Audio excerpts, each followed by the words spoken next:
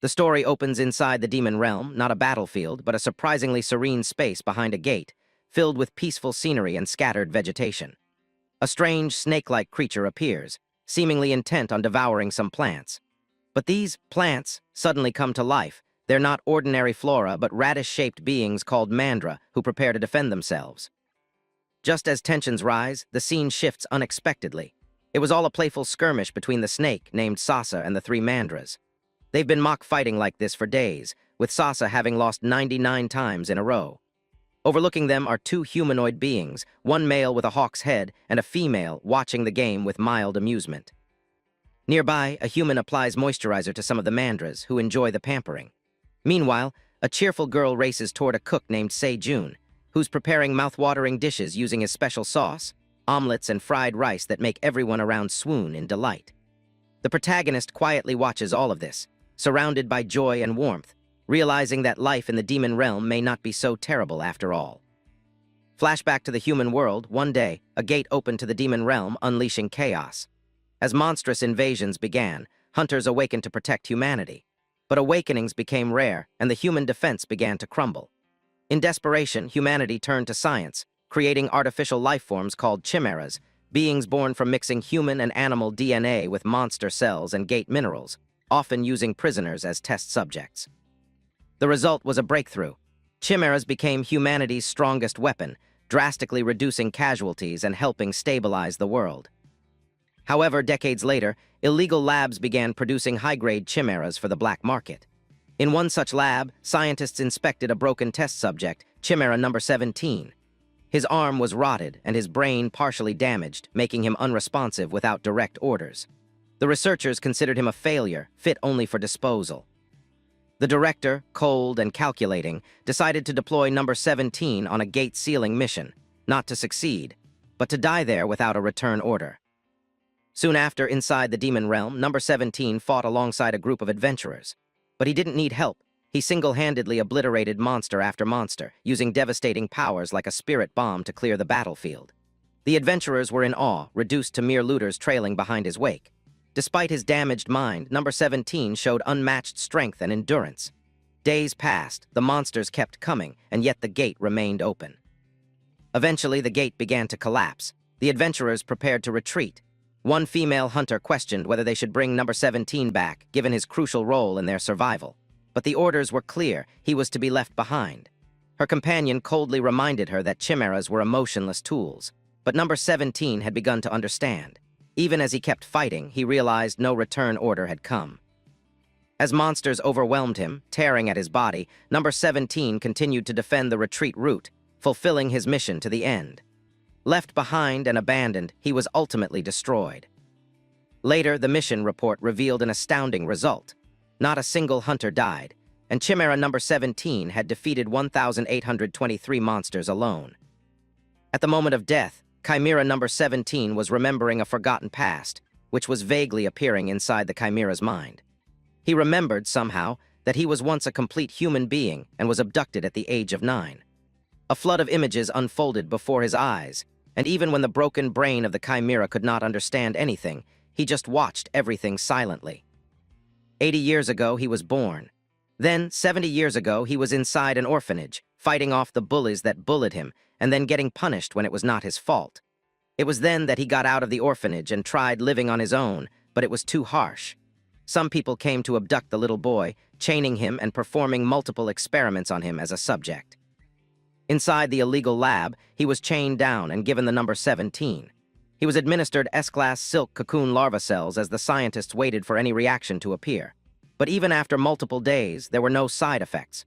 Instead, 17 had gained special abilities. Still, his human appearance and consciousness were maintained because of his rare constitution. The scientists were happy, not ready to let go of the little boy, telling the others that they should keep transplanting cells until they saw a reaction and could find out how much his body could take. 64 years ago, even after administering multiple monster fluids, 17 was not showing any side effects and was instead gaining multiple abilities. Cleaning floors with the monsters while using his physical and mental abilities, along with having skills that were once only special to monsters. One such day, while defeating a monster, 17 saved a lady and her daughter, who thanked him for saving them. But just as he turned around, he started showing signs of forgetting the orders given to him. 59 years ago, the condition worsened, and 17 wondered about what he had just been doing. One scientist noticed that 17 was having trouble remembering things. The psychotic scientist, however, was happy because side effects had finally begun to show. 54 years ago, we see that the scientists were recording something, that after transplanting over 500 types of monster cells for over 50 years, 17 had become an S-class chimera, and now it was impossible to measure his potential. Number 17 was the research lab's greatest success. The latest event happened 20 years ago, as 17 transformed completely and was no longer human at all, not able to understand anything that was going on, only able to complete orders and do as he was told. 3 days ago, he was defeated by the monsters who flooded the gate, completing his mission but not able to retreat. But from the fluid secreted from 17, something strange started happening. A strange light fell onto a bone, which was part of 17. We come to know that the bone started gaining strange powers as it began rematerializing itself and forming a complete body.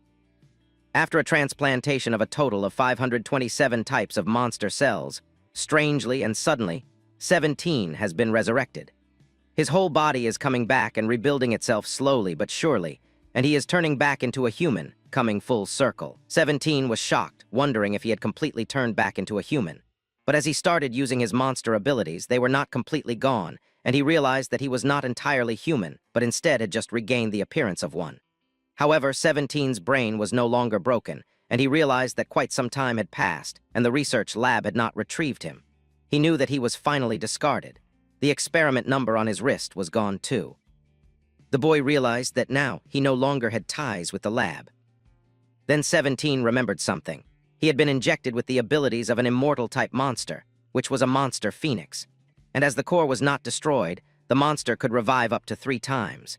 Even when 17 had thought that humans could not fuse with immortal cells, he had been wrong, and he was now certain that his body had been returned to its prime. He wondered if it was because all the side effects of the experiments had been eliminated that he was feeling great. Ever since it all began, he had felt like a fog was completely shrouding his mind. But now, all the spells that the scientists had put in place to prevent 17 from escaping or causing any resistance were gone. It was as if his life as number 17 was now over, and he could live as a human. It was then that 17 started remembering what his actual name was, because 17 was just a number assigned by the lab. He remembered that one really gentle scientist had given him a name, Ryuk, who was ready to help 1,000 people with his new abilities. Ryuk just smiled, wondering how a homeless orphan from the slums could help others. But now that he had abilities, it was possible. Ryuk wondered what he should do now that he had been resurrected. At first, he thought about revenge. But revenge only made sense if the target was right in front of him, and that was not the case. Ryuk had once thought about revenge, but now the events were so far in the past that his desire for it wasn't as intense as before. And as he had no way to enter the human world, he knew that if he lived long enough, he would probably run into them. So he decided to think about it when the time came. Now that he had come back to his senses, Ryuk noticed that he was completely naked, but it was none of his concern because he was in the demon realm anyway. He decided to try to live on like a real person, and the first thing he needed was to find clothes. Wondering when was the last time he wore actual clothes that felt good, Ryuk started moving toward a different place. As the scene shifted, we saw a beautiful landscape with a river. Ryuk thought about what he could make clothes out of since he had no materials. Just then, as he found the lake, he decided to look around for a bit.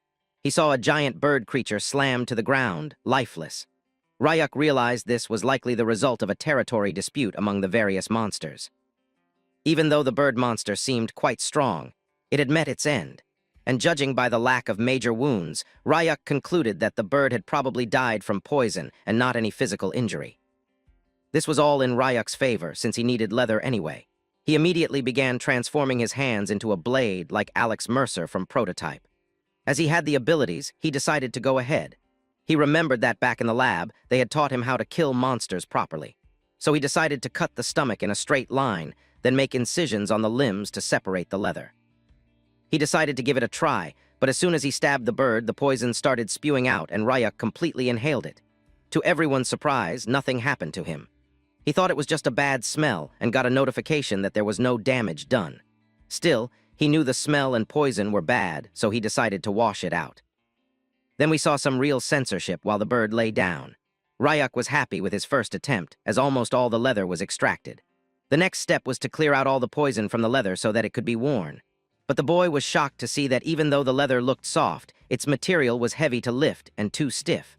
Ryuk thought that maybe because it was monster leather, it was as stiff as iron plates. Just then he got an idea. He transformed his hands back to physical form and started slamming the leather with ferocious punches, not leaving any room for it to escape.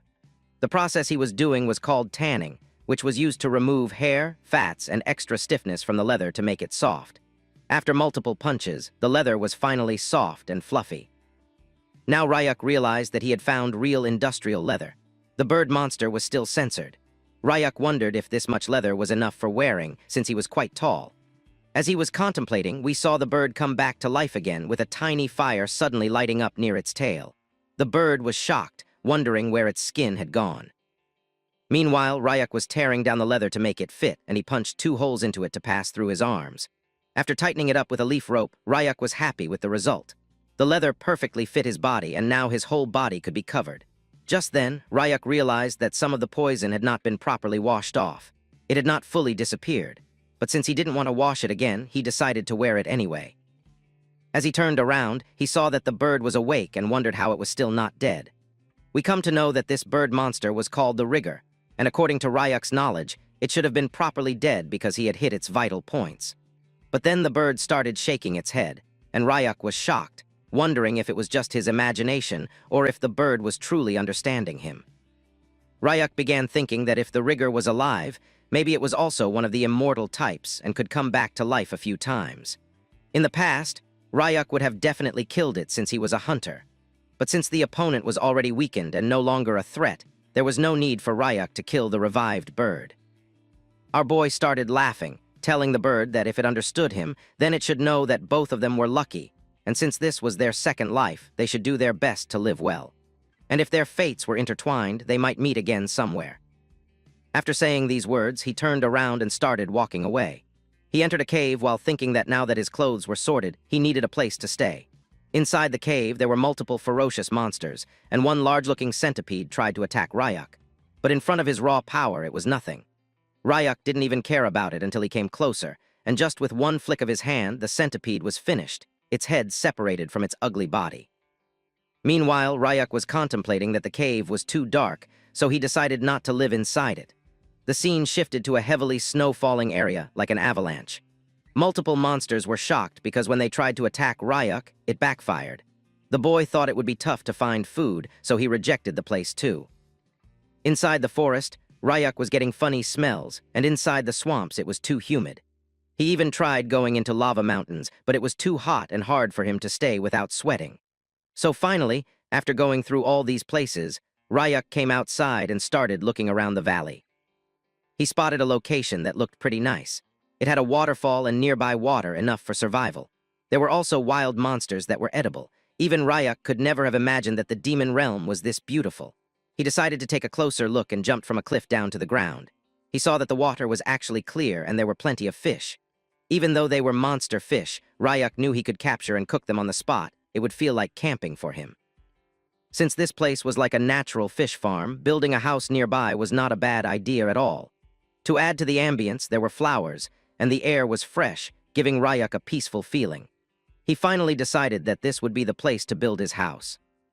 As the boy smiled, the scene shifted to another location nearby the valley, where a strange portal began sparking and opening, tearing through space. Someone came down at insane speed, crashing into the ground and kicking up a lot of dust. It was a small creature with robotic hands and red eyes, while a greatly evil aura emanated from him. As the robot looked around, he wondered if this place was the demon realm. Meanwhile, the scene shifts back again, and we see that Ryuk was looking at the spot where he was thinking of building his home, finding it good because he could also hear the sound of the waterfall about 10 minutes away.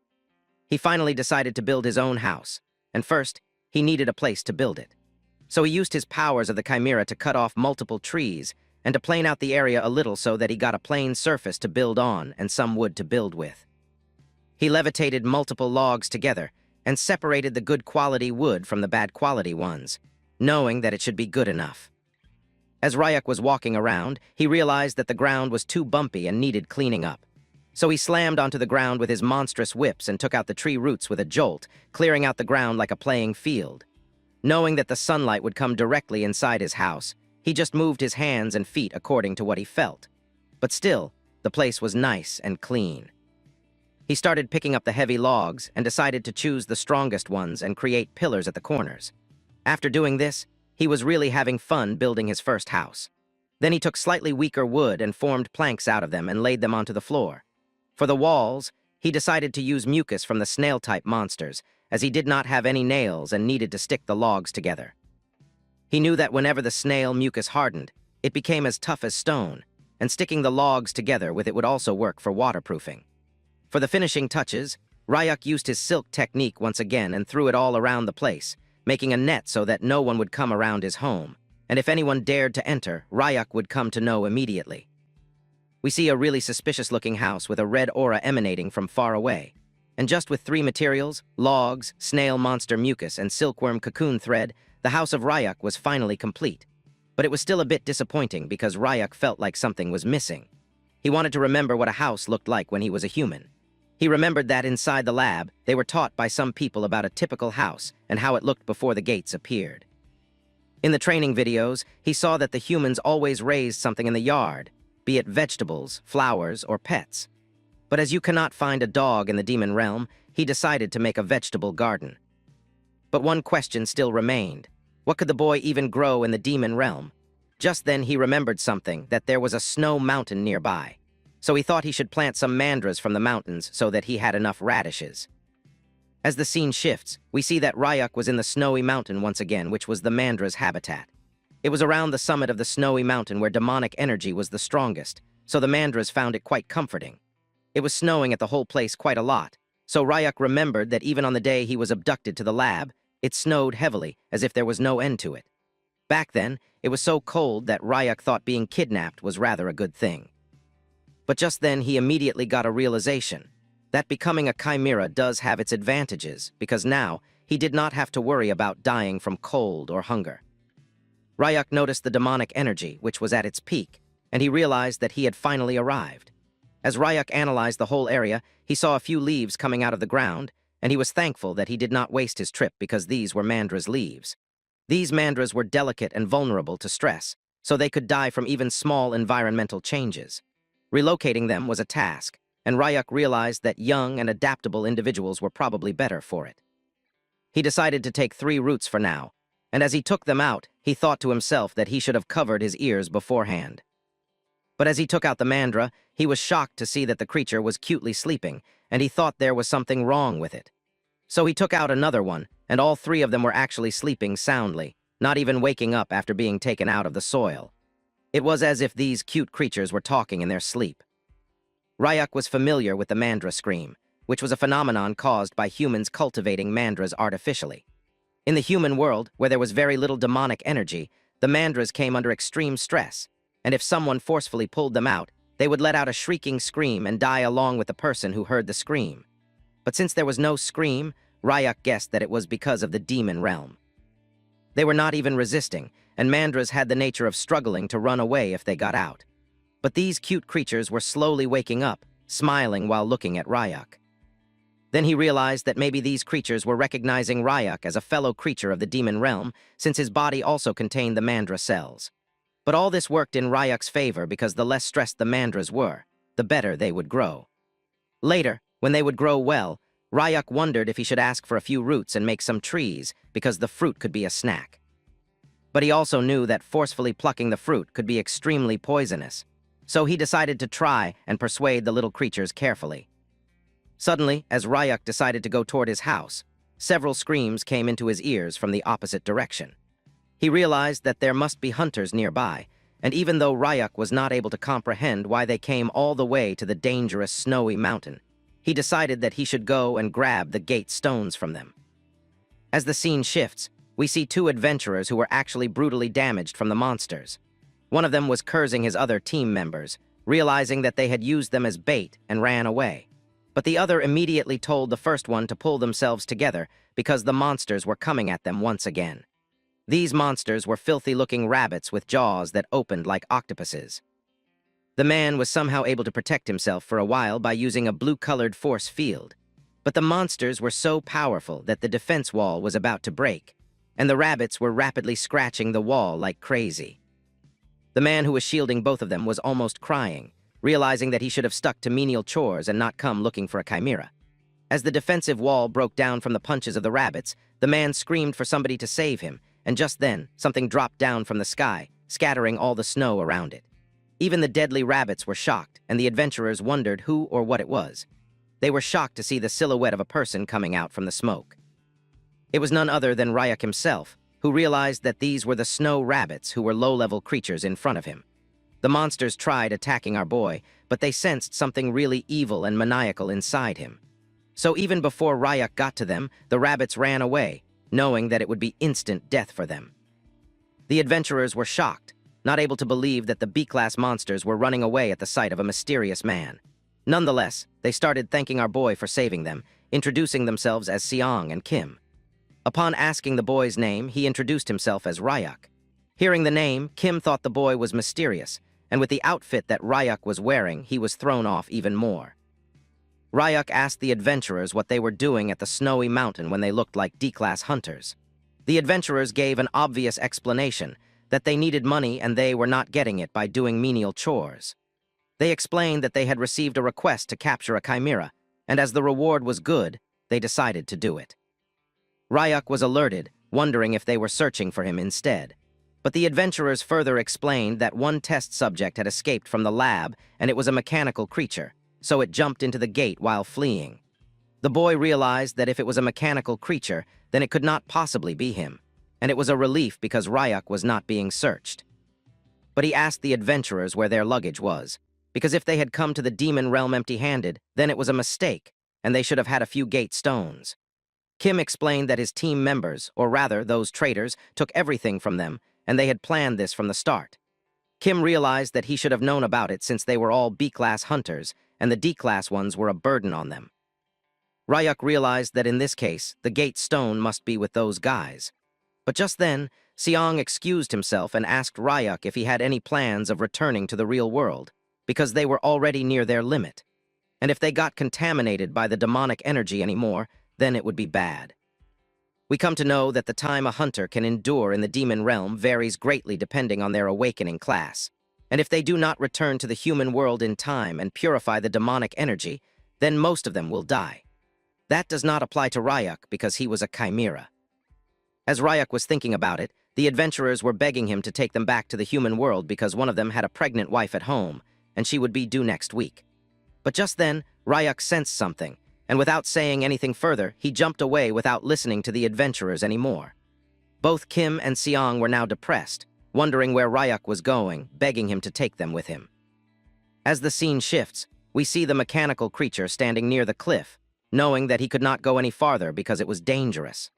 The other three adventurers were just behind the mechanical creature, trying to capture him quickly, and they decided to attack him all at once. But suddenly something awakened inside the robot, and he decided that the dangerous ones would definitely be eliminated. We come to know that the adventurers were in a squad, getting ready to attack the robot together. But something flew out of the hand of the robot, and he started dematerializing, getting ready to fight with an evil look in his eyes. As the scene shifts, we see that Ryak had arrived at the cliff, and he saw blood splattered all around, wondering if he was just a step too late, for missing all the action because all the hunters had already run away, or rather, were decimated by something, and their bags had now fallen onto the ground. From looking at the situation, you realize that they must have ditched their gear so they could run away fast. But there were many animal tracks mixed with a child's footprints, which were chasing them. So Ryak realized that whatever it was, it could change form during the fight. Just then, we see a flashback of the adventurers, as Kim told Ryak that the mechanical creature was made out of liquid metal, so it could freely change its shape. But the material was so rare that the scientists made it small, like the size of a child or a large dog. This information coincided with what Ryak was seeing. As the boy smiled, realizing that for a mechanical creature, it could overwhelm 5 B-ranked hunters alone, which was quite impressive. As the scene shifts, we come back to the place where the adventurers were lying down. Kim was consoling Siang, who thought it was over for him because his whole body had been tainted by demonic energy. Kim told him not to say crap like that, because his kid was due next week. But as Siang was not able to walk anymore, he told Kim that he should inform his wife about everything and tell her that Siang was sorry he couldn't make it back. It was a really emotional scene, as Kim started crying, wanting Siang to just hang on a little longer because he believed that some miracle might still happen. But suddenly Kim heard some footsteps, and as he turned around, tear-faced, he was shocked to see that Ryuk was back, and on his back was the gear bag that the adventurers had carried. Kim immediately dropped down on the ground and started begging Ryuk for saving them. It was then that the boy remembered once again that the adventurers did not have any gate stone. But Kim was not stopping, explaining to Ryuk that inside the lawless demon realm, once they lose, it's over. That's why Kim decided to offer 2 10 million won checks, so they could buy 1 gate stone for themselves to get out. Ryuk was shocked after looking at the checks, but Kim knew that if they didn't return now, they would definitely die. Even Ryuk realized that although he didn't need the money now, it could come in handy if he decided to go to the human world later. So Ryuk accepted the check and gave the adventurers a gate stone, breaking it and causing a portal to open immediately. Kim bowed down in front of our boy, promising that he would never forget what Ryuk had done for them, as long as they lived. Kim started going towards Siang, telling him to get up because he knew that if they hurried, they could survive. But Ryuk was actually shocked, asking the adventurers if the gate stone was too expensive, because it used to cost around 200,000 won in the human world. But the adventurers were shocked, strangely wondering why Ryuk was talking about something so ancient, because nowadays these gate stones go for around 1 million won each. As Ryuk felt he had received too much, he decided to count the extra money as a fee for saving them. The boy tapped Kim on the shoulder while a blue energy flared out from the adventurer, and even Siang was now having the same condition. They both realized that the boy was infusing mana into the adventurers, but for them, it was a really dangerous process because infusing mana was something even an E-rank hunter would avoid. If the mana collided and tangled, then the mana core inside the person could shatter, and they would both die. Kim thought that if this continued, all 3 of them would definitely die. But in front of him, his friend was suddenly all right, and Siang was looking like a new adventurer, realizing that the demonic energy had been completely purified. The man immediately hugged Kim, happy that he was actually alive. The adventurers decided to go out from the gate immediately. Kim bowed down in front of our boy, promising the same thing as before, that he would never forget the favor. Both of them were shocked that Ryuk could purify demonic energy with mana, because it was only possible with overwhelming amounts of it. So they couldn't comprehend who Ryuk actually was. As the scene shifts, we see that the boy was still kind of disappointed after looking at his house, which looked straight out of a horror movie. But we see that Ryuk was just analyzing the place and was happy that no one had intruded while he was out. In his tiny, precious home, he wanted to go through everything he had looted because he knew that he had gotten some unexpected earnings which made for a satisfying outing. But as he turned down, he saw that the mandras were calling out to something, and it was just their little cries. Ryuk realized that their leaves were now getting droopy, maybe from all the travel. So the boy decided to plant them right away, thinking that the spot in front of his house would do. But still, even after being planted, the mandras were displeased.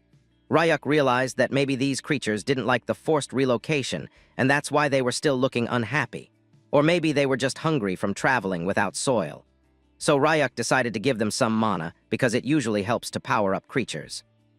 After getting enough mana, the mandras were smiling once again like the cute creatures they were.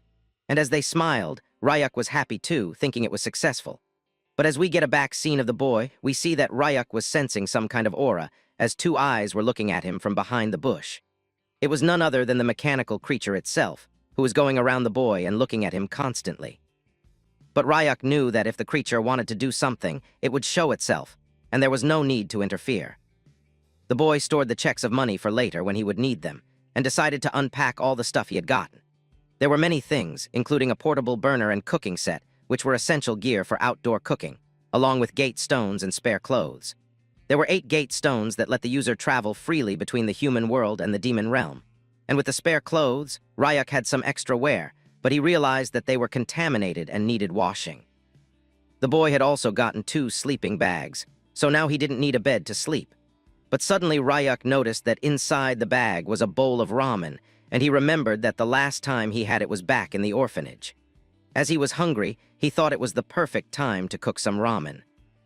He read the ramen cooking instructions and went out to grab some water. But just then, multiple monster fishes came attacking the boy. He was as calm as he could be, just like Lin, as he decided to flick the fishes lightly so they wouldn't get decimated. He thought that fish might taste good inside the ramen. And for eggs, he grabbed some monster eggs instead of actual poultry eggs, along with something crunchy to substitute the green onions and other toppings for taste.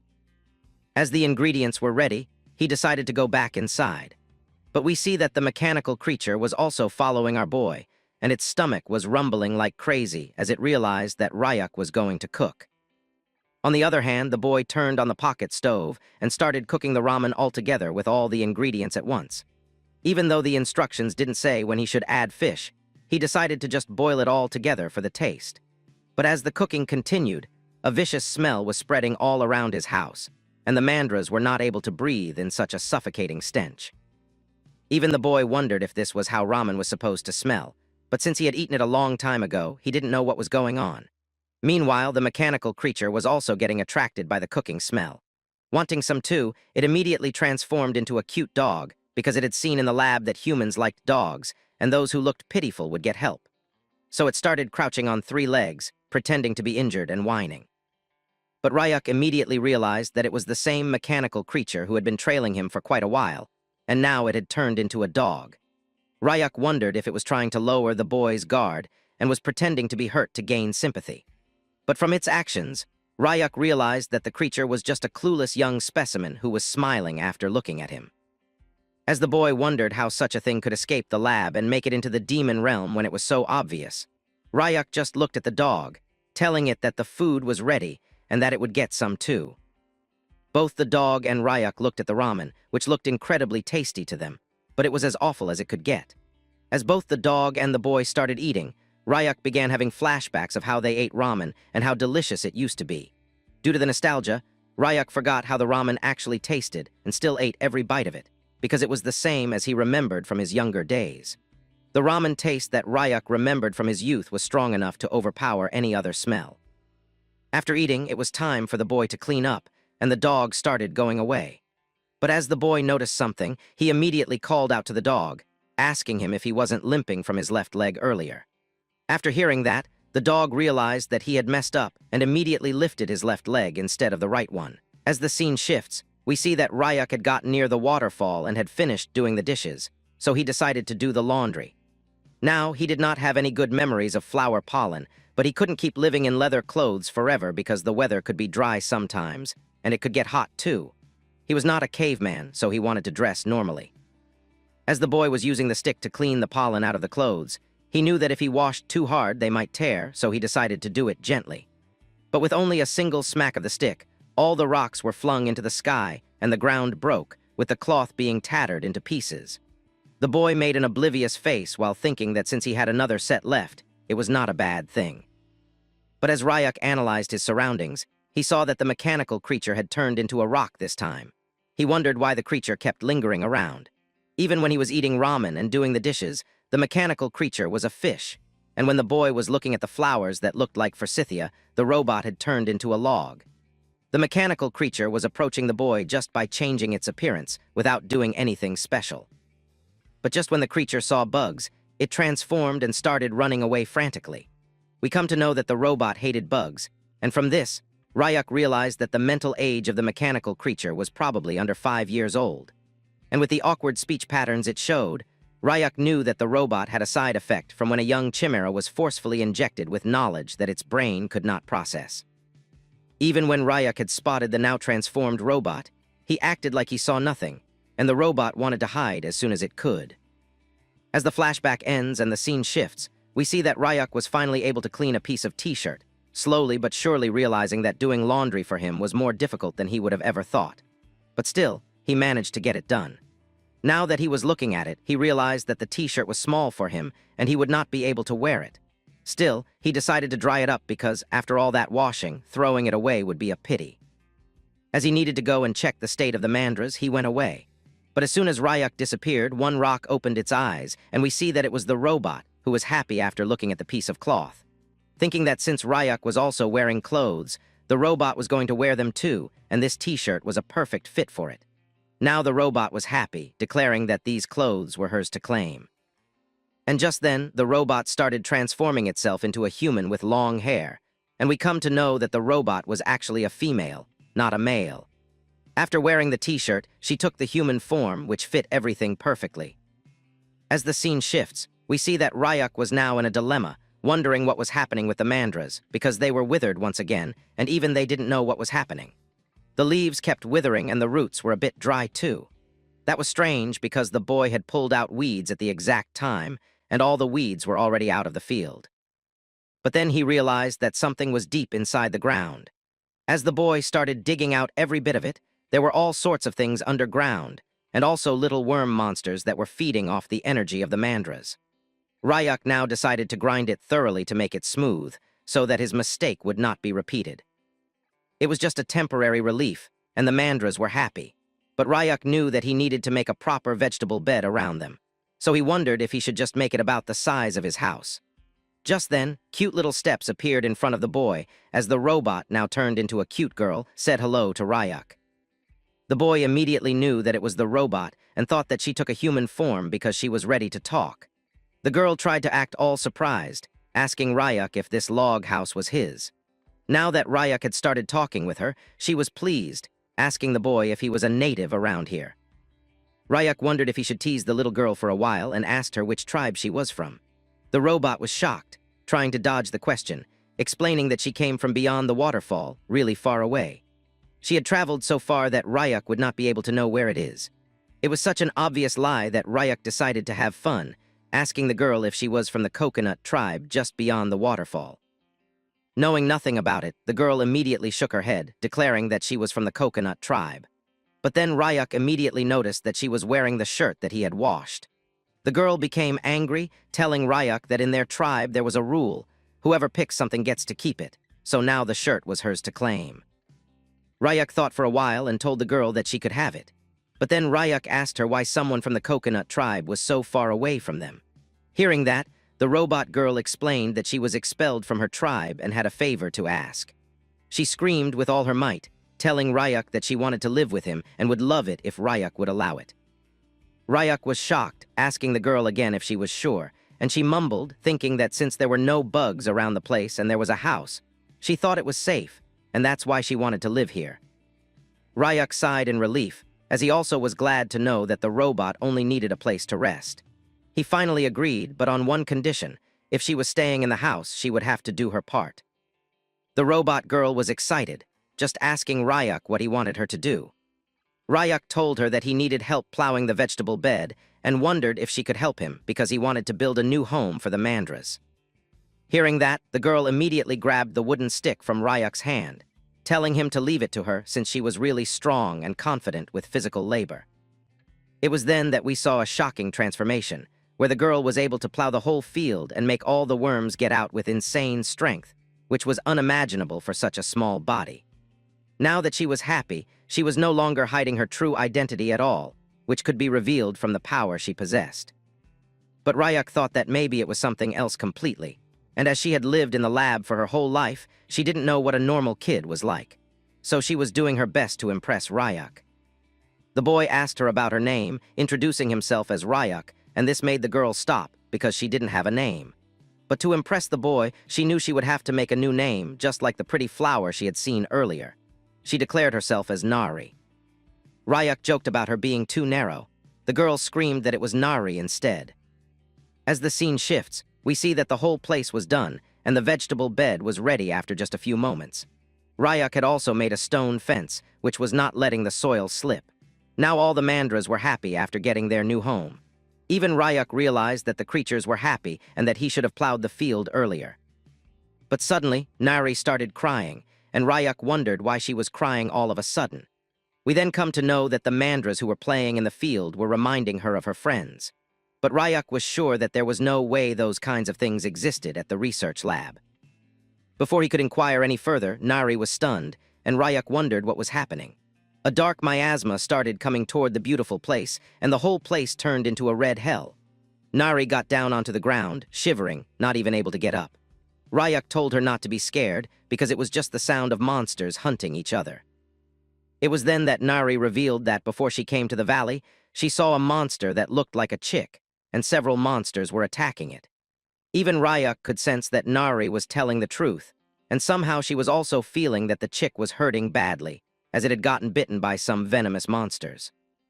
Ryak explained that the chick was going to be eaten soon, because this was the demon realm, and it was a place only for the truly strong. But then Ryak suddenly asked the girl if she wanted to save that monster. As a chimera who was only able to follow orders, she told Ryak that she couldn't save the monster, even though her body was resisting it. Ryak immediately realized that the side effects of the mind control command were still lingering inside the robot, and it couldn't move according to its own will. Ryak wondered if he should help the girl a little, but in a way that didn't sound like a command. So instead of commanding, Ryak asked Nari if she wanted to go and check on the bird, because if she helped, maybe the chick could survive. Hearing that, Nari immediately flew away, telling Ryak that she would be back after the lookout was done. As the scene shifts, we see that multiple ant-like monsters were attacking a cute little cotton ball of a chick. But before they could eat the bird, Nari came to the rescue, kicking each and every monster that was coming toward the small creature. The girl was determined to save the bird. She remembered her past, when she was still the robot and everyone else hated her because she was placed first once again in a ranked match. They knew that at this rate, everyone else would be used for high-failure experiments. Just to save themselves, they started bullying the mechanical robot, telling her to let them live too. They told Nari that if only she weren't there, then their lives would be different. To the robot, it was completely nonsensical because she was only doing as she was told, and still she was getting punished. But now, she was determined not to be like that anymore, because bullying someone in large numbers was really bad, and the monsters were doing just that with the cute little chick. Nari gave a ferocious blow to all the monsters, decimating them.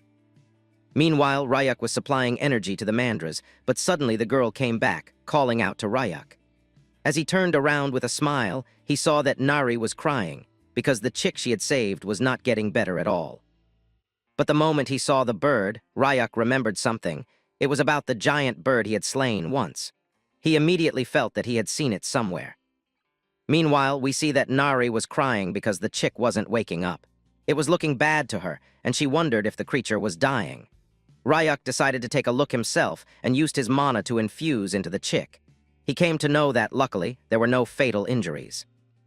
We learned that each monster's energy holds a story, and the bird that he had skinned had now shrunk and gotten lighter in color. But it was still the same because, just like the undead-type monster from before, the bird also had such an ability. Ryak wondered why it got so small, and if it had something to do with how it healed differently from others.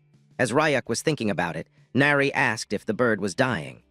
Ryak calmly told her that the bird was just starving and had probably gotten too small to find its own food. He explained that he gave it some mana, so it would heal on its own if left alone. However, after looking at the injured chick, Nari wasn't ready to leave it alone because she had been treated the same way before. She thought that if they left the bird, it would die because it was all limp like a rice cake. So she requested Ryak to let her raise it because she wanted to take care of it. She even agreed to train and feed it well and promised to do so. Ryak was strangely happy, knowing that the bird was going to grow really big. But upon hearing that, Nari said she would only feed it a little so it wouldn't get that big. Ryak agreed, telling her she could do whatever she wanted and that it might even guard the yard someday. As the scene shifts, we see drool dripping from the bird's mouth as it wondered where it was. As soon as it opened its eyes, it saw Ryak, the man who had skinned it before.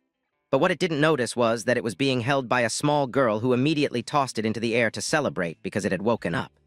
The bird squeaked like a penguin, unable to comprehend what a little girl was doing in the demon world, but she was just happy that it was alive. Just then, Ryak noticed something. It wasn't a fluke. He could actually understand every word the bird was saying. He could understand its feelings and speech. As the scene shifts, we see Nari had bandaged the bird, telling Ryak that the healing was done. Meanwhile, the bird was annoyed that it couldn't move. Then the girl told Ryak she had picked a name for it. Since the bird kept squeaking every time it tried to speak, she named it Squeak.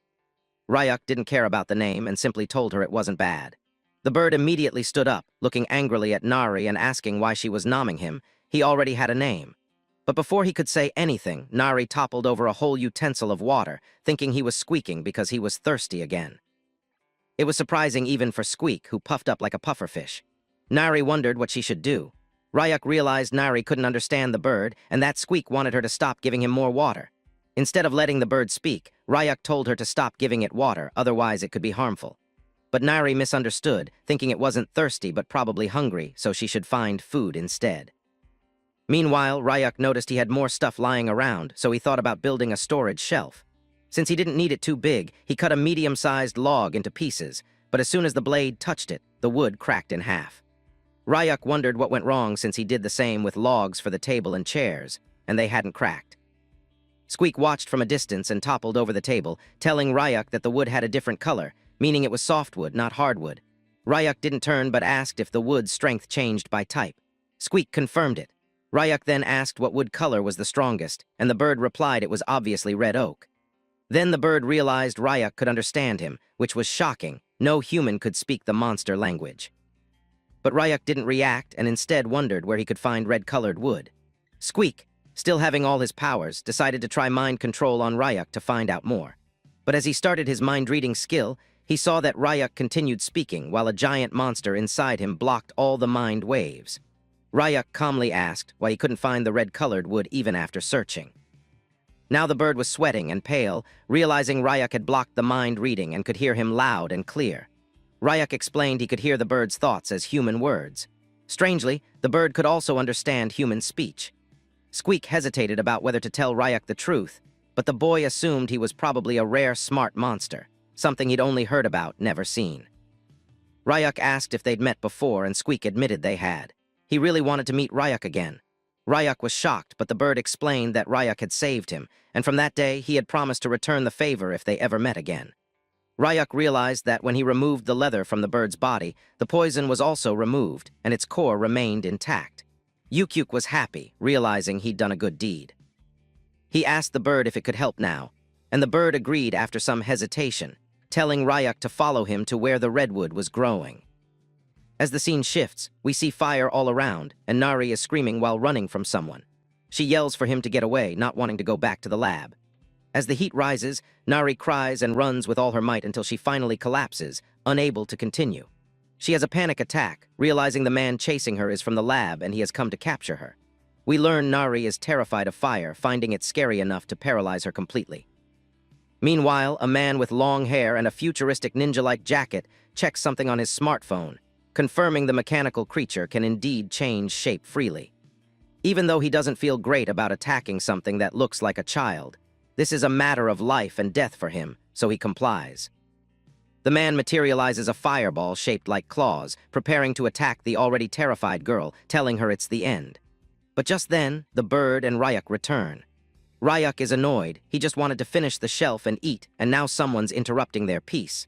Even the bird is angry, deciding to help the girl first and return to the woods later. Ryak realizes Nari is scared of fire, and it's so frightening to her that she doesn't look okay. He decides to put out the fire first. The bird wonders what kind of jerk would hurt a crying child. On the other hand, the man is surprised to see someone who looks like a caveman, wondering where Ryak came from. He assumes Ryak is also after the mechanical creature and tells him to leave while he's still being nice. But Ryak, annoyed by the man's chatter, says he talks too much, and it's getting on his nerves.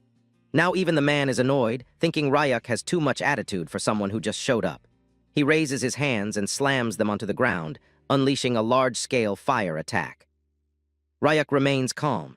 Instead of attacking the man directly, he targets the cliff above him, causing a landslide of rocks to fall onto the man. The fire user is too clumsy to detect the attack and is immediately buried. After everything calms down, Ryak checks on Nari and asks how she's feeling. The girl slowly gets up. Ryak tells her that if she's scared, she should knock that fear out cold, and when it wakes back up, knock it out again. While saying this, Ryak walks up to the man and grabs his hair to pull him out, only to be surprised when a wig comes off. The man is actually bald, his shiny head reflecting the sunlight. After Ryak looked at the bald guy, he was shocked, wondering why this young man was so bald. Even the bird seemed to pity the boy. On the other hand, Kim stared at the shiny head and burst into laughter like a crazy girl, thinking Baldy was really funny. Since the man had been subdued for Kim, he didn't seem so scary anymore. Unique, however, was a little troubled because only a few minutes ago Kim had been pushed around by Baldy. That alone wasn't unusual, but then the bird told Ryak that once he saw what it was about to show him, he would understand the situation better. The bird activated mental resonance, an ability that allowed one to see into an opponent's memories and could also transmit them to others. Suddenly, a flashback of Kim's memory appeared. A senile scientist was experimenting with a strange metallic liquid, and it was Kim Nari who was being developed. As she gradually gained self-awareness, she realized things were bad. The scientist repeatedly used fire in his experiments on her, which explained her deep fear of flames. Under the excuse of durability testing, the liquid form she inhabited was burned again and again. The scene shifted as Rayuk tapped Kim on the head, complimenting her for doing well. He knew her trauma wouldn't vanish so easily, but this was at least a step forward. Then he asked the bird what they should do with Baldy. Hearing this, Kim smiled and told Rayuk that she had an idea. The scene changed to Baldy hanging by a rope near a waterfall, with water pouring continuously over him. The stream made him nauseous, while Kim laughed, saying that if Baldy was drenched, fire couldn't reach them, and the uncle wouldn't be scary anymore. Meanwhile, Baldy thought bitterly that he hadn't come to the demon realm for this. But Kim believed that since the uncle was bad, he deserved it. Even when Rayuk tried to tell her not to be so harsh about someone's appearance, he was secretly relieved. Kim seemed to be healing from her past faster than expected. We then saw Rayuk collecting water. When the bird asked him what he was doing, it turned out he was preparing to make ramen. Hearing that, Kim grew excited, knowing Rayuk's fish ramen was delicious. Rayuk teased her, asking if even the coconut tribe ate fish ramen. Kim happily agreed, going along with his joke. Meanwhile, Baldy observed Rayuk and the girl carefully, realizing the man was clearly at least an A-rank hunter, maybe even hiding greater power. Kim went off swimming, determined to catch some fish. Baldy speculated that Rayuk might be a reclusive hunter who operated underground, but to hang a person up and cook ramen in front of them seemed excessive, even for the demon realm. Rayuk boiled a large pot of water, preparing 3 packets of ramen. Soon after, Kim returned with 3 fish that had actually tried to eat her but failed. Rayuk told her he would only use one, so they should release the others. Excited, Kim agreed, urging him to put it in quickly. Baldy, still hanging, was stunned. If Rayuk boiled the monster fish for ramen, the broth would turn out incredibly fishy and lacking flavor. On top of that, the water ratio wasn't right for proper ramen. He wondered if Rayuk even knew what ramen really was. Kim, however, was too thrilled to care. Then suddenly, all 3 of them froze as a voice called out, telling them to wait. It was Baldy himself. He said if they freed him, he would cook the ramen for them. The scene shifted to the hunter at the cooking table, tearing open a ramen packet. For some, it might just be ramen, but for him right now, it was life or death. His survival depended on it, with 2 powerful beings and a mysterious bird watching him. Baldy knew that ramen, by nature, was simple and pure, so he decided to stick to the orthodox method. After all, he had no real cooking knowledge and usually survived on convenience store meals. Trusting his instincts, he measured the water as best he could. With 3 portions, he didn't have much choice. He added the noodles and soup base to the boiling pot, setting the cooking time to exactly 4 minutes and 30 seconds. His reasoning: his heartbeat was 60 beats per minute. By counting to 270 beats, he believed he could time the ramen perfectly. At that moment, Baldy was more focused and serious than he had ever been. After the 270 heartbeats were over, Sejun immediately took out the ramen and gave the noodles an air shower. Exposing them to the air made them springy and soft. He knew that kimchi would have been the perfect side dish, but since they were in the demon realm, he did his best with what he had. With that, he felt no regrets.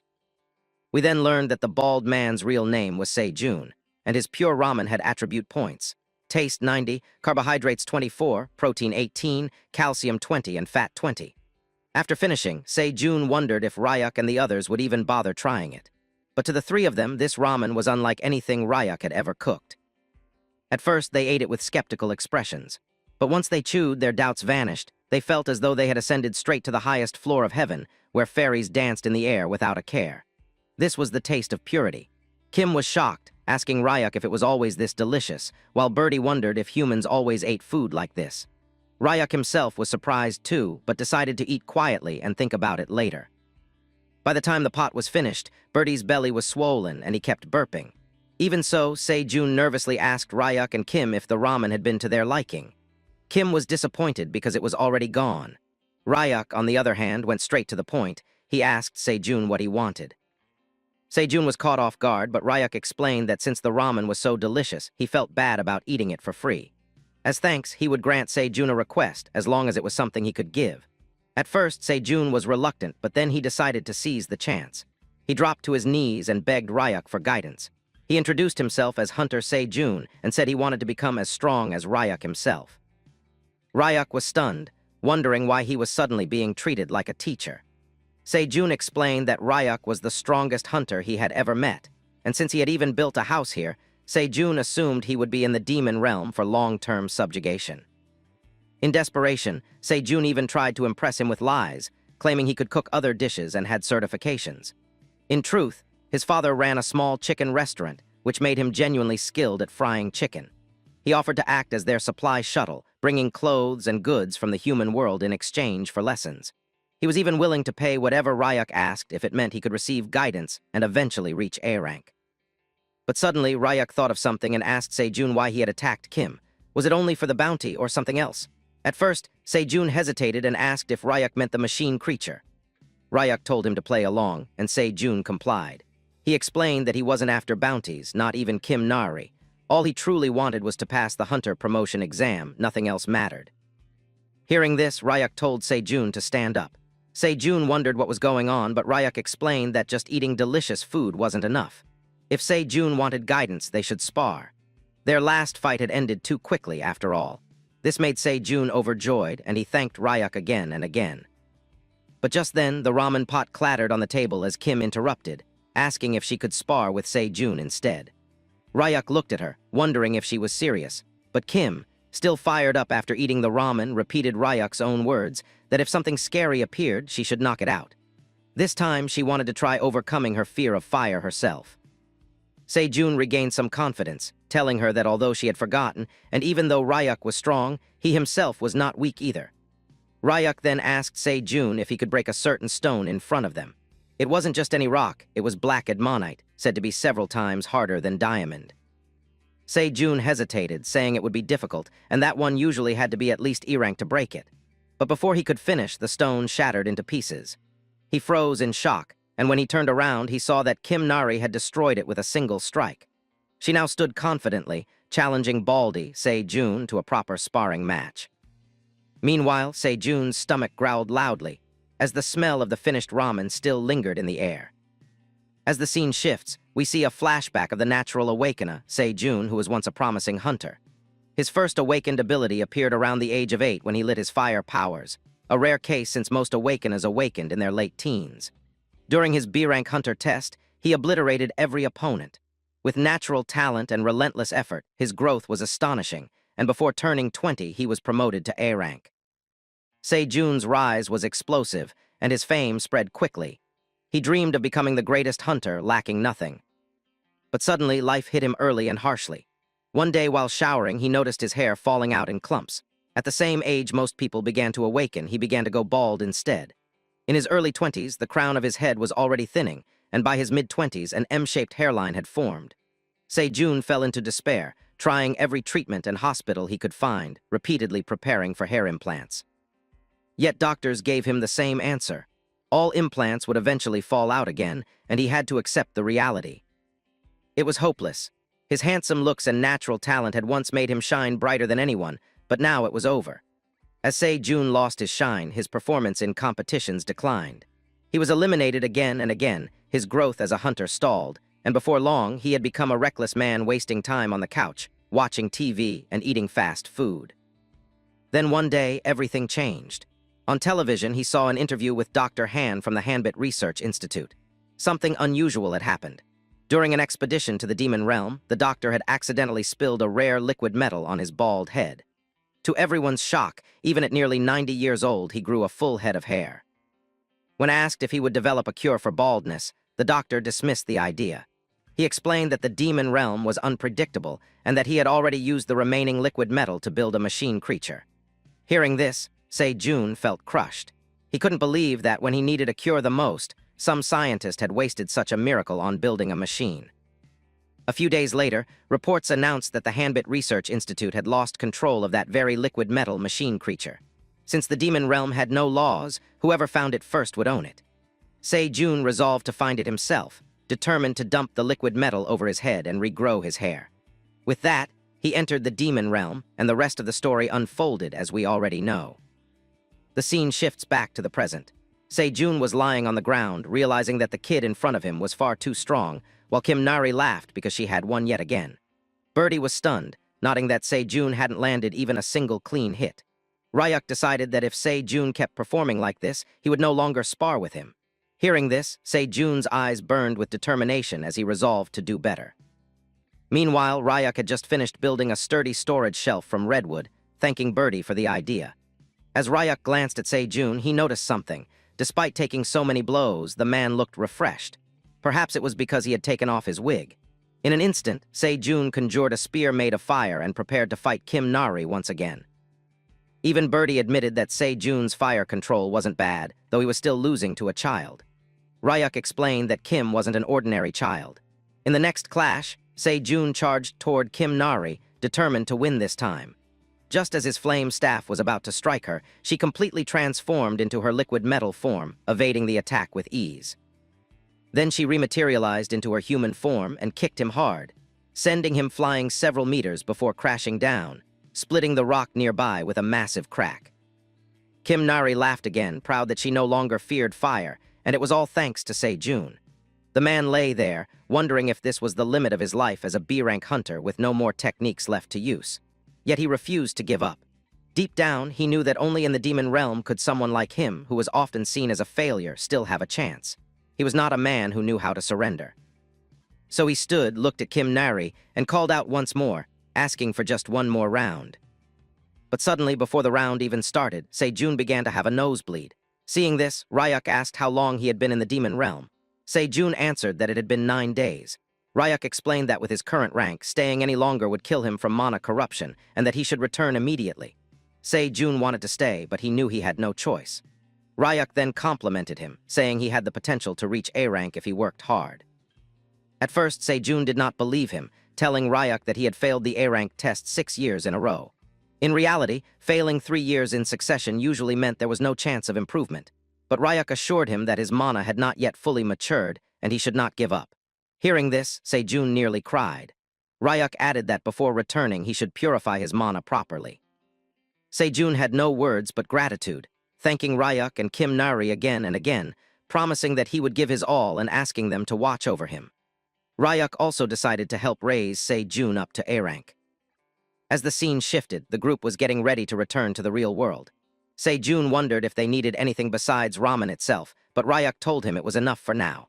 Se-jun prepared to leave and promised to return to the demon realm soon. As he stepped through the portal, Kim Nari told him to take care, and in return he told her to train well, promising to beat her the next time. Then suddenly, he remembered his wig and asked Ryuk if he had seen it. Ryuk denied it, saying he hadn't. Se-jun wondered where it had gone, but decided to check for it after returning. Meanwhile, Birdie wore a serious expression. Ryuk asked what he was thinking. Birdie explained that if Se-jun were to betray them, it would be dangerous, since he could bring other hunters back to capture Kim Nari. Ryuk reminded him that he could read memories if he wished, and he had already confirmed that Se-jun's desire to grow stronger was real, and his baldness genuine. Knowing the man's sincerity, Ryuk believed Se-jun was worth training. Kim Nari, still puzzled, finally asked Ryuk if he could really understand whatever Birdie was saying. Ryuk realized he had never mentioned it, and explained that he could indeed understand Birdie.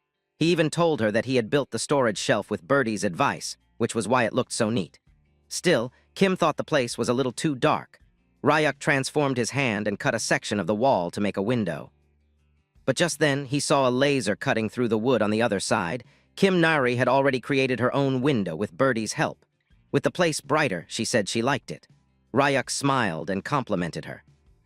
He also explained that if Kim liked having a window, they would need a light source for the night. She asked how they would manage that, and Ryuk told her about a material called luminous glow stones, which gave off light in the dark. If they gathered a few and hung them from the ceiling, it would brighten the whole room. Birdie was shocked and asked if Ryuk even knew where to find them.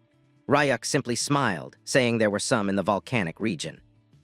Birdie warned that the volcanic region was one of the most dangerous places for hunters and also his own hometown. While saying this, Birdie looked sad. Ryuk wondered why returning home gave him such a long face. Suddenly, Kim Nari grabbed Birdie's cheeks, saying his voice sounded strange and asking if something was bothering him. Birdie, choking, realized how sharp she was to catch on so quickly. Ryuk explained that Birdie was worried about the danger of the volcanic region, so Ryuk would go alone while the others stayed behind. But Kim refused, saying she was no longer afraid of fire and wanted to go with him. Ryak laughed, surprised at how quickly she had overcome her fear. He then asked Birdie if he was prepared to come too. With a resolute look, Birdie said he had things he needed to do in his hometown, so he would go as well. Ryak nodded and began preparing his powers, saying it was decided, but they would first need special gear for the volcanic area. Meanwhile, in the mandra fields, a wig was thrown around playfully by the mandras. The scene then shifted to the fiery volcanic region, where eruptions shook the land, and a huge monster slowly emerged from the lava, roaring into the air. The volcanic region was one of the top 3 most avoided places in the demon world by hunters. Volcanic ash constantly filled the air, tearing at their skin, while concentrated toxic gases and dense demonic energy made breathing nearly impossible. It was such a dangerous place that almost nothing about it was known in the human world. Birdie explained all this as they moved, but he was left in shock when he noticed Kim stepping directly into the lava, kicking it as if it were water and laughing like it was fun. Ryak also realized that Kim was literally playing with fire. Birdie knew she was originally a mechanical being, so it was somewhat normal for her, but what unsettled him was how Ryak could also withstand the deadly atmosphere without issue. When Birdie asked about it, Ryak smiled slightly and revealed that he was actually a chimera hunter. Birdie had already suspected as much, but chimera hunters usually didn't look human. Ryak explained that he too had once been different, but after regenerating, he had taken on a human appearance again. Then he turned the question back to Birdie, asking if he was really comfortable staying with them, since Birdie was a monster and hunters would normally dislike his presence. Meanwhile, Kim nearly burned her clothes before stopping, acting as though nothing had happened. Birdie replied that it wasn't so bad being with them. In fact, it was fun being able to talk to someone, and Ryak and Kim didn't seem like bad people. Ryak smiled, relieved by his words. Just then, Kim climbed out of the lava and noticed Ryak talking with Birdie again, so she asked if they were having another secret conversation. Ryak explained that Birdie was simply curious about him. Kim smiled and told Birdie that they were all natives of the demon world, just like him. But Birdie knew that, among the 3, he was the only true native. As they continued walking, Birdie explained that luminous glow stones were usually found near lava vents. Soon after, Ryak spotted some near a crater and realized they were close. Kim, on the other hand, ran toward a cliff where lava was flowing and stood on top, eager to see more. Ryak also noticed many luminous glow stones scattered around, but he also saw fire toads fighting within the smoke. The creatures were vibrant orange with rocky textures, but Ryak noticed one of them seemed to be crying. Kim pointed out another one hidden in the smoke. Birdie explained that the female had died while carrying eggs on her back. Female fire toads carried their eggs that way during breeding season, and only females had the sunken back to hold them. Without her, the eggs would not survive, as the crater's temperature was far too high. That was why the surviving fire toad seemed so distressed. Kim grew emotional after seeing it, while Ryak thought for a moment and told her to wait. He jumped down toward the creatures, and Kim wondered where he was going. As the fire toad noticed him, it gurgled angrily. Birdie warned Ryak that the creature was extremely sensitive at the moment and might think he was a threat. The toad quickly lashed out with flames, but Ryak calmly reached out and tapped its head with a finger. He released a small dose of paralysis toxin from a Neca cobra, explaining that it would not harm the creature since fire toads were immune to toxins. It would only immobilize it briefly. Kim shouted in worry, but Ryak reassured her he was fine, since he carried fire toad cells within himself. Assessing the situation, Ryak knew nothing could be done for the dead female, but the surviving one still had a chance. As the paralyzed toad lay still, Ryak carefully placed the abandoned eggs onto its back, telling it to hold on until they hatched. Soon after, the toad recovered and turned toward the resting female, almost as if to say goodbye. Then it leapt high into the air, landing heavily some distance away. Kim was stunned as it turned to look at her one last time before moving away, leaving them all in silence. The fire toad began hopping away. As it moved, Kim realized the creature had looked back at them, and it almost seemed like it was thanking them. Ryak, however, thought that maybe the toad had only been looking once more at the lifeless body of its mate, and that was probably all it was. Ryak then called out to Kim, telling her to come down quickly because they needed to gather the luminous glow stones and return home without wasting any more time. Kim became excited, deciding to dig the stones out quickly so they could head back. She began plucking luminous stones from the cracks, admiring how pretty they were. Ryak reminded her to be careful, warning that she could get hurt if one slipped and fell. Meanwhile, Birdie was struggling, unable to pry even a single stone free because of their size. After finally managing to pull out just one, he was already exhausted and felt bad about himself. Ryuk noticed his fatigue and asked if he was all right. Birdie thought to himself that once, when he was bigger, he could have tossed and played with these stones easily, and if he had not shrunk, it would have been different. But Ryuk told him he didn't need to help with mining. Instead, he should just focus on the errands he needed to handle in the volcanic region. Ryuk also mentioned that Birdie had brought gifts since he would be meeting his friends. Birdie immediately became flustered, squawking at Ryuk and asking what kind of friends a monster could even have, since he never planned to meet them. He insisted the gifts were only something to leave behind, but Ryuk noticed his shyness and suggested that maybe Birdie missed his own kind. After all, intelligent monsters were different from the usual ones. Birdie quickly denied it, explaining that he wasn't missing them, only regretting that he had left without saying goodbye. He thought about how gaining intelligence had its good points, but also many downsides. In the land of one-eyed monkeys, he would have felt less lonely if he had never learned language. Because of that, he had left the group and lived alone. Perhaps his kind didn't even know he was gone, since they never had any sense of companionship or comradeship to begin with. Even so, Birdie grew frustrated while trying to pull out another luminous stone. Kim encouraged him cheerfully, and finally one stone came loose from the cracks, but with it came a sharp cracking sound. Kim turned toward the noise and realized it wasn't just rocks breaking, it was an egg. She saw that it was a monster egg, though she couldn't tell what species it belonged to. The shell was already broken at the top, and after looking closer, she thought maybe the crack had been caused when Birdie's stone hit it. Ryuk explained that normally, the baby inside should break the shell on its own, since that was how they grew healthy and strong. Kim wondered aloud what they should do, then finally declared that they should take the egg with them. If they left it here, it would only end up roasted. Birdie was stunned by this logic and disagreed with her decision, but Ryuk remembered there was a perfect spot nearby that could serve as a nest. Since he was also curious about what was inside, he thought they had no choice and agreed to take it. Kim immediately volunteered to carry the egg, but Birdie was against it. He asked Ryuk if he was serious, pointing out that he had never seen an egg like this before. What if something dangerous hatched from it and Kim was put in danger? But Ryuk only smiled and told him not to worry, promising that nothing bad would happen as long as he was there. Birdie finally relented, saying that if it was Ryuk himself making the decision, then it would be fine. After deciding to take the egg, Ryuk told them they would mine a few more luminous glow stones and then return home quickly. Once the work was finished, the scene shifted. Ryuk, Kim, and Birdie arrived back home, only to find Se-jun waiting for them. He looked at the three, wondering where they had been and why Ryuk had returned so soon. Instead of pressing him, Se-jun simply stepped forward and offered to carry Ryuk's luggage. Ryuk handed it over but warned him it was heavy. Se-jun, confident in his strength, still found the bag impossible to lift and wondered what on earth Ryuk had been carrying to make it so heavy. Looking closer, Ryuk noticed Se-jun's face was damaged and wondered what had happened to him. Meanwhile, back in the volcanic area, a giant packet of ramen had been left behind by Birdie as a gift. His monster friends were eating and dancing around it, completely absorbed in the flavor. As the scene shifted, Ryuk wanted to know from Se-jun what had happened to his face and if he had gotten into a fight. Ryuk had never thought of him as the type who would end up beaten, yet according to Se-jun, he often got hit by Kim back in the demon realm. Without giving a proper answer, Se-jun quickly ran off, calling out that he was hungry and urging Ryuk to hurry with the meal. The focus then moved to Ryuk, who was busy carving luminous stones. Kim came over and asked him what he was working on. Ryuk explained that he was making fluorescent lights by carving alumina stones, adding that if they were to be used for a ceiling, it would be nice to make them look pretty. Kim suddenly realized something and told him he was really smart, not only because he understood what he was doing, but also because he explained it clearly. On top of that, she said, he was kind-hearted, almost like a father figure.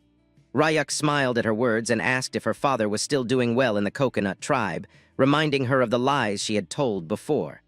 Kim nodded quickly, agreeing that her father was fine. Time passed, and by sunset the air grew warm enough that Birdie felt as though his body was melting, though not as much as it had in the volcanic region. Just then, he was surrounded by strange figures with glowing red eyes, blocking out the setting sun.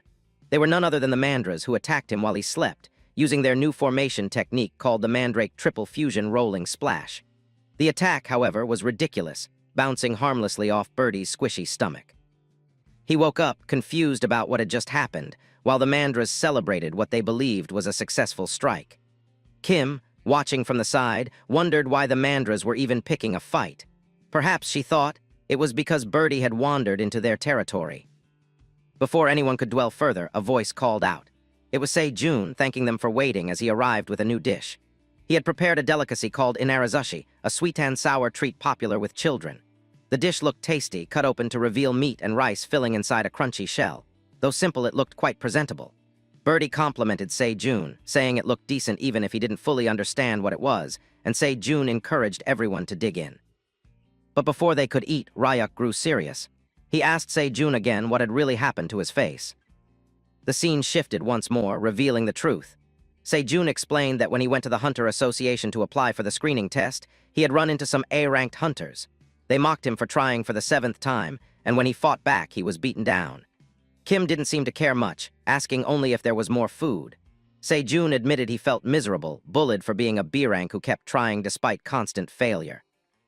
The bullies even taunted him, saying his pride had fallen off along with his hair, that had been the final blow. Ryuk, who had never realized this, had always assumed Se-jun simply preferred a buzz cut. Now he felt guilty for asking about it at all. Wanting to change things, Ryuk asked Se-jun when his next promotion test would be. Se-jun said it was scheduled for next month, maybe within 60 days. Hearing that, Ryuk stood up and declared that they would begin special training for him starting immediately. Se-jun couldn't believe it at first, but quickly promised to work as hard as he could. Ryuk then announced that Se-jun would take over dishwashing from Kim and would also need to wash the lumina stones they had collected, since they were covered in volcanic ash. Se-jun was confused. This sounded more like errands than training, but Ryuk told him bluntly that if he didn't want to do it, he could just remain a B-rank for the rest of his life. With that, Ryuk asked Kim if she wanted to go fishing, and as soon as she agreed, she ran off with excitement. Left behind, Se-jun felt downhearted, wondering if this was all a joke. Still, he tried to stay optimistic, thinking maybe Ryuk truly had a plan. So even though it was hard work, he grabbed the bag of lumina stones and headed toward the lake. As he walked, he reminded himself that while people thought of him as a natural-born genius, he had only reached B-rank through sheer effort. He was someone who trusted until the end, who kept trying even after 6 failures, and who built everything on diligence and perseverance. At the lake, Kim grew bored as no fish came to her bait. Instead, all the fish were drawn toward Se-jun, who was busy washing dishes. Suddenly, Se-jun cried out for Ryuk's help. Water-type monsters were attacking, and because his attribute was their opposite, they were hurting him badly. Ryuk sighed in frustration, realizing how high-maintenance Se-jun could be. He approached and asked why Se-jun wasn't using his mana to protect himself. Se-jun admitted he was still practicing the technique and couldn't maintain it properly. Ryuk then pulled a lumina stone from the bag and told him to hold it. The moment Se-jun did, dark demonic energy poured out, making his hand go numb until he dropped it. He explained that he couldn't put any strength into his arm. Ryuk explained that sometimes lumina stones contained condensed magic, and since the magic of the demon realm was primordial and unrefined, it had to be pushed out using refined mana. Ryuk assured him that he already had enough mana within his body. He was just clumsy at handling it. So Ryuk tapped into Se-jun's energy and opened some of his mana pathways, telling him to follow the new flow and concentrate while lifting the stone again. Se-jun gave it another try, putting all his focus into circulating his mana. At last, he managed to lift the stone, though it took every bit of energy he had. Relieved, Se-jun realized the dishwashing and stone cleaning were all part of Ryuk's training plan. Excited, he happily accepted his role, promising to keep circulating mana while he worked. He even told Ryuk to call on him if he needed help, claiming he was quite domestic. That night, Se-jun slept peacefully after his training, dreaming of the day he would finally become an A-rank. Birdie, however, couldn't sleep. He had already napped earlier while the others fished. Instead, he sat quietly, keeping the egg in his nest warm so it would grow healthy. It was then he noticed Kim wake up. Covered in a strange red miasma, she silently stepped outside. Birdie tilted his head, wondering where the little girl was going so late at night. It was a dark night when Kim Nari looked at her dress. It was completely dirty, and she felt sad seeing it, wondering why her clothes kept getting dirty. Since Ryuk had given them to her, she didn't want to throw them away. She thought it was fine and decided that washing would make them clean again. Behind her were Birdie and Ryuk. As the camera moved closer, we saw that Ryuk was still oblivious, wondering why Kim Nari was washing clothes in the middle of the night. Birdie immediately snapped at him, saying he was clueless. As Kim Nari was a girl and had no clothes to change into, it was obvious she wanted to clean them. Ryuk realized that for him it didn't matter what he wore, but for Kim Nari everything was different. Near the lake, Kim Nari was happy because the stains were finally gone. Ryak knew that as the girl was still a kid, she needed other things, and maybe he had been too careless. But Kim Nari was already happy because now, after washing, her clothes were stainless and looked perfect. She was surprised to see both Birdie and Ryak coming towards her, trying to act nonchalant. Ryak started talking about how nice the weather felt. Kim Nari asked Ryak what he was doing near the lake, and he lied, telling her he was just walking Birdie out, asking if she was out for a walk too. Kim Nari decided to play along, nervously walking around so they would believe her. Then Ryak told the girl to hold on a second and started tying long, strong leaves like a belt while adding a flower. After that, Kim Nari's dress looked similar to Ryak, and she found it really pretty because it resembled his. The boy even gave her the Sathya flowers that were his favorite. Suddenly something started rustling in the bushes. Hearing that, Kim Nari became scared and came closer to Ryak, wondering what the noise was. Ryak analyzed the area and just smiled, telling the girl not to worry because it was only a bug. We saw that it was a steel grasshopper, a B-ranked monster. The sudden sound scared Kim Nari, but Ryak asked if she needed anything like clothes or shoes.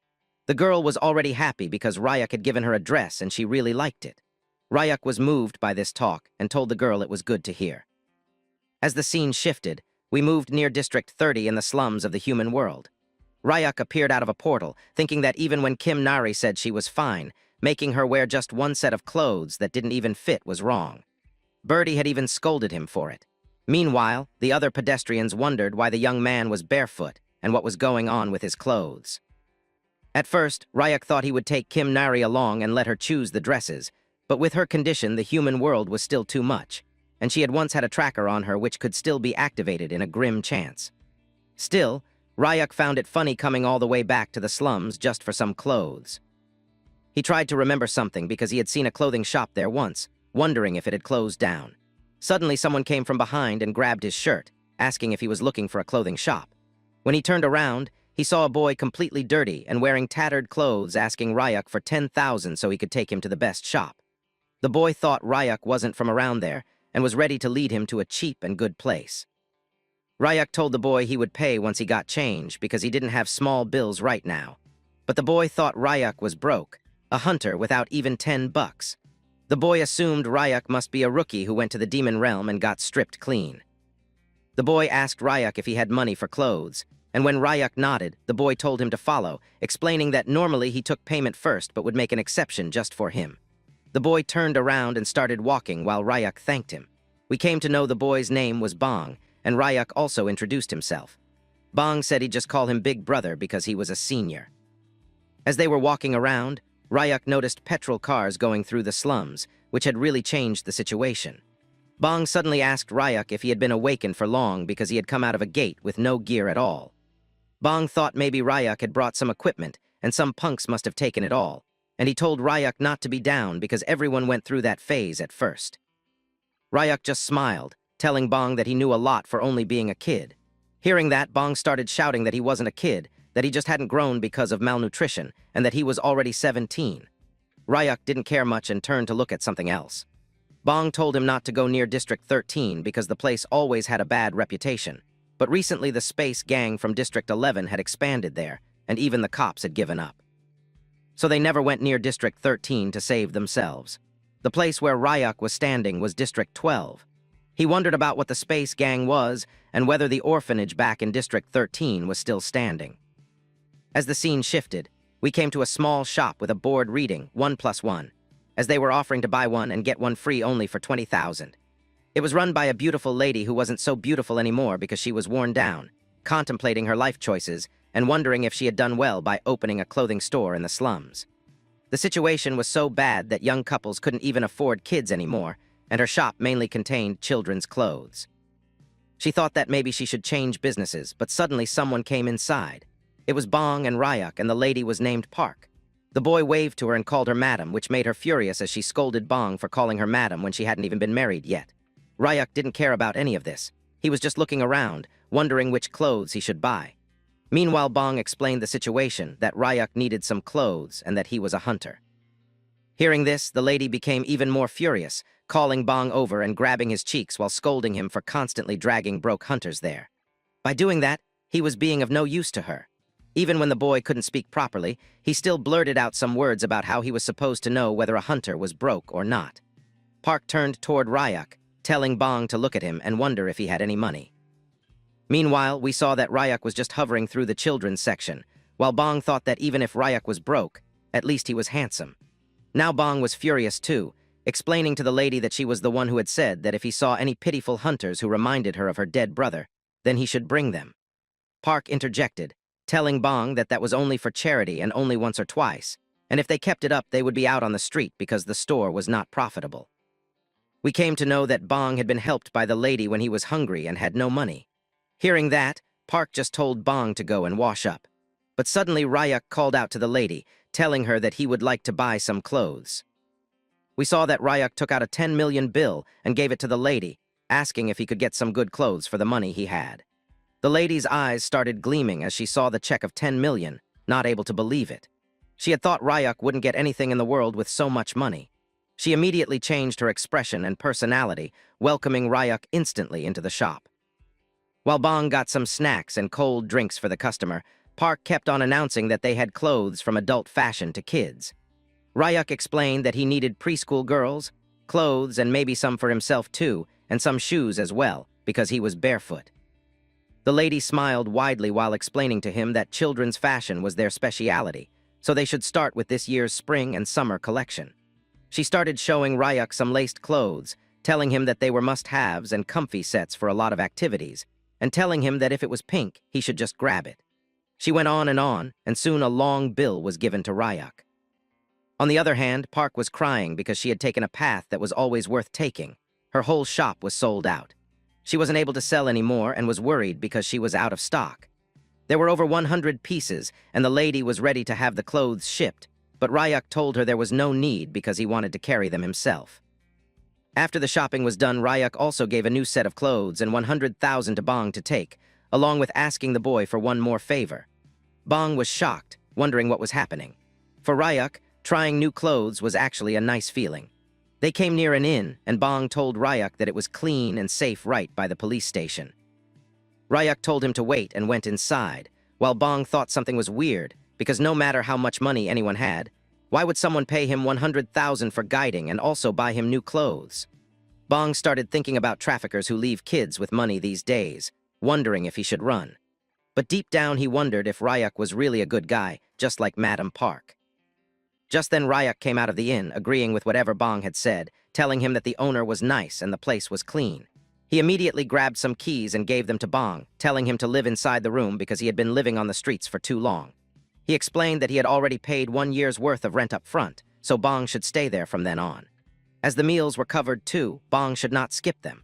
After doing all this, Ryak was just going to leave.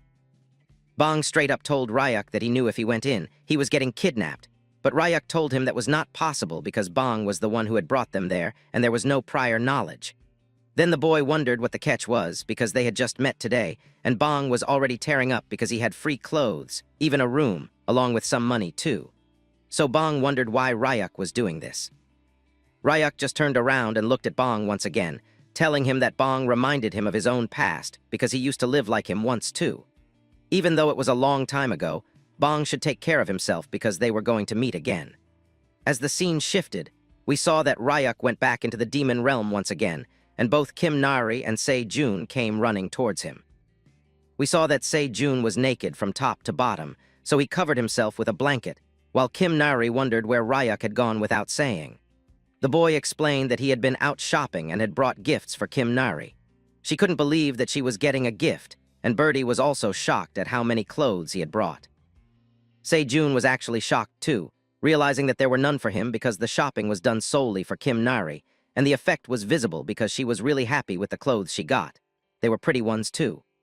Ryak calmly told the girl that if she liked something, she should try it on, and as soon as she got permission, she started trying them out right away. But inside the house, the egg was already cracking and something was trying to come out of it. As the scene shifted, Ryak was folding all the clothes he had brought back. He realized that once he started folding, it somehow relaxed him.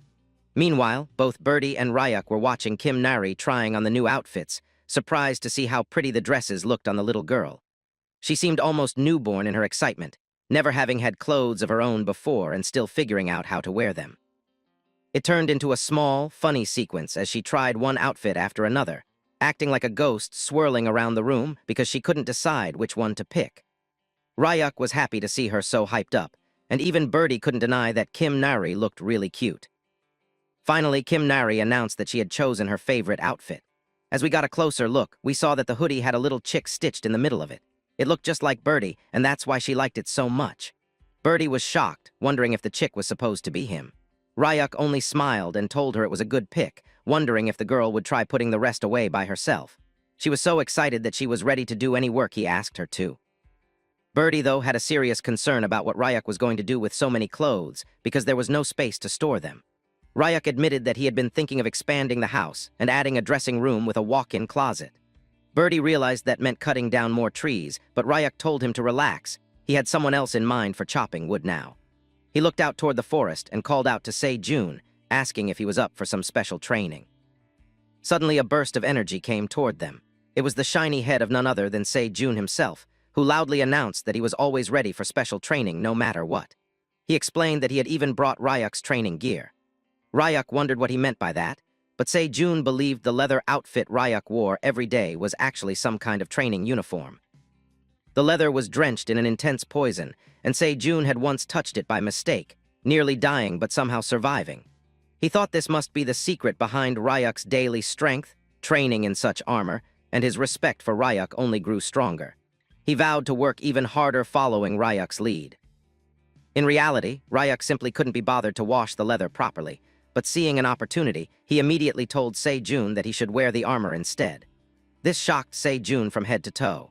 He wondered what was going on and why he was suddenly the target. Ryuk reasoned that the leather would make a solid training uniform and that his own training was already done, so Se-jun should wear it and chop some wood while Birdie showed him which trees to pick.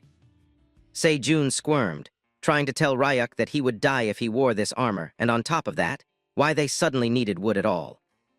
Before Ryuk could answer, Kim Nari shouted from inside the house, calling him because the egg was acting weird. The scene shifted as all three of them, along with Birdie, gathered around the egg as it shook violently. Ryuk judged from its movements that it was about to hatch. Kim Nari was shocked, never having seen anything like this before, while Se-jun wondered if it wasn't some kind of disaster-class monster. Kim Nari insisted that whatever was inside must be cute, and they started bickering over who was right. Then some eggshells dropped and a pair of eyes peeked from inside. Kim Nari was curious while Se-jun nearly fainted, realizing that the egg was hatching. Sharp claws began tearing through the shell along with a long leg. Se-jun panicked as he saw thick scales and a tongue snapping out in rage, wondering what kind of monster this was. But then it was revealed that the creature wasn't menacing at all, it was trying to chirp. Kim Nari instantly knew the creature was adorable, while Se-jun couldn't decide whether it was a chick, a snake, or something else entirely. The little creature's leg was so powerful that it jumped out of the egg immediately and grabbed the bald head of Se-jun without hesitation, which resulted in a scream that would have woken everyone up if it had been night. The scene shifted again to later, where Se-jun was finally training while Birdie slapped his shiny bald head with a stick to keep the momentum going, telling him they had a mountain of work to do. Se-jun, not able to understand Birdie at all, wondered why the creature on his head felt like it was scolding him over and over again. Meanwhile, the poison seeping from the leather jacket was so strong that Se-jun could barely breathe, his mind spinning at the thought of how Ryuk managed to wear something like that around the clock. Ryuk, oblivious to the suffering outside, had finally finished folding all the clothes he had brought back, realizing with a faint sense of surprise that it wasn't just a fluke folding garments really did relax him and give him a moment of calm. Kim Nari's voice rang out from the other room, calling to Ryuk that the little monster was eating bread and behaving gently, almost obediently. Ryuk realized at once that it must have been because the creature recognized Kim Nari as the one who had saved it. Still, one serious question remained between them. What should they call it? Kim Nari tilted her head, thinking aloud that since it was snake-like and still small, they should name it Sasa. But as soon as that name left her lips, the little snake darted off, its eyes gleaming as though the name had triggered something, and both Ryuk and Kim Nari stared, wondering where it was going. Kim Nari ran after Sasa, and the two of them ended up playing together, or at least that's how it looked to Birdie. Ryuk noticed too that Kim Nari had already grown fond of the new family member. Yet more importantly, he wondered if Sasa was an actual species. He had never seen any monster like this before. Birdie, usually full of commentary, was also at a loss. Finally, he warned Ryuk in a low tone that if Sasa had really come from the volcanic region, they would need to watch the mandras carefully. Ryuk frowned, asking why, and Birdie explained that monsters from volcanic regions had an opposite affinity to plant monsters.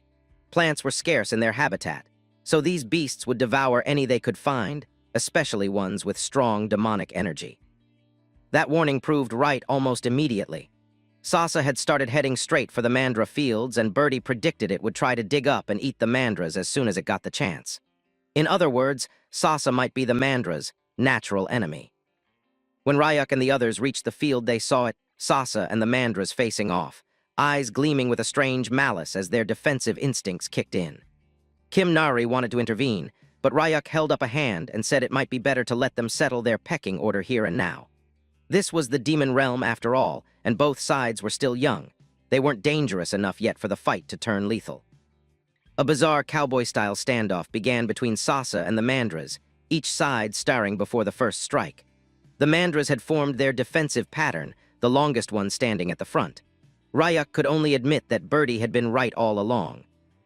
As soon as Sasa darted toward the smallest mandra, the largest one lunged, blocking the attack with practiced ease. It was the mandra's triangle formation, defense first, then counter. The second mandra swung its stick in a coordinated strike, but Sasa caught it neatly with its tail and blocked the blow. Birdie shouted for it not to drop its guard yet, but before Sasa could react, the smallest mandra sprang from behind with a special attack and punched Sasa clean away. One small punch was enough to make the little monster cry. It had never been hurt before. Kim Nari saw Sasa's shock and realized this was its first time being struck by anything. Tears in its eyes, the creature turned and ran, while the mandras swayed proudly, happy to have defended themselves. Ryuk announced with a half-smile that the mandras had won this round. Even though the fight was short, it had been epic to watch. Birdie, too, thought it was a good match. Se-jun, still catching his breath, wondered aloud if they should head back.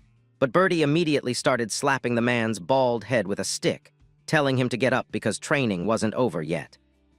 As the scene shifted, the camera of the world seemed to pull back, revealing the open, vast sky and a massive ocean beneath it. High above, something was flying, a creature with a human body but the head of a bird, wide vampire-like wings holding its silhouette aloft against the clouds. As the scene shifted, the new dressing room was slowly but surely taking shape. Birdie hovered nearby, wings flicking as he smacked Se-jun's bald head with a stick every time the man slowed down, barking at him to work faster. Kim Nari knelt on the planks, carefully applying a layer of green glue to each piece of wood so that the panels would hold. Sasa coiled near the doorway, watching its master's busy hands with flickering eyes. Ryuk, meanwhile, moved back and forth between piles of folded clothes and the half-finished room, stacking garments neatly on the new shelves. By the time the sun dipped behind the jagged horizon, the entire day had slipped away. 2 full days passed before Se-jun finally flung the poisoned leather jacket aside, his body sagging with exhaustion. His training was over at last. He had worked for 2 days without sleep, and it had been pure hell. He muttered to himself that he should demand guaranteed breaks, but he also knew that training under Ryuk always required sacrifices. Even so, he looked at the newly built room, crude and a little haunted-looking perhaps, but exactly as Ryuk had wanted it, and wondered if it was finally acceptable to use. Ryuk came to stand beside him, arms crossed, a faint smile tugging at his lips. He told Se-jun he had done better than expected. Se-jun blinked, not sure what Ryuk meant by that praise, but before he could ask, Kim Nari spoke up, saying the dressing room smelled like flowers. At first he thought she was imagining it, but once she had mentioned it, both men realized they too were enjoying the sweet fragrance drifting from the new room. The whole place smelled of lavender. Se-jun closed his eyes and let it wash over him. After 2 sleepless days, the scent was almost dizzying in its calm. Kim Nari tilted her head and wondered aloud why it smelled like flowers. Birdie proudly explained that he had helped pick aromatic wood for the shelves, so the clothes would always carry a pleasant scent. The mandras were in heaven over it too, their little leaves trembling with pleasure. Sasa was curled up asleep, clearly enjoying the smell in its dreams. Se-jun only then realized the snake's name was Sasa, and Kim Nari beamed as she said Ryuk had come up with it. Ryuk said he was still open to changing it if someone had a better idea. Se-jun chuckled and suggested calling it Snake Chick because it looked half snake, half chicken. Ryuk wrinkled his nose at that, and Kim Nari, as usual, ignored both of them and simply called the creature Pia.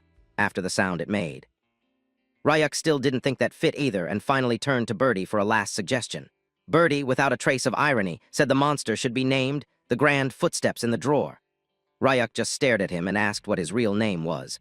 Birdie puffed his chest and explained that his true name was Rocky Mountain Horseshoe because that represented his identity. At that moment, Ryuk realized all three of them were hopeless at naming things. He decided to keep Sasa, especially since the snake seemed to like it, and the others were already used to it. Birdie suddenly asked Ryuk what the next plan was now that the house expansion was done. Ryuk straightened up, his expression shifting. He told them that on his way back from the human world he'd had an idea. Back then, alone, he'd never had time to think about it, but now things were different. He was thinking of building a sturdy fence around the property so that even if he were away, no one could simply wander in. Sejun looked at the darkened forest surrounding the home and wondered aloud if anyone would even dare come near it as it was. But Ryuk didn't want to take chances. An S-rank monster could appear, and there were always hunters who might come searching for Kim Nari or for him. Birdie nodded thoughtfully and said he knew exactly what they would need, something strong and dense with demonic energy. He suggested the coastal region, where a yellowish quartz harder than black stone could be found. If Ryuk built the fence from that and set luminous stones at the base, the barrier would be both strong and beautiful.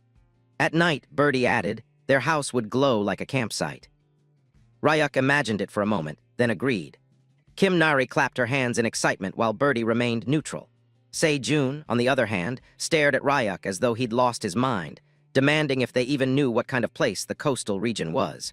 He felt a sudden warm trickle from his nose and realized his stay in the demon realm had already pushed him too far. Still, it was perfect timing for him. He slumped a little and began acting like a weak child, telling Ryuk he needed to go back and drain some of his demonic energy or it would become fatal. Ryuk accepted this calmly and told Sejun he should stay behind and take care of the mandras if they were late. Sejun nodded but warned Ryuk to be careful in the coastal region. It was dangerous, practically off-limits to anyone of A rank or below, and worst of all, 2 disaster-class monsters ruled the entire area. Ryuk did not catch the hushed speculation behind him as the others tried to make sense of what they were facing. Sejun, calmer than the rest, explained that these creatures had once been chimera hunters who had escaped the laboratory ages ago. Their faces had warped into avian shapes, but their bodies had stubbornly remained human. Along the coast, another unit of adventurers caught sight of the same bird-headed monster. Shock rippled through their ranks as they realized the creature was within their sector.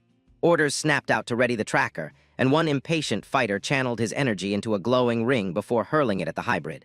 For a moment it seemed the strike had landed, but when the dust cleared, the monster stood unharmed, sprinting across the sand. Or so it appeared. Disaster-class beings were rarely running away, and their brief sense of victory gave way to doubt. Perhaps the rumors about its power were false, they thought, and this one was weaker than reported. They debated whether to attack again, but the leader cautioned patience. Better to wait until the creature retreated to its lair and then strike by surprise. The tracker had already attached. Yet the attacker could not stop wondering why, even after 60 years, these failed experiments still lived and still looked half-human. One of the oldest among them answered grimly that failures could not be predicted. Chimera hunters had been humanity's greatest achievement and its deepest disgrace. Such mistakes must be erased, and today was the day to erase this one.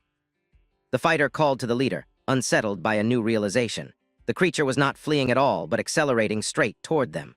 The leader barked for an emergency barrier, but before the incantations were finished, the hawk-like hybrid was already upon them. A translucent shield flared into being at the last second, yet the wind streaming from the monster's charge smashed it like paper. One strike shattered their defense, and in that instant they knew they had misjudged. Disaster-class hybrids were not quarry to be handled lightly. Panic edged the leader's voice as he shouted at the chimera hunter, ordering it to halt. Then another voice rolled across the shore, familiar and commanding. Kim Nari had arrived, calling out for the hybrid not to dare bully the weak. The bird-headed creature stopped mid-lunge, recognizing something in her presence. It realized that Kim Nari too bore the mark of a chimera. She dropped to the ground, and behind her Andrew came into view. The hawk halted and landed as well, claws digging into the sand. Kim Nari explained to Ryuk that an uncle who looked like a sparrow had been harassing people. Ryuk, eyes narrowing, wondered if it was instead a sparrow wearing the body of a man. The adventurers grew increasingly flustered. Their scanners had begun to pick up the signal of a machine creature nearby. The leader frowned at the readings, sensing trouble. Unbeknownst to them, Kim Nari herself was also carrying a tracker, complicating matters further. Stranger still, the hawk hybrid seemed to recognize Ryuk and began descending toward him. Ryuk asked quietly if the creature remembered who he was, revealing that they had once been roommates in the lab. What number had it been? Ryuk could hardly believe the bird monster was still alive to stand before him. The Chimera hunter recoiled in shock, while the surrounding adventurers now looked at Ryuk with suspicion. The leader signaled for retreat, thinking to regroup later. But Ryuk knew retreat would only worsen the situation for both sides. At the same moment, the hawk was smiling, a predatory, knowing smile. It had never forgotten Ryuk's scent. In that instant, its identity clicked into place. This was subject number 33, one who might forget everything else but not the smell of the boy who had once shared the same cell. The hybrid's memories of the Chimera cell fusion drug from the TDA laboratory burned bright. At last, the hawk realized who stood before it. The boy once designated number 17 himself. The scene shifts to 66 years ago in the forest near the TDA lab, where we see that some people were actually chasing some runaways, which included the bird experiment number 33 and his sister, who had been running away from the TDA lab after many experiments. We come to know that the little girl was actually having a high fever which was coming from a seizure, from the side effects done by the lab. As number 33 was running away, he wondered if he had made the right choice by taking his little sister with him. He knew that even if the lab scientists had finished him, it would have been better to leave his sister Gia inside the lab.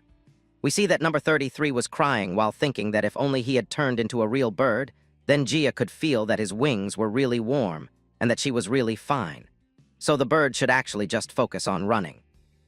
As the scene shifts, we see that number 33 told Gia to hold on a bit longer because he thought that once they were out of this forest, someone would definitely help them. The bird-human hybrid was running with full force, but suddenly he encountered another boy, who was none other than our boy Ryuk, who was a little boy called number 17 back then. Bayam wondered about what 17 was doing there, but our boy explained that he had overheard at the lab that number 33's side effects were so bad that he was scheduled for disposal.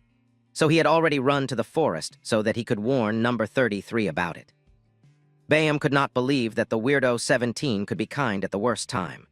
Number 17 knew that even if they escaped the lab, the detonation spell would definitely kill them if they didn't return in 3 days. But as Bayam's sister Gia was not on the disposal list yet, it would have been better to get suppressants from the lab and live one more day for her. But hearing that, Bayam became angry, telling Ryuk that he would not get it since he did not have any side effects till now, so he would not know what it was like for someone who was getting side effects. Bayam remembered the constant seizures and headaches that he had, which were getting even worse. It was like his head was going to explode, and he was not able to bear it. Gia suggested to Bayam that they should just run away because she just wanted to live like before, even if it was only for one more day. The scene shifts back, and we see that Bayam put Gia down onto a tree and asked Ryuk if it is the length of the life that matters or the way that someone lives it. Suddenly his uniform tore down, and some tiny little wings came out of it, while Bayam told Ryuk that he wanted to live free even for one day, and for that he was going to do anything that was possible. He told Ryuk to quit talking nonsense and fight him instead. But number 17 was as nonchalant as he could be, suddenly grabbing a stone and breaking it, forming a portal. It was a gate to the demon realm, and Bayam was shocked, wondering about how 17 had got a gate stone when they were not allowed. It is then that we come to know that if a chimera crosses into the demon realm, then one of two things will happen. The human cells will be poisoned by the demonic energy, or the monster cells will absorb it and awaken with the mutation intensifying even more. The scene shifts back as we see Ryuk telling Bayam that if he really meant whatever he said, then going to the demon realm was actually a better choice. Because even if they could not handle the demonic energy and turned into monsters, they would still live free until then. And the lab's detonation spell would also not get triggered if they were in the demon realm, which was a completely different dimension. But Bayam wondered if a human could even survive inside, because theoretically they needed enough mana to shield their body and mind from the demonic energy. And even when it would not be easy with his power now, nobody knew about what the future holds. Bayam was shocked, wondering about why Ryuk was helping them, even when it was of no benefit to him. Meanwhile, we see that the lab workers were actually shocked to see that a gate was opening right in the middle of nowhere, and they spotted Bayam and his sister. On the other hand, Bayam told Ryuk that he was going away, but suddenly he realized something. Before going inside, he told our boy that they had been roommates for 4 years and didn't even know each other's names. The birdie introduced himself as Bayam, wondering about what 17's name was. It was then that the boy just smiled, telling the birdie that his name was actually Ryuk. The scene shifts back to the present once again, and we see that Ryuk was asking the adventurers who were near the cliff about what his name was. But something had happened, and a kind of powder was floating in the air, manipulating the minds of the adventurers and their leaders, who were unable to remember the name of our boy. Ryuk tested again and again, asking them about why they had come there and what they had seen, but the leader constantly told our boy that they didn't know about it. After the whole check-in was complete, Ryuk just told the adventurers that they should go inside the gate and get back to reality, along with forgetting everything that had happened in the demon realm. Both Sasha and Bayam were looking at what was happening. Meanwhile, Bayam realized that Ryuk had wiped the adventurers' memories with the dust of oblivion, along with hypnosis. It was explained that Ryuk also had some oblivion herb cells inside his body, and about 3 hours of memory before and after would be completely vanished without any retrace. Bayam was still shocked that Ryuk had not got any side effects after so many implantations, being planted with all kinds of things, from plants to monsters. But still, Ryuk told Bayam that a lot had happened after he left. In the present, we see that Ryuk still remembered number 33's name, and Bayam was surprised by this gesture. But suddenly it was Kim Nari who was pulling the shirt of our boy, slightly asking him if he was really friends with the Sparrow uncle. Ryuk laughed and told the girl that the uncle was from the Sparrow tribe. Meanwhile, 33 wondered about how and why he looked like a sparrow to the child when he was clearly an eagle hybrid. Meanwhile, Ryuk mockingly asked Kim Nari if the Sparrow and the Coconut tribes were allies, and if it was not so right now, still continuing to tell lies. Kim Nari agreed that they were allies. Meanwhile, Bayam was actually surprised, wondering about what coconuts and allies meant, because he did not know what they were talking about. Meanwhile, Kim Nari suddenly came in front of the eagle saying sorry and still calling him Sparrow Uncle, apologizing because she had thought at first that he was bad. Suddenly, growling noises came from the stomach of the little child, as she told Ryuk that they were hungry. Ryuk asked Bayam if they had got any food and where his house actually was. Meanwhile, the man was confused, wondering if the child was Ryuk's daughter, or if he was raising a kid for someone, or worse, it was some kind of role play. As the scene shifts, we get to the coastal region beach where there was a large structure made out of branches and trunks of trees. Kim Nari was surprised by such a huge house, wondering if it was really the Sparrow Uncle's house, because it looked just like a nest. But still, Ryuk realized that it was not bad at all. Suddenly, we see that Bayam came near them with a plate full of multiple food items. Not sure about how it tasted, but still willing to let them try, he had cooked some grilled clams with Demon Realm plant butternut, which was actually butter-flavored, along with a Demon Realm plant called red moss, which had a savory paste flavor. Kim Nari was shocked after looking at the dish, realizing that the clams were huge, while Ryuk was pretty impressed by how good the cooking actually was. It was the birdie himself who started eating, and he was immediately sent to heaven as he was blushing intensely, realizing that the freshness was as fresh as anything could be. He wondered if he had swallowed the wave, or if the wave had swallowed him instead. The clam that Kim Nari was eating was as if it was dancing with every chewy bite, and the whole dish was being complemented with red moss, which was making everything better. Even Bayam told them that red moss worked with everything that they had. He bowed down in front of them, getting happy that his guests had liked the food, telling them to eat slow. But suddenly something happened, and the eagle's face turned pale instantly, as it seemed like he was in a lot of pain. Ryuk noticed it but did not say anything about it. Suddenly, Kim Nari started causing a commotion, telling the Sparrow Uncle that she wanted even more to eat. The eagle nervously told the kid that he was out of ingredients today and wondered about what he should do. But hearing that it was such a small problem, Kim Nari wanted to know that if she caught some clams, would the Sparrow Uncle be making the dish again. Bayam was shocked, realizing that even when he could make the dish multiple times, it was really dangerous for a kid to catch clams when the ocean was full of monsters. But both the birdie, along with Kim Nari and Sasha, were actually completely fine with it, deciding that they would get 10 clams so they could eat even more. Kim Nari was sure that they at least needed these many clams so they could be full. Meanwhile, we see that both Ryuk and Bayam started talking, while the eagle was not able to believe that he had survived thanks to the immortal cells that had already been planted inside him. And after that, he had a pretty good life. The eagle wondered if Ryuk was planning revenge on the TDA lab, but the boy was enjoying the scenery instead, telling Bayam that even when he thought about it, sometimes it was not so bad. And as life was not that bad right now, Ryuk decided that he would take his time. The boy reverted the question, asking the man instead if he wanted revenge. But the eagle explained that even when Ryuk's spells disappeared after he revived, the eagle still had the detonation spell inside of him, and it would explode the second he got back to the human world. Ryuk decided to change the topic, still serious while asking Bayam if he could properly control his wings right now, and if it was so, then why he could not change his head back.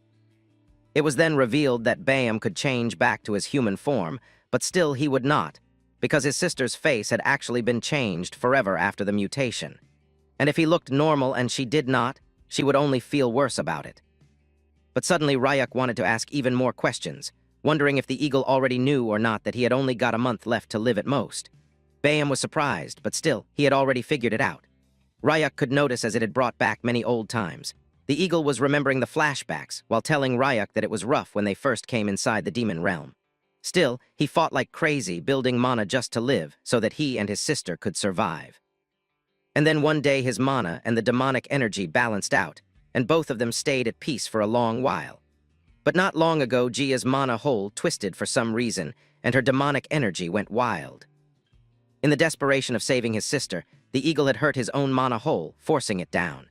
Bayam was barely holding on, but Jia still ate fruit with sleeping poison and just slept all day, putting herself in suspension to slow the rampage instead. Ryuk realized that all the eagle needed was a mandra, because even after damaging their mana hole, making medicine with mandra roots would heal someone right up. Ryuk wondered if the bird brain did not know about it at all. As the scene shifts inside the nest, we see that a half-bitten apple was thrown out of the nest, and someone inside was actually screaming in pain and agony. And it was none other than Jia, who had been mutated pretty badly, hurting herself as her demonic cells were completely possessed by it. As the scene shifts, we see that Bayam was shocked that he and his sister could really live longer, and his mana hole disease could be cured. He wondered about how it was done, and Ryuk knew that this reaction was justified, because of course the birdhead did not know about it since they didn't even teach alchemy at the lab until the experiments turned 15. According to Ryuk, all they needed was mana hole purified water brewed from the fine roots of a mandra.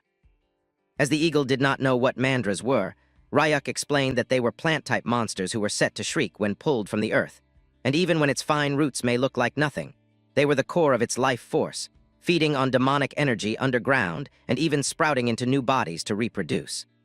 That's why the water purified from the roots of mandra worked so well to repair mana holes. Ryuk was thanking God that they had been raising mandras in their garden, promising the eagle that he was definitely going to bring it to him. Bayam was shocked about why Ryuk was going to such lengths for someone like him, but Ryuk ignored it, explaining that they would be needing an alchemist to prepare the purified water. And as Bayam could not set foot in the human world with the detonation curse on him, Ryuk decided that he would go to the human world instead, and in exchange, Bayam would just have to take care of Kim Nari and the birdie, along with Sasha, who had been playing in the coastal region. The eagle hybrid immediately agreed to whatever Ryuk said, because getting healed was a really big thing for him. But Ryuk realized that the alchemist who would brew the medicine would want something in return, and both Ryuk and Bayam did not have enough money to offer. But suddenly we see that the bird had a bag full of goodies and put it onto the sand of the coast. Ryuk wondered about what it was, and Bayam explained that he packed it with stuff that hunters always bring in the demon realm, wondering if this was really enough. Ryuk realized that it was more than enough and smiled while looking at the sky, while still taking out a gate stone and promising the bird that he'd be back really soon. As the scene shifts, we come back to the human realm and we see that both Ryuk and the guide Kid Bong were actually walking in the streets of the slums. While Bong asked Ryuk if he was looking for an alchemy-type awakened individual, we come to know that Bong was now a full-time guide who was really in proper clothing and presenting himself quite properly. Ryuk told him that he needed someone skilled for the job. Bong explained that the Alchemist Association opened a branch in the slums last year, and they would probably find someone there. But Ryuk was noticing something else. He noticed sandbags which were woven by Bong, as he wondered about why the boy was wearing them on his arms and legs. The boy explained that he was doing some stamina training because he wanted to get as strong as Ryuk himself. Ryuk wondered about what happened with Bong, that he was ready to do so. Bong explained that as he saw Ryuk marching into the demon realm with nothing but the clothes on his back, that meant the boy was insanely strong, and Bong wanted to be like that too. So now, as he had money, he was eating a ton and working out non-stop. Ryuk smiled happily as he saw Bong's good condition, and he seemed taller, guessing that it might have been a growth spurt which had been hindered by malnutrition. As the scene shifts, we come to the Alchemist Association near the Slum District 13 branch, and Bong explained that the new manager of the place, Mr. Kim, had just arrived, and he was really scared and a nice person too. But just when they decided to enter, they noticed that Mr. Kim was actually outside the building, and he was kind of scared, talking to someone on the phone, telling him that he had not missed a single interest payment in over 20 years. Bong realized that Mr. Kim had got another call from a loan shark. Ryuk wondered about what it was, and the boy explained that around the slum area private loans were the norm. And Mr. Kim had worked at the Gold City branch for 20 years, but got demoted and sent here, while also getting his salary slashed into half. Ryuk straight up gave the answer that maybe if he was demoted, then the man must have done something wrong. But Bong was sad as he explained that back in Gold City, one of Mr. Kim's higher-ups was siphoning the slum support funds, and he was infamous for stealing credit, lining his pockets with dirty tricks. For that, Manager Kim reported him, got on his bad side, and then got thrown out from his well-paid job. After this explanation, we see that Manager Kim turned around and was getting back to the association building, while he looked at Bong with surprise and happiness, wondering about what the boy was doing near the building. Even the man also noticed that he had grown up a bit. Bong did all the formalities and informed Mr. Kim that Ryuk needed an alchemist for something. On the other hand, our boy also noticed that when high-ranking alchemists were so rare, he did not expect a person like Mr. Kim in the neighborhood, who was actually having a really refined aura. The boy looked at the duo while they were smiling and talking with each other. But suddenly Bong informed Ryuk that he should get back to training, and Mr. Kim wondered if they should head in and talk instead. As the scene shifts to the association building, we see that a young man was sitting near the reception while thinking that he had been stuck with a rotten boss, which was a nightmare for him. The best that the receptionist could hope for was a D-rank hunter buying a low-tier potion, and there were no kind of achievements that he could get in this building, and a promotion was out of reach nonetheless. But suddenly the doors opened with the bells chiming, and the manager along with our boy entered the building, shocking the receptionist and the assistant manager named Park. He was ordered politely by the manager to grab them a drink, but Ryuk denied, telling Manager Kim that he had no time, so he decided to get straight into it. Ryuk explained that he already knew that Mr. Kim was an A+ ranked alchemist, and he could brew mana whole purified water with mandra, so he should do it because Ryuk needed it immediately. Mr. Kim was shocked, wondering about how he got mandra roots in the slums, which was ridiculous. And even worse than that, how did Ryuk even know about the manager's rank? The man informed Ryuk that he could make it, but since they didn't have such rare ingredients in the association building, it was impossible. But just then Ryuk asked him if this would do, and the man was shocked from his head to toe as his core was shaking while Ryuk opened some mandra roots. The man inspected it and realized that it was having dense demonic energy, and no doubt it was a live mandra root and was no fake. It was so fresh that it looked like it had just been freshly dug up. Even the manager had never seen one that was this pristine, even after being an alchemist.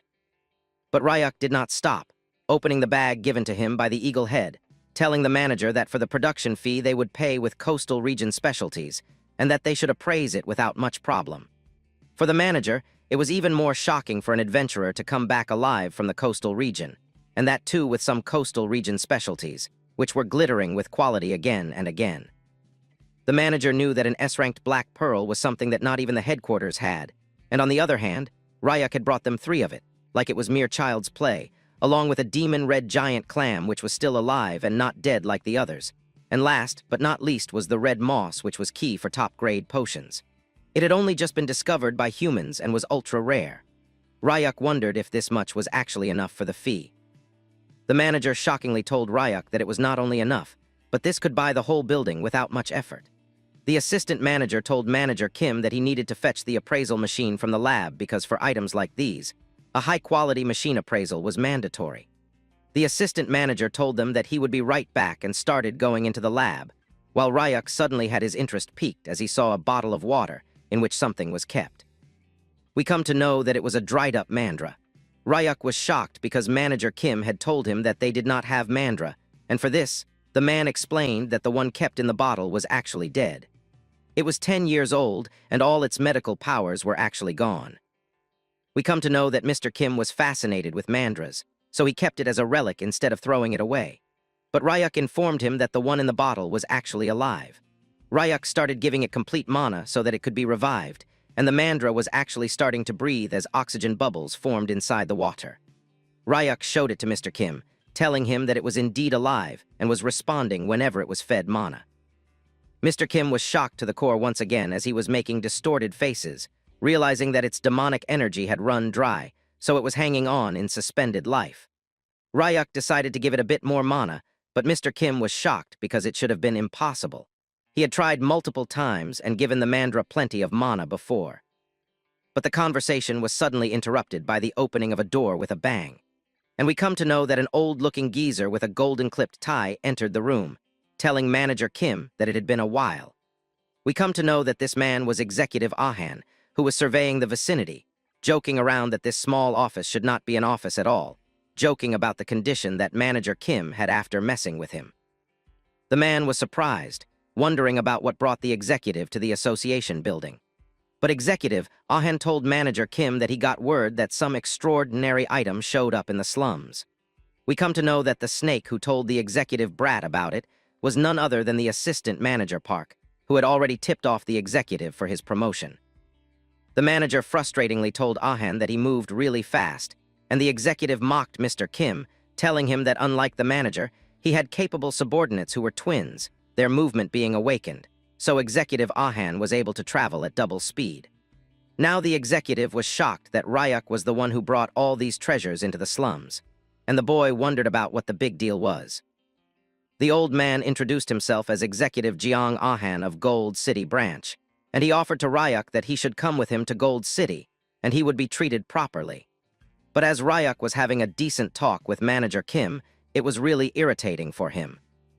But suddenly something jogged his memory, but Ryuk ignored it, while Executive Ahan told him that he would not get a fair price in the slums, and instead he should sign an exclusive contract with him, with bonuses up front and taxes all covered.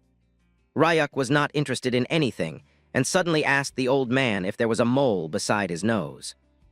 The old man wondered about why Ryuk was asking something so insignificant, but Ryuk asked the executive once again if he had any relation to a man named Ahan Bok Diok. The executive started laughing devilishly with a distorted face while wondering about how Ryuk knew about his grandfather, explaining that he was the grandson of the Great Gold Peace Prize laureate expert Ahan Bok Diok. But Ryuk just smiled while telling the man that the genes were truly vile. We come to know that when 17 was small, he also encountered a wild human who told him that they were nothing but subhuman wretches whining for their mothers. And now that they were chimeras, he wondered if their parents should also be sent into the demon realm along with them. The wild man was holding a whip in one of his hands and was laughing with a contorted grin, and he had the same mole near his nose as he told 17 that he should go and cry to his new parents for salvation. Ryuk was unable to contain his anger, throwing off his demonic energy here and there, which was even enough to bring Executive Ahan down to his knees.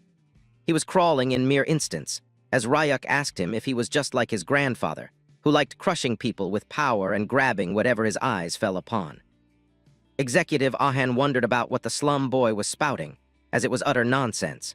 But Ryuk was not playing around anymore, and he was finally serious, telling the executive to answer carefully about whether the TDA lab still existed and was making illegal chimeras.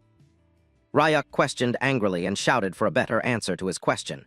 He questioned about the TDA Research Institute and its existence, if it still existed.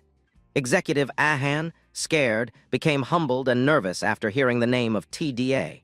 He answered while bowing on his knees that he had never heard that name before. Ryuk questioned again, asking if he didn't know about the illegal Chimera Research Institute where his grandfather worked as a senior researcher. The question even shocked Manager Kim, who was hiding behind the table listening to the conversation. He was shocked to learn that the Gold Peace Prize winner scientist had worked at an illegal research institute.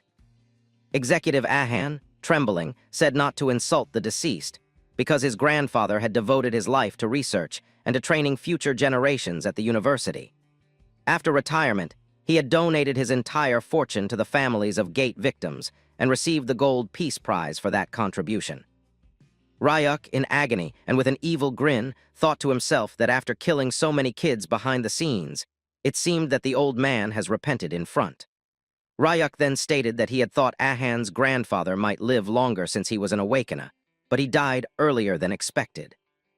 Ahan, trembling in fear, was shocked even more when Ryuk questioned if it was because of the aftereffects from falling out of the window. This shocked Ahan even more, because that incident was not known to the public, and he couldn't understand how Ryuk knew about it. Old memories flooded Ryuk's mind, taking him back to the past when the experiment was still ongoing. In those memories, it was revealed how Ryuk had pushed the old grandfather out of the window, the man who had kidnapped children, turned them into chimeras, and even threatened to throw them into the gates. Overcome with anger and agony, Ryuk had pushed him out of the window.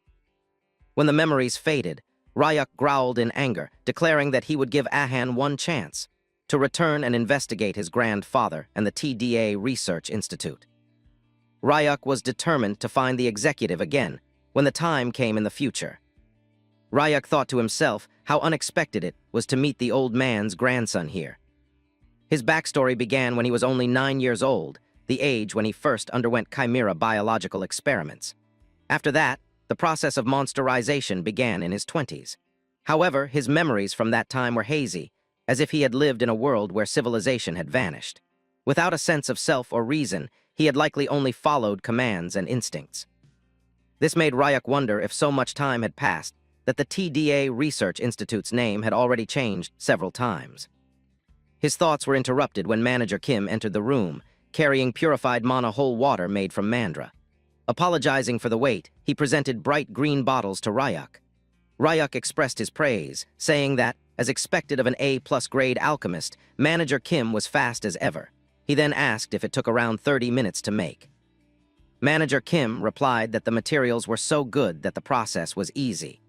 He added that he would prepare the remaining materials right away while making calculations on his device. Ryuk, observing him, thought about how skilled and well-mannered Manager Kim was. After a brief pause, Ryuk stated that he would hand over all the remaining combination materials and suggested forming a personal contract with Manager Kim. The contract would last for 10 years, during which Ryuk would provide the materials, and Manager Kim would only need to handle the combinations properly. The proposal left Manager Kim stunned. The idea that such valuable materials were being entrusted to him, along with an exclusive contract, filled him with mixed emotions. He asked Ryuk in disbelief if selling those materials could easily buy a building, yet Ryuk was still offering them to him under a contract. After hearing all the good things Ryuk said, Manager Kim was deeply moved. Though he tried to hide his emotions, tears silently fell from his eyes. Seeing this, Ryuk wondered why Manager Kim was crying, but to his surprise, Kim explained that he was from the slums. Memories flooded Manager Kim's mind. Back in his childhood, his parents had taken out heavy loans. From that moment, he had promised himself that he would repay all the money for their sake, no matter how hard his life became. Yet, despite all his efforts, he had remained stuck in the same place for years. Now, after hearing Ryuk's offer, he was so moved that he asked how he could ever repay Ryuk's kindness. Meanwhile, Ryuk was quietly thinking about how Kim was already worrying about repayment when nothing had even begun yet. Manager Kim then said that he would take care of Ryuk from now on, and sincerely thanked him from the bottom of his heart. But Ryuk knew that there would be quite a few things to discuss with Manager Kim from now on, and he would have to work even harder after the medicines were made. Ryuk decided to return since it was already evening, assuming that nothing serious would have happened while he was away.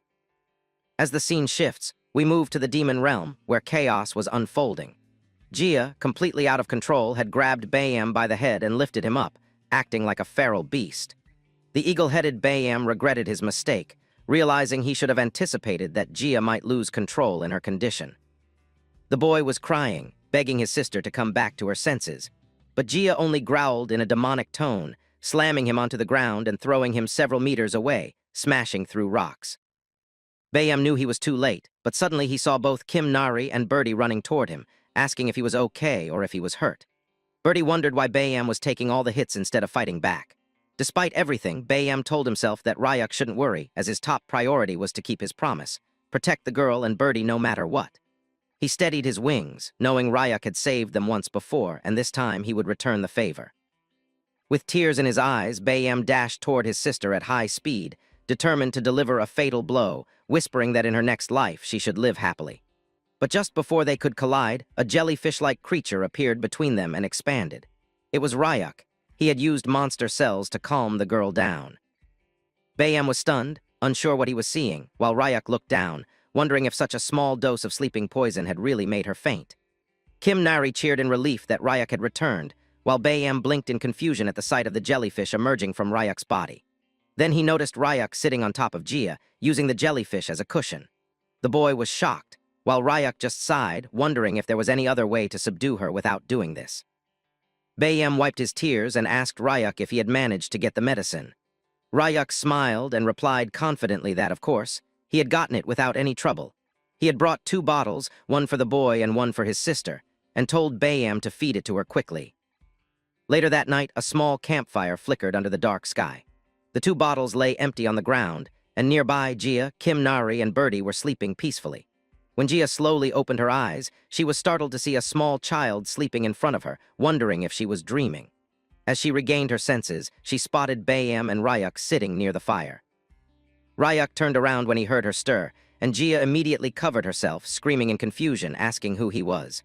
The noise woke Kim Nari, who asked sleepily if Sparrow Auntie was awake too. Gia blinked, baffled at being called that, but then her brother smiled in relief and told her to check her mana hole. Gia, still confused, asked about the little kid, and Kim Nari introduced herself cheerfully. As Gia examined herself, she suddenly realized her mana hole was normal again, and her face had returned to normal too. She was overwhelmed, not understanding what had happened or who these people were. Bayam looked surprised that his sister didn't seem to recognize Ryuk, since she used to talk about wanting to see him so often. Then Gia froze, staring in disbelief at the boy eating quietly beside the fire. Her eyes widened as she realized it was him, number 17. She kept repeating it in shock while Bayam explained that once again, they had been saved by none other than Ryuk. Ryuk, however, seemed completely indifferent, asking if there was any more red moss left. Birdie told him that was all for today, and Gia, though still processing it all, was now sure. This was definitely Ryuk, the boy who had no sense of empathy.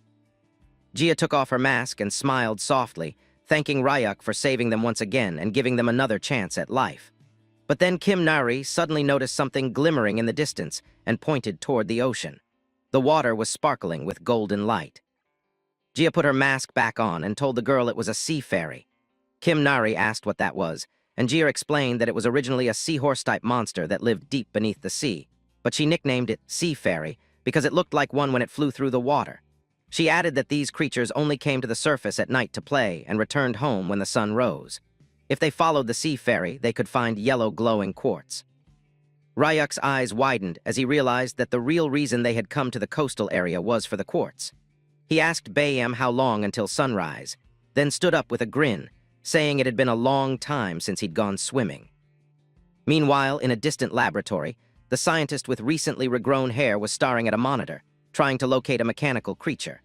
His panel reported that around 10 B-rank hunters had spotted it multiple times in the forest area but failed to capture it, and it now seemed to be hiding near the coastal region.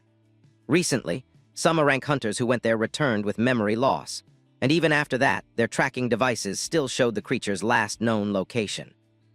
Then, a shocking moment, Executive Han called the scientist. As he picked up, Han's furious voice demanded to know whether the scientist had any connection to the TDA Research Institute. The scientist tells Executive Han that he has not heard of the lab, but Han insists that it was an illegal research facility that had been secretly run a long time ago. But the scientist stopped Han midway and explains that the Hanbit Research Lab doesn't perform the kind of experiments Han is talking about. He reminds Han that his grandfather always told him to remain an upright and honest researcher, and that their lab has never been involved in shady dealings. But we all know from the expression that the scientist knows really well about what Han was talking about. After the call ends, the scientist leans back in his chair, lost in thought. He begins to wonder uneasily how Han could possibly know about the illegal lab, something that was supposed to be erased from all records. A moment later, the door to the main office got knocked, and the scientist told the person to come in. We see one of his attendants who rushes into the room with a spark of excitement, announcing that they have finally succeeded in combining liquid metal and mandra, creating a liquid metal mandra. The scientist's face lights up at the news of the success, because the mandra, he knows, are remarkable beings, especially noted for their deep sense of kinship and instinctive loyalty. along with extremely powerful coalescing property of the liquid. He feels glad that he had left a small portion of the liquid metal behind for further testing. Confident in his work, he believes that a chimera combining the metal mandra will track down the mechanical life form faster than any other hunters could. It was built with precision and programmed to sense her unique mana signature. Without hesitation, he orders that the bounty on the mechanical creature be tripled, and that all elite A-class hunters be mobilized immediately. No matter what it takes, he must find her. After all, she is his life's masterpiece and the peak of his research. As the scene shifts back in the demon realm, Bayam stands quietly before the vast, shimmering sea, recalling a conversation he once had with Ryak about the quartz. Ryak had casually mentioned that he wanted to use it for building his house, which had completely shocked Bayam. He also invited the bird head to his house, pointing out that they even have a good cook. Bayam realizes that Ryak, despite living in the dangerous demon realm, seems to be enjoying his life more than anyone else. Ryak then asks Bayam if he would ever like to visit the human world. Bayam admits that he is not particularly curious, yet deep down he wonders how much the world might have changed since he last saw it, and if anything got better. Ryak then tells him that there might actually be a way to remove the curse from the bird's and his sister's body. Curious, Bayam listens closely as Ryak explains that he recently met an alchemist named Manager Kim, an exceptionally skilled A-grade researcher, who also made the mandra water. Ryak wants to persuade him to study cursed spells and find a cure. He wants the bird to at least have a choice, because there is a big difference between choosing not to go and not being able to go, though he warns Bayam not to get his hopes too high. Overwhelmed by Ryak's kindness, Bayam starts to tear up. He asks why Ryak always helps them even though they have never done anything for him in return. Ryak simply says that watching the siblings reminds him that there might be things more important than survival. Helping the bird head and his sister gives him a strange sense of purpose. He believes that by supporting them, he might finally discover the answer he's been searching for. As we come to the present, we see that Bayam stares into the clear blue sea. The bird head sister suddenly appears in the distance in the sky, waving at him from a distance and throwing a thick rope across the waves. She shouts for him to catch it and pull with full force. Confused but obedient, Bayam grabs the rope and starts pulling with all his might. The rope feels incredibly heavy, but he doesn't give up. After a long effort, he finally drags out a massive net filled with glimmering quartz stones. Bayam is speechless at the sight. He can hardly believe Ryak and his duo of just a small girl had managed to mine something this large.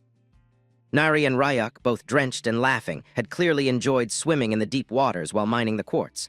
When they reached the sea fairy's palace beneath the waves, they found it breathtaking. Nari noticed that its walls were shining like golden coral, looking like a yellow palace. Nari smiled and told Ryak that they should visit the palace again someday when they have more time.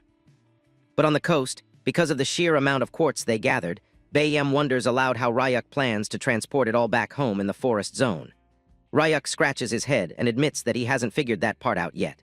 Just then, a massive shadow passes over them, and Ryak looks up to see a massive parrot-like vulture bird monster flying above. He's puzzled because birds of that kind usually move in flocks, yet this one is flying alone. Nari marvels at the bird's vibrant feathers, saying how beautiful it looks, but Gia quickly warns her that she'll change her mind when it gets closer. Gia explains that these birds grow over 4 meters long and are extremely vicious. Even she and Bayam avoid confronting them. Bayam glances at Ryak and instantly realizes what's going through his mind. Ryak smirks and admits it. He had been looking for a way to transport the quartz, and now a flying truck has conveniently appeared. Back at Ryak's house, Sejun is still training to expand his mana flow, while all the cute mandras were looking at him calmly. Sejun can feel his mana hole steadily growing wider, a sign that his power is increasing.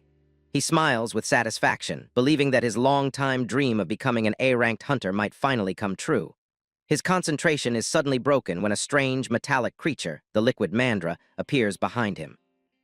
Panic sets in as he turns around, but his fear deepens when he spots 3 intimidating A-rank hunters standing right behind the mandra. They instantly recognize Sejun by his bald head and burst into mocking laughter. These were the same hunters who had bullied him during his promotion exam. Sejun feels trapped and helpless, but to his shock, the 3 mandra standing in the garden suddenly take defensive stances, bold and unwavering. The hunters are thrilled, knowing how valuable mandras are on the market. One of them moves closer, trying to deceive one of the creatures. But before he can react, the largest mandra launches a powerful kick that sends the hunter flying several meters away. At that very moment, The bird head and his sister Gia arrive at Ryuk's house, only to sense chaos from a distance. They exchange confused looks, wondering who could be causing trouble this time. Apparently, they had traveled ahead of Ryuk to reach his house first, since the parrot-like bird monster was flying much slower, partly because Ryuk had beaten it half to death while trying to tame it. Looking at the monsters, Seijun wondered why all this was happening all of a sudden, that too when he was alone in the forest area. He thought that both Bayam and Gia must be disaster-level monsters who were living in the coastal area, wondering why they appeared in the forest all of a sudden. Seijun also remembered that both Kim Nari and Ryuk had gone to the coastal area that way, and his face turned pale as he thought maybe something bad had happened to the two of them. He thought that he should join forces with the hunters who came into the forest area.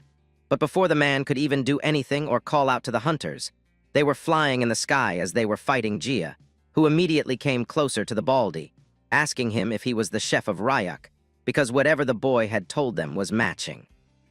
Because he had a bald head, this much was enough to scare Seijun away as he scrammed through the place, and we come to know that even in his long-haired era, Seijun had zero female interaction. So even when Gia was a monster, the man was startled. But just then, he realized that the lady had talked about Ryuk and wondered if she happened to know about his brother. It was then that the bird told Seijun that Ryuk was her friend. Hearing that, Seijun was shocked from head to toe, wondering how Ryuk had disaster-level monsters as his friends, and what kind of life he had been living to be friends with these dangerous people. But Bayam immediately asked Seijun about who those hunter guys were, because they didn't seem like customers, and suddenly something clicked inside the mind of the Baldy as he realized that this was a really good opportunity to protect himself. Now the man was smiling with an evil grin on his face, and the adventurers realized that something bad was going to happen to them and were crawling from head to toe. An hour later, we see in the sky that both the bird and her friends landed on the ground with insane speeds, breaking it into pieces. But as the dust and smoke cleared, we see that the parrot-vulture monster had been carrying all the cores that both Ryuk and Kim Nari had collected, along with her cute pets. Ryuk called out to Kim Nari, telling her that home was the best after all. But on the other hand, the parrot-vulture monster was screaming in pain, because it had been through such a long flight with such a heavy load that it was becoming unbearable for him. Ryuk suddenly patted the monster's head, telling it that it did a great job and that it should take a rest. Both Gia and Bayam were shocked that Ryuk was really able to tame the beast, but the bird head was sure that if it was Ryuk, then he could do so. But suddenly, from the feathers of the parrot-vulture monster came rolling the birdie, who was feeling really dizzy as he rolled around because it had been so long since he had flown so high. But as the birdie opened his eyes, he got slammed onto a shoe and wondered about what it was. It was then revealed that it was the 3 A-ranked adventurers who had come into the forest area. Ryuk wondered about what was going on, and the eagle head thought that maybe it was an attempt to steal the mandras, but still something felt off to Ryuk. Even when the eagle hybrid tried to talk, he was hesitating. Gia understood what she had to do and bent down near Kim Nari, telling her that she had heard that the valley was really beautiful and wondering if the kid could show her around her house. Kim Nari was happy as she immediately jumped up and told Gia that there was a beautiful waterfall near their house too, and both of them started going there, while Kim Nari happily told Gia that she would also teach her how to catch fish. Then the eagle head started telling Ryuk that the A-ranked hunters were commissioned by the Hanbit Research Institute, and Ryuk knew that if it was Hanbit, then they might have come because at first Seijun also came looking for the mechanical creature, and he was a reliable source. Even Ryuk had expected that more hunters would come because Kim Nari had a special tracking device attached to her that worked even in the demon realm, and that's why the kid was not free. But still, Ryuk wondered about how these people ended up in the forest area when in actuality, Ryuk was with Kim Nari in the coastal area till now, and they had just returned. Even the eagle head had not thought about it enough, but suddenly he remembered something and took out a metallic little thing, showing it to Ryuk, telling him that they must have been to the forest area because of this guy. We come to know that this was the same mutated mandra that the Research Institute had created, and even Ryuk realized that they had synthesized liquid metal with mandras. He wondered if they made it to track Kim Nari. Even the eagle head had heard that liquid metals attract each other, so that's why this was made. But coming to the forest area, the mandra was not drawn by Kim Nari and was instead drawn by his kind, as it found healthy mandras near Ryuk's house, and that's why they came there. But Bayam had heard that the adventurers were planning to go to the coastal area next because they were not going to easily give up on Kim Nari. Ryuk knew that they needed to think about a countermeasure, But suddenly he noticed that all the mandras came running towards him. As he wondered about what was going on, all those mandras were excited as they gestured to Ryuk, trying to tell him that even if the mandra was a chimera, he was still their kin, and the mandras wanted to take care of him. Ryuk started going towards the mandras and gave them the liquid metal one for good company, but the little mandra was still cutely screaming at Ryuk, as if telling him that something else was left. Ryuk realized that the small, cute creature was right, but he wondered about how they came to know about what was in his pocket. As the boy took out another shriveled mandra from his pocket, Bayam asked Ryuk about how such a scrawny guy came inside his pocket. We see that both the new mandras were entered into the triplet family, and Ryuk explained to the eagle head that the shriveled mandra was being raised by an alchemist and that he had agreed to take care of him. We come to the flashback where we see that the alchemist himself had given it to Ryuk, having faith in the boy that the mandra would really be better off with him than with the alchemist himself. Even when he was crying while giving it, he told Ryuk to take good care of him, and the boy nervously agreed. Here, we see that all the other mandras immediately started digging holes for their new buddies and told them to come inside and enjoy the nutritious demonic energy which was filled in the farmland. As they got inside, both the new mandras were in heaven, and even the eagle head noticed that, telling Ryuk that these guys looked like serious perverts. But for Ryuk, it was fortunate that they were not hostile, knowing that they would fit perfectly in the environment. But suddenly, Ryuk wondered about where Seijin had gone because he should be back by now. Just then, Jia called out to Ryuk from above, and as the boy turned around, he saw that the lady had come back with both Kim Nari and Seijin in her hands. Seijin was really crying and becoming happy by the fact that Ryuk had come back, getting ready to hug him, but he was slapped by Ryuk immediately as the boy wondered about what was wrong with Seijin's condition. Jia told Ryuk that Seijin was getting bitten by fish all alone in the water, and the man explained that since Ryuk was so easily handling the fish, he thought he should also try to treat them but ended up being attacked instead. Kim Nari continued that the sparrow auntie had saved both of them in style, but Seijin came back to his senses and told all of them that if they waited a little bit, they would have some delicious food to fill their stomachs. But in front of him was a giant creature, and as Seijin noticed it, he started screaming with a pale face, wondering if he was food for the parrot monster instead. But Ryuk decided to explain it later because he was hungry and food preparation was necessary. Even Seijin did not mind and started cooking, while Kim Nari wondered about what was on the menu today. But suddenly, the girl ran towards the liquid metal chimera because she was being attracted to it, and as soon as she tapped onto the chimera's leaf, something was being communicated to her, and she was instantly sad. As the scene shifted, we see that it was evening, and it took so much time for the food to finally be complete. Both the eagle head and Jia were shocked to witness what was made for them. It was revealed that it was kimchi curry rice, which was simmered as long as beef bone soup, and it was a culinary dish made by none other than Seijin himself. The man was proud of it, even when it was instead curry and simple kimchi, but he added some delicious salmon and pork and then chopped a variety of vegetables generously. Then Seijin started stirring and did not stop for an hour so the bottom of the broth would not burn, and after that, the delicious food was prepared and was on the table. The siblings knew that the smell was nice, and Ryuk wondered if they should try it now, while Seijin hoped that the food tasted good. As soon as Jia and the bird head ate it, they were straight into heaven, realizing that this was what they called the meeting of East and West. Even when it was spicy, the boy liked it because it was delicious, wondering if there were some Indian spices in the soup, while Ryuk realized that the siblings' reactions were like a comedy skit.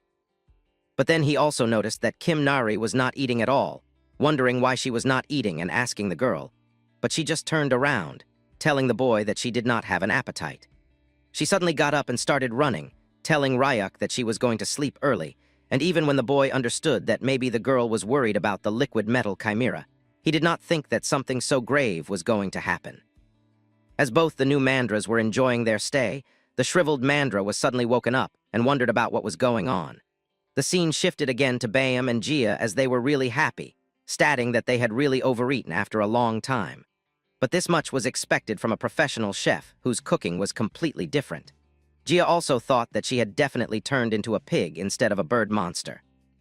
But suddenly Ryuk got up, asking the siblings if they should make a fence to help with digestion, and the siblings told Ryuk that he should leave the cutting of the stone to them. But suddenly something grave happened, and as Ryuk turned around, he heard a noise and realized that a gate had opened out of the blue. In front of the gate was Kim Nari, who was thinking that if she stayed in the demon realm, then it would be dangerous for the others too. So she, along with the metal Mandra, decided that they should go back to where they originally were, not knowing the true powers of Ryak. On the other hand, the boy was nervous, wondering about what was going on, and we see that Kim Nari was crying while telling her uncle to take care as she was going to enter inside the gate. But we see that Ryak came to the rescue immediately, calling out the child's name again and again, while she was crying, wondering about what the hell she was going to do. We see that the portal was opened inside the house, and Kim Nari was almost going to leave. But Ryak asked her if this was not her house, just like she said a few days back, hearing that was like oh damn's water getting out of control. We see that both the siblings Bayam and Gia realized that the kids grew up in an instant, while we see that Kim Nari turned around and hugged our boy while strangling the metallic chimera Mandra. Even Ryak realized that he cannot afford to get distracted now. But you all can afford to hype the video if you are liking the story so far, as it would help me a lot. As the scene shifts, we see that Kim Nari was out on the dining table with a bowl full of tasty-looking ramen, which she was gulping with her pouted mouth as her eyes were completely swollen from all the crying. But as she had one bite, she immediately told her Seijun uncle that the ramen had been even tastier than the last time. Seijun just smiled, telling the girl that late-night snacks were best when they have to eat ramen. But as Kim Nari was finishing the whole bowl in an instant, Gia was angry on her, telling her that she was so little and she was already running away, which was not acceptable at all. And if she do that again, she will get scolded by a big sister a lot. Kim Nari immediately agreed that she was wrong and continued eating. But then she realized that it was really, really spicy, and Seijun came in clutch with a bottle of probiotics milk, slamming it onto the table and telling Kim Nari that if it was really spicy, then she should drink this instead, because his mom also told the man that it tastes the best when things get spicy. Bayam also recognized the milk, as it was something that the Research Institute gave out occasionally. Seijun ensured everyone to eat as much as they like, because there's more to come. And after the food was finished and Kim Nari was satisfied, Seijun asked Ryak if he should clear the dishes and take care of the task that Ryak had assigned to him. Meanwhile, Bayam also stood up, wondering if they should now try cutting some quartz again, because it was getting delayed, and Gia also agreed, twisting her body and stretching it completely. After more than 3 bottles of probiotic milks was finished, Kim Nari suddenly apologized for making Ryak worry, while drinking one more bottle of milk, and Ryak apologized to her as well, telling her that what she thought was right, and she did not do anything wrong. But she does not have to worry at all. Ryak knew that the ones who did wrong were probably those who created the mechanical creature, and was trying to use such a cute child. But then Ryak returned in the serious mode, asking the girl about her friends from the coconut tribe, and what kind of kids were they. At first, Kim Nari was shocked, wondering about what friends she had. But Ryak, on the other hand, knew that if he was planning to clean up the Hanbit Research Institute, then he would have to save all the other kids. And Kim Nari might know something about them, but still, as he cannot say it completely out loud, he decided to ask Kim Nari about them in this way, because back in his time, he also had 3 close friends in the institute. After hearing that, Kim Nari started making excuses because she does not really have any coconut tribe or any friends, but Ryak knew that he does not have to ask specifically about the lab's location, because Seijun would know it anyway.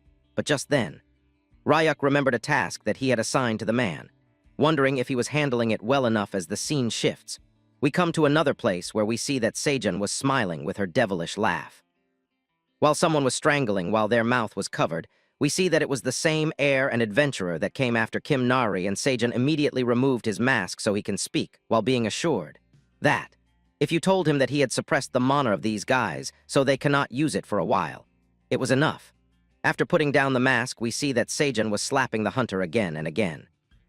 But the hunter was not so cooperative, immediately telling Seijun to stop so that they can make a deal. The man was startled, wondering about what it was, and the hunter hastily explained that if Seijun would let them go back then in the human world, they will reward the man as much as he asked, because they have got some money that they have saved up, and that kind of money could buy a house in Gold City, which was the most expensive, and in exchange of that, Seijun would just have to let them go. But hearing that, Seijun started tinkering inside his pocket, telling the hunters that even deals would have to make sense to him. We see that inside the pocket was a great deal, because it was a black card issued by banks to rich individuals, and Seijun flashed it in front of the hunter while saying that he was not the type to fall for that kind of pocket chain. Even the hunter knew that this special black card that the bank was issuing was only for the ultra-elite, and someone like Seijun, who they thought was pushover, was actually in possession of this card. But Seijun immediately snapped the hunter's attention, telling him that this was not the most important thing right now, because it turned out that his revenge from the promotion exam hall not long ago ends like this, when everything came back to money. The hunter immediately apologized to the man, telling him that they have made a mistake, but Nepaldi was not going to let it slide, because they have called him bald and shiny head.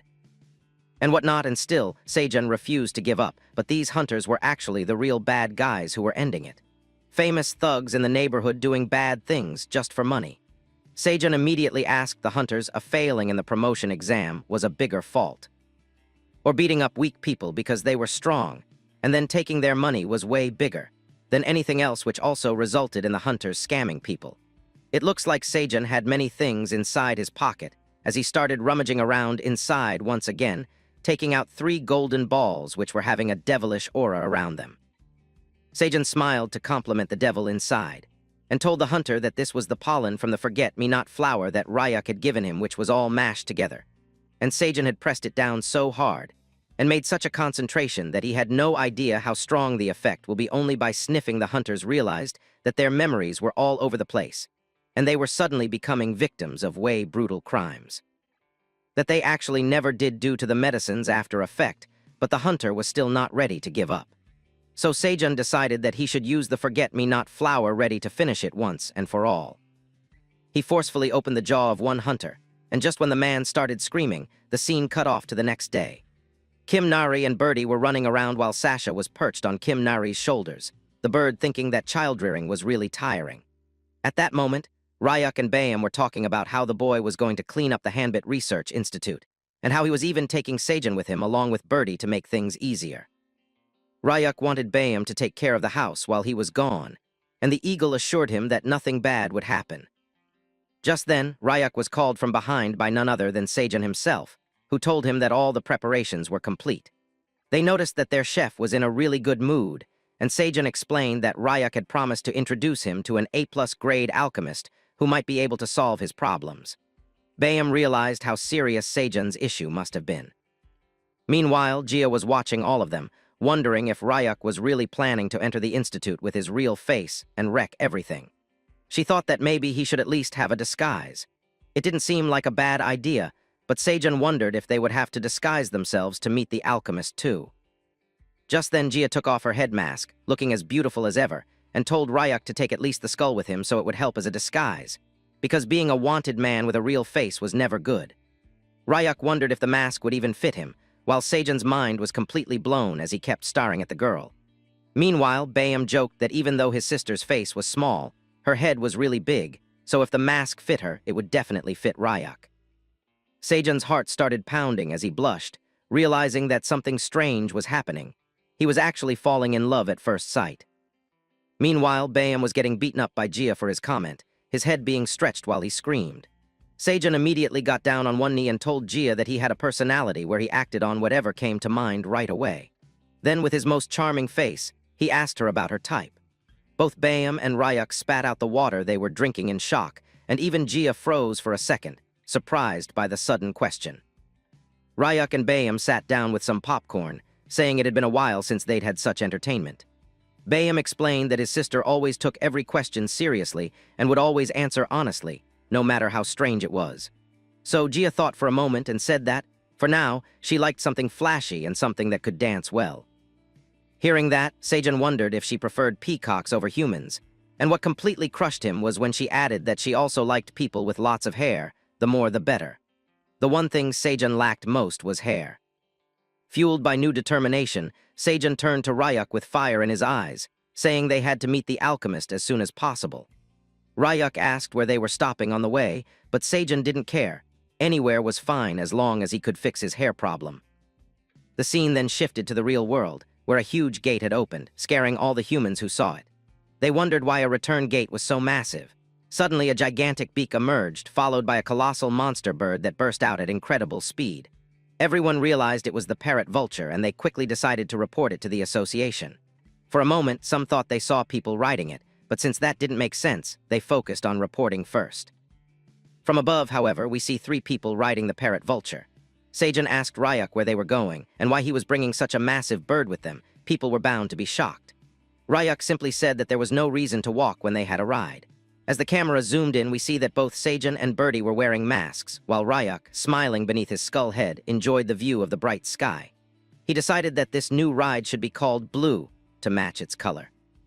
Seijun kept asking where they were headed, but Ryuk didn't answer. Meanwhile, at the Hanbit Institute, the head scientist was being told that all the hunters sent this time had returned with amnesia and remembered nothing.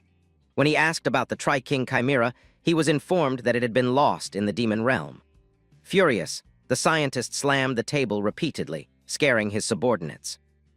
He knew that losing the mechanical creature would not only ruin their reputation, but also endanger their government funding, as a shady organization that had invested heavily would not take it lightly. Just then, an assistant approached with something found in one of the hunter's pouches, a small condensed orb, and a note saying that the person would visit the head scientist soon. Seeing this, the scientist screamed in rage, demanding an immediate investigation. But before he could finish shouting, the mirror behind him shattered as the parrot vulture crashed through the wall with a heroic entry. Dust and smoke filled the air as the enormous bird landed clumsily, its left tail feather bent awkwardly. Ryuk thought that they should fix that once this job was done. As the parrot vulture lay unconscious, Seijun and Birdie rolled on the floor, dazed and wondering if they were still alive or had ascended to heaven. Meanwhile, Ryuk calmly asked the terrified employees in the office who among them was the lab director. The scene shifts to a little while ago, just before the raid on the lab, as we see that Ryuk and Seijun, along with the Birdie, were flying through the parrot vulture monster. Seijun told Ryuk that the Hanbit lab was actually located halfway up in the mountains, somewhere between the slums and Gold City, which was just a little further away from where they were. But still, Seijun wondered if what they were doing would really be okay, because even when he didn't know, he felt out of the loop. Hanbit was not just any research institute. They had successfully developed mechanical organisms using liquid metal, naming them the liquid metal chimeras. They were also the creators of Kim Nari, who herself was a mechanical organism made of liquid metal. The institute even made it to the media and received awards for their creations, when in truth, it should have been considered a crime. Seijun knew the reality of how Kim Nari had been treated. But he saw that Ryuk wasn't paying attention at all, certain that maybe Ryuk already had a plan.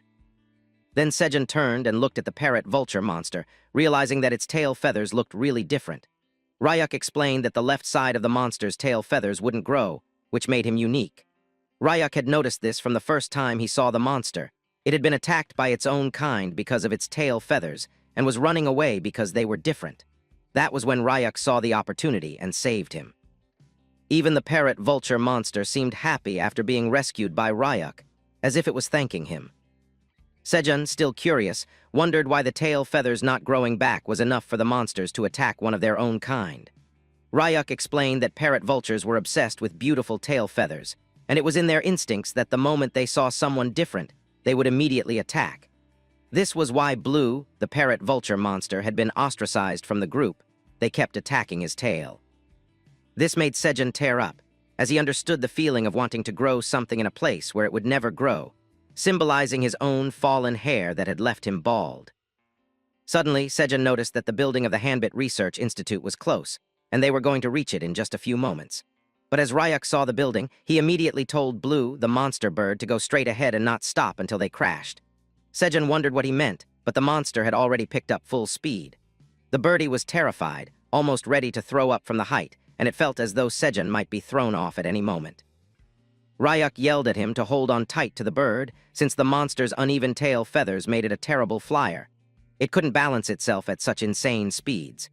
Even though Seijun knew it was impossible, he still clung to the parrot vulture's feathers for dear life as they crashed straight into the building. We returned to the present, where all the scientists were shocked, wondering what in the world was going on. A female scientist recognized what she saw before the crash, a dangerous monster of enormous size. A male scientist with glasses grabbed something nearby for support, realizing he couldn't see a thing through all the dust swirling around. But when he turned to see what he was holding, he immediately wet himself. It was the parrot vulture monster, standing right inside the Hanbit Research Institute. Before anyone could process what was happening, strong spider webs suddenly wrapped around them, tying them all together. It was done by none other than Ryuk himself, who had used his monster powers and captured them all. As Seijun got up along with the birdie, He asked Ryuk why they had used the back entrance when the main one was perfectly fine and safe. Ryuk explained that since the head researcher's office was usually on the top floor, they had to follow this route. Wondering if the head researcher was plotting something, Ryuk immediately asked the tied-up scientists if this was indeed the Hanbit Research Institute. The scientists didn't answer, confused about who Ryuk actually was. Ryuk introduced himself as Kim Nari's guardian, but the scientists didn't seem to understand what he was talking about. This pissed Ryuk off, and suddenly he noticed something was wrong. A strange, ominous feeling was spreading through the air, the presence of a chimera. Ryuk instantly realized that something was not right.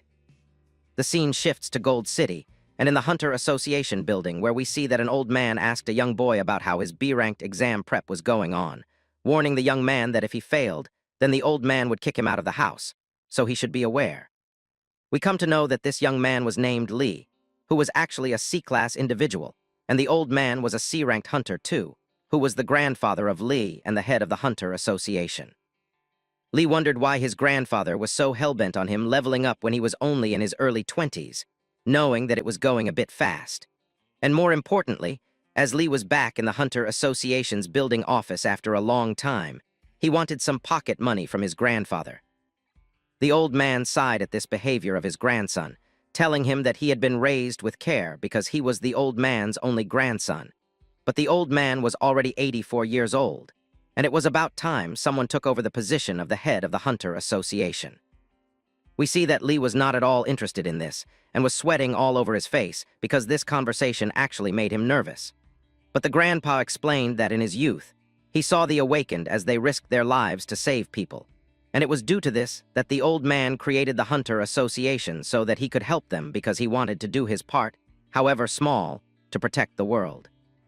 But the awakened ones of today were no longer ready to take on dangerous jobs, and most of them were only interested in profitable ventures, only running towards money. The old man was not signifying that the hunters should go to their deaths just because they were awakened, and even the Chimera research started in the first place to protect them. But to hire a Chimera hunter, the Hunter Association would have to pay a huge amount of money so that the Chimera Research Institute could run. The experimentations done by the Institute were affecting lives in the poor areas, who were inevitably exposed to danger even when it was all for survival. The old man couldn't help but blame the other hunters because he still couldn't forget about the heroes of the old era who actually saved people, no matter if they were rich or poor. And the old man also believed that a world where life and death were decided by money was wrong, and it was only at times like these that the Hunter Association needed to stand even taller. But everyone only looked at money and coveted the position of the Hunter Association head. The man knew that if Lee would become the association chairman, then he could form a more solid foundation and be righteous because for the old man, it was late, as he had awakened pretty late in his life, and now he was living as a powerless association chairman because his rank was low. But if it was Lee who had awakened at a young age, things could be different. The boy was getting annoyed by all this and was going to snap back at his grandpa. But before that, an assistant came inside the office, telling the head that inside the slums, a giant parrot vulture monster had appeared. Hearing this, both Lee and his grandpa were shocked, wondering how it could happen when there were no naturally occurring gate signals. But the assistant told the chairman with hesitation that all the hunters were being contacted, but no one was ready to step up, and they were actually ignoring all the calls. The head knew that this would happen because the incident happened in a slum, and there were no people who could afford these hunters. So the old man decided to take matters into his own hands as he told the assistant to contact all the Chimera labs near the vicinity of the incident, deciding to go himself. Hearing that, even Lee couldn't contain himself, telling his grandpa that he would also be coming for support. The scene shifts back to the Hanbit Research Institute once again, where we see that Ryuk had binded the head researcher with the spider web, but it was really strange because the man was not speaking at all and was giving off a purple miasma of a chimera. Ryuk knew that something was wrong, and he binded the spider web so tight that the researcher was split in half. This horrified Sejun, but then he noticed that in actuality, the head scientist was a chimera made out of liquid metal. Looking at that, even the birdie was shocked, knowing the true potential of what the liquid metal chimera could do. Even the scientists working in the lab were shocked, knowing that the director had turned himself into a chimera with his disfigured body and ugly face. Ryuk was being challenged by the chimera director, who asked about how Ryuk dared to enter a lab so sacred. The Chimera director was ready to even send Ryuk to his death if this was what it meant to protect the secrets. And as Ryuk realized that the Chimera was the head of the lab, he started analyzing everything, knowing that this director was also turned into a liquid metal Chimera, just like Kim Nari, but he was not completely liquid metal yet. Ryuk realized that maybe the director had done biological experiments on his own body so that he could enhance it all. But suddenly, the birdie told Ryuk something shocking as he communicated to him telepathically, saying that he had succeeded in getting the memories of the Chimera director. As we get into the flashbacks, we see that this director was even more cruel and evil than the previous scientist On, who wanted to succeed more than the deceased scientist. This much was enough to make Ryuk rage in insane anger, as he grabbed the deformed head of the scientist and asked him about how. He also dared to kidnap children and do awful experiments on them just for the sake of money and fame.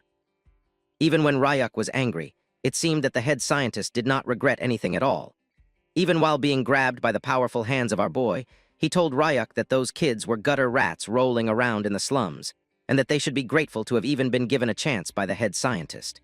Hearing that, Ryuk became so furious that he slammed the Chimera, scientist hybrid, onto the lab floor. It was so bad that the scientist realized his hybrid body was not moving properly, forcing him to liquefy himself quickly. But Ryuk was not ready to let the scientist go unscathed. He began channeling his demonic energy, telling the scientist that he sure talked a lot, so he should reflect a bit in the chamber of pain and time. Even the scientist had never witnessed such immense demonic power before. Now he was tormented in the same way he had once tormented the innocent kids. Even though it was painful, Ryuk did not stop at all. Honestly, this was what the scientist had deserved for a long time. The scientist's body began to condense and compact slowly but surely, pulled into Ryuk's hands. In no time, the entire scientist was nothing but a small bead-like ball. Seeing this, both Sejun and the bird were shocked, wondering what Ryuk had done to him. The crystal ball that had formed began to glow, and Ryuk picked it up, telling it that he had a few questions that needed answers. He then turned toward the other scientists, asking if they were ready to cooperate, or if they also wanted the crystal ball treatment. Hearing that, all the scientists began sweating from head to toe, terrified about what would happen to them next. As the scene shifted, Ryuk and the bird were walking somewhere, having learned that Scientist Han and Scientist Book used to be master and disciple. Everything had begun when Scientist Han's research was stolen by Scientist Book, who had fled with the biological experiment data and even turned himself into a chimera so he could remain young whenever he wanted, proving that human greed knows no bounds. However, there was nothing about the TDA lab in Executive Han's memory, which made Ryuk wonder if the old man truly didn't know about it. Still, Ryuk already knew that Kim Nari's tracker was part of Hanbit's internal program, and that it had been properly dealt with by destroying it, preventing them from tracking her any further. Ryuk also knew that Sejun would handle the cleanup well, since the giant parrot, Vulture Bird Blue, was with him. The interrogation was going smoothly, and all that remained was to uncover Dr. Han's legacy and the results of his illegal experiments. The bird had already used telepathic communication on the doctor and learned about a location deep underground. Soon, both Ryuk and the bird were standing in front of a massive door. Without wasting any time, Ryuk kicked the steel door open, and what he saw inside shook him and the bird to the core. There were giant green canisters, each containing children being forcibly turned into chimeras.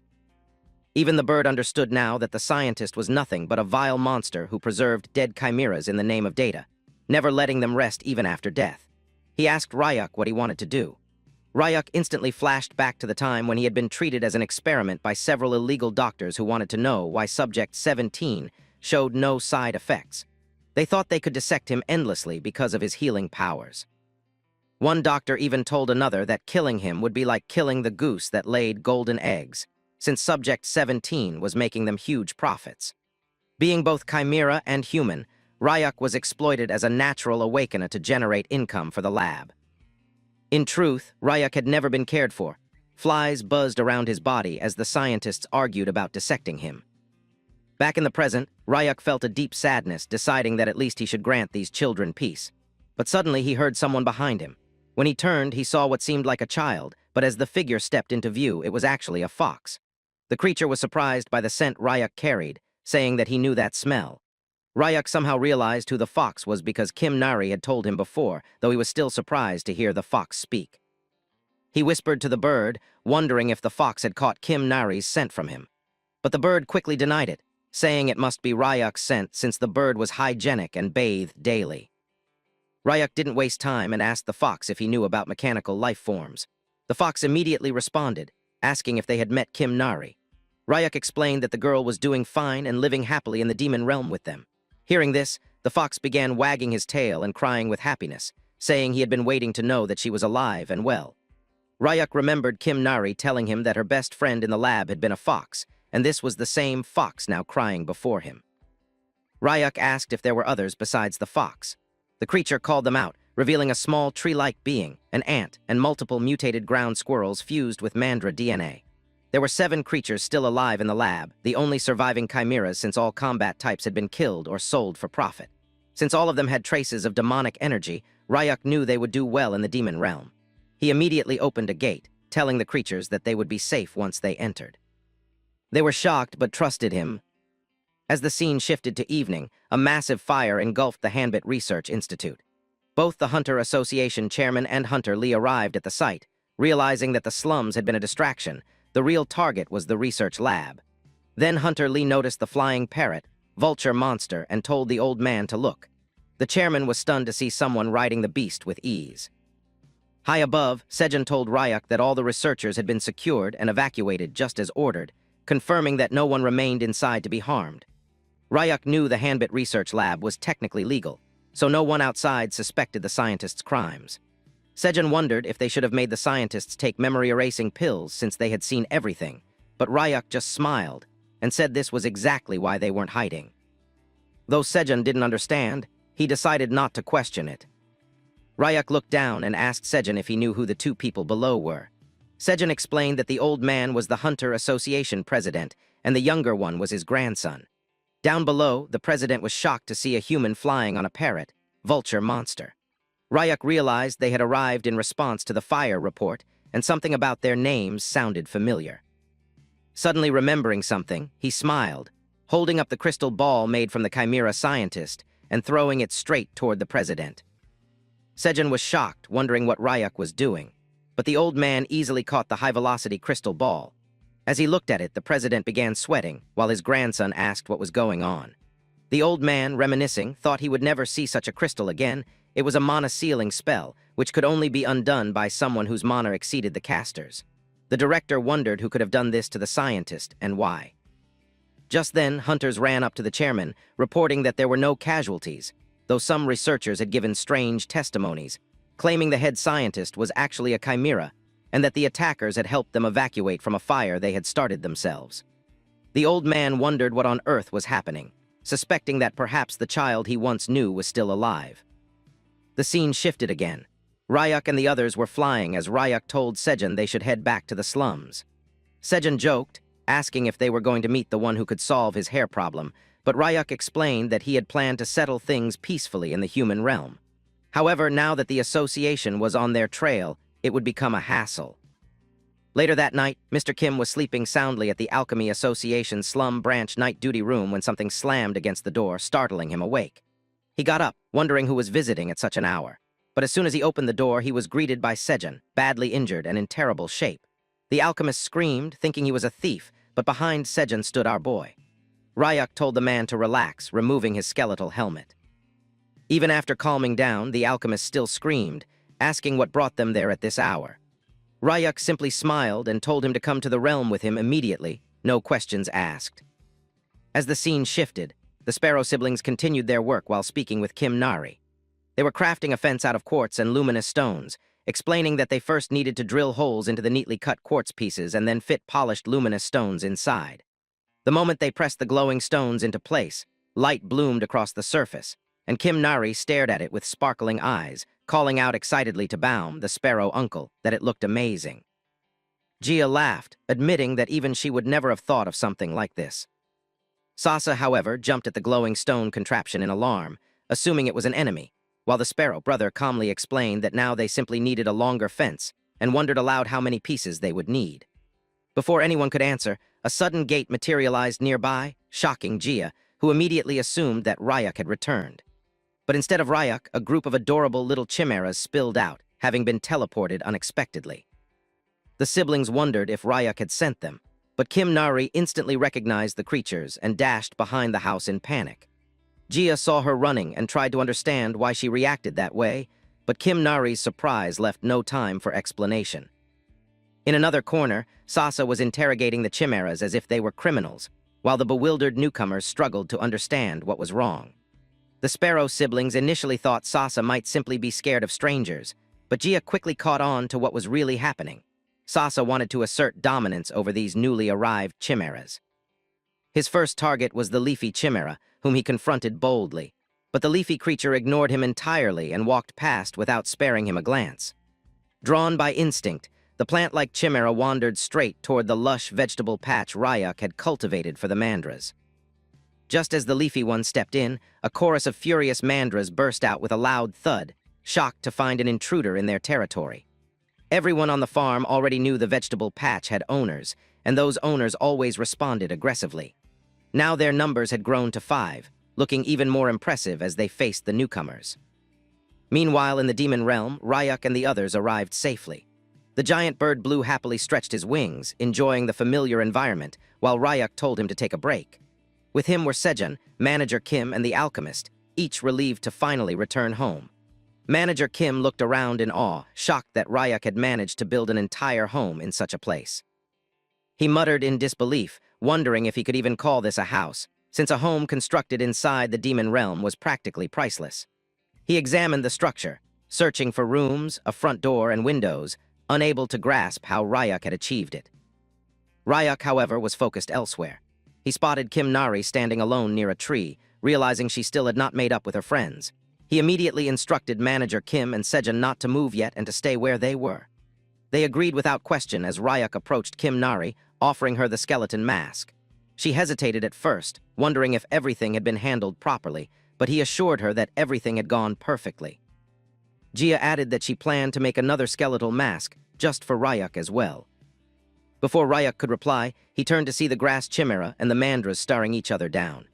Jia explained that the sapling chimera had its eyes on the vegetable patch, but now both sides refused to back down.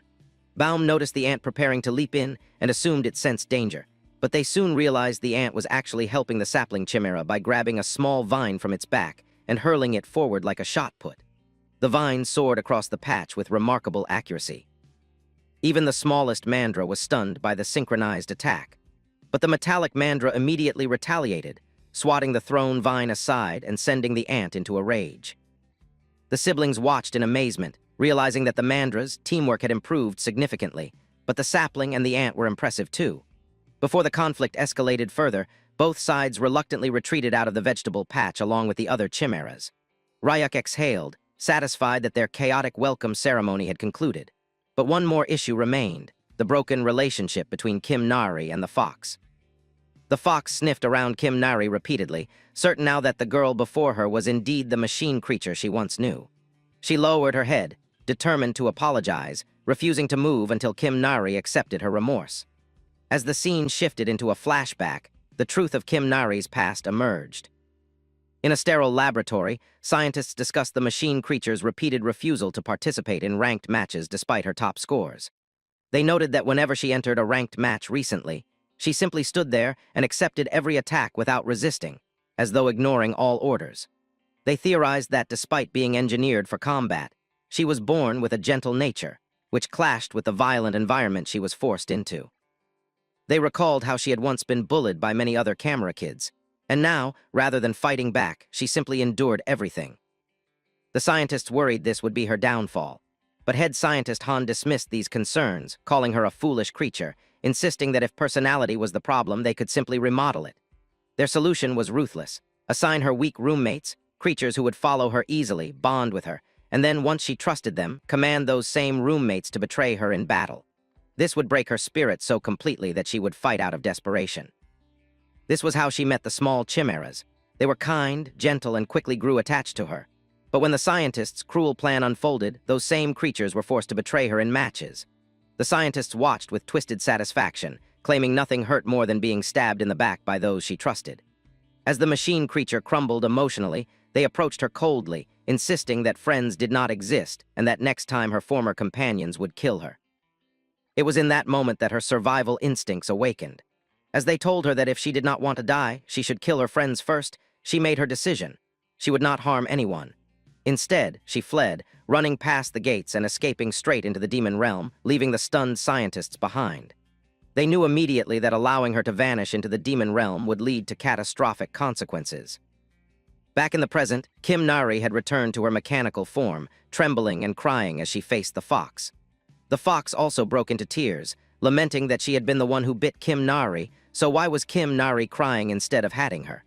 But Kim Nari reached out and told her that she had missed them, that she had missed all of them, and she would never leave them again. The bird siblings and Ryuk witnessed the reunion from behind a tree. They exchanged glances and quietly decided to retreat, pretending they had seen nothing. Even though they now knew Kim Nari's true form, they respected her privacy. Ryuk felt relieved that they reconciled so quickly. Meanwhile, Sejun and manager Kim were still standing exactly where Ryuk had told them, stiff and silent, unsure how long they were expected to wait. Ryuk, mildly surprised, told them they could move now. He had only asked them to stay still so Kim Nari wouldn't be startled by strangers. But the Sparrow siblings immediately became curious, wondering who the man in pajamas beside Sejun was, since he looked oddly comfortable. Ryuk introduced him as an A-rank alchemist who would help lift their curses. Manager Kim stepped forward politely, introducing himself and immediately asking the siblings if he could pluck a few of their feathers if it wouldn't trouble them. The bird siblings stared at him in shock, wondering what strange intentions this alchemist possibly had. As the scene shifts, we return to reality where Bong and the shop lady were talking about how the place had gone crazy earlier, how a huge blue monster bird had flown straight out of the gate, and hunters from the Hunter Association had rushed in like a swarm, plunging the entire area into chaos. The lady, who had stayed inside the whole time, wondered aloud if it had truly been that bad since she hadn't heard a single thing. Bong abruptly changed the topic, mentioning that the weather had been getting pretty cold lately. The lady agreed, thinking winter might be on its way. Before he could say more, Bong stared in surprise at what she had just served him, hot roasted sweet potatoes steaming gently in the chilly air. She added tea and a few tasty side dishes, insisting nothing beats roasted sweet potatoes on a cold day. Bong thanked her shyly and began eating slowly, feeling warmth spread through him with every bite. The lady urged him to eat plenty since there were more potatoes where those came from. But the boy hesitated, embarrassed that he was the only one eating. She quickly clarified she had already eaten earlier. It wasn't hunger she was concerned about. What worried her was Bong's pale face and the way he kept shivering. Worried, she asked if he had caught a cold. Bong explained it was probably just body aches from pushing too hard during his training. Even after taking medicine, the chills refused to stop, and it had already been 10 days. The lady's eyes widened. She told him bluntly that these were exactly the symptoms of an awakening: fever, dizziness, lasting aches that stretch around 10 days. And since Bong was already 17, the age lined up perfectly. Awakenings usually happened in late teens. But Bong shook his head stubbornly. He didn't believe he could awaken. The lady grew annoyed, scolding him loudly. Awakening didn't care where someone was from, she said, especially since Bong had shot up in height recently. He still refused to hope for anything because even if he awakened, what if his rank was too low? That's when the lady smacked his chest with a handful of coins, pouting angrily. He didn't even have bus fare, so he better take that money and go to the Hunter Association branch in Silver City to get tested. He never knew he might become an amazing hunter one day. Moved, Bong thanked her, calling her ma'am, which instantly triggered the woman into shouting that she wasn't old enough to be called that. Bong cried dramatically, promising that if he succeeded he'd pay her back tenfold, and kept calling her ma'am until she realized he was doing it on purpose. Meanwhile, back in the demon realm, everyone was working. Jia inserted glowstones into quartz, carefully drilling holes and fitting polished luminous stones inside to turn them into glowing fence posts. The chimeras helped too. Saucer occasionally attacked the glowing stones, mistaking them for enemies, while Bayam carried materials around tirelessly. Seo Jun was exhausted down to his bones, but even as he said he was leaving, he kept helping anyway, mainly because the alchemist, manager Kim, was still there, and Seo Jun had his own motives for staying. After the work finished, everyone gathered around Ryuk. He explained that while manager Kim was treating Blue's tail feathers, they should complete the rest of the tasks. Seo Jun hadn't told him the important part he'd intended to mention, but Ryuk knew manager Kim needed perfect focus for his work, so Seo Jun could wait or head home and talk later. Despite being overwhelmed, Seo Jun decided to stay in the demon realm. Ryak didn't question him. Instead, he told everyone that if they were going to live here, everyone must contribute, big or small.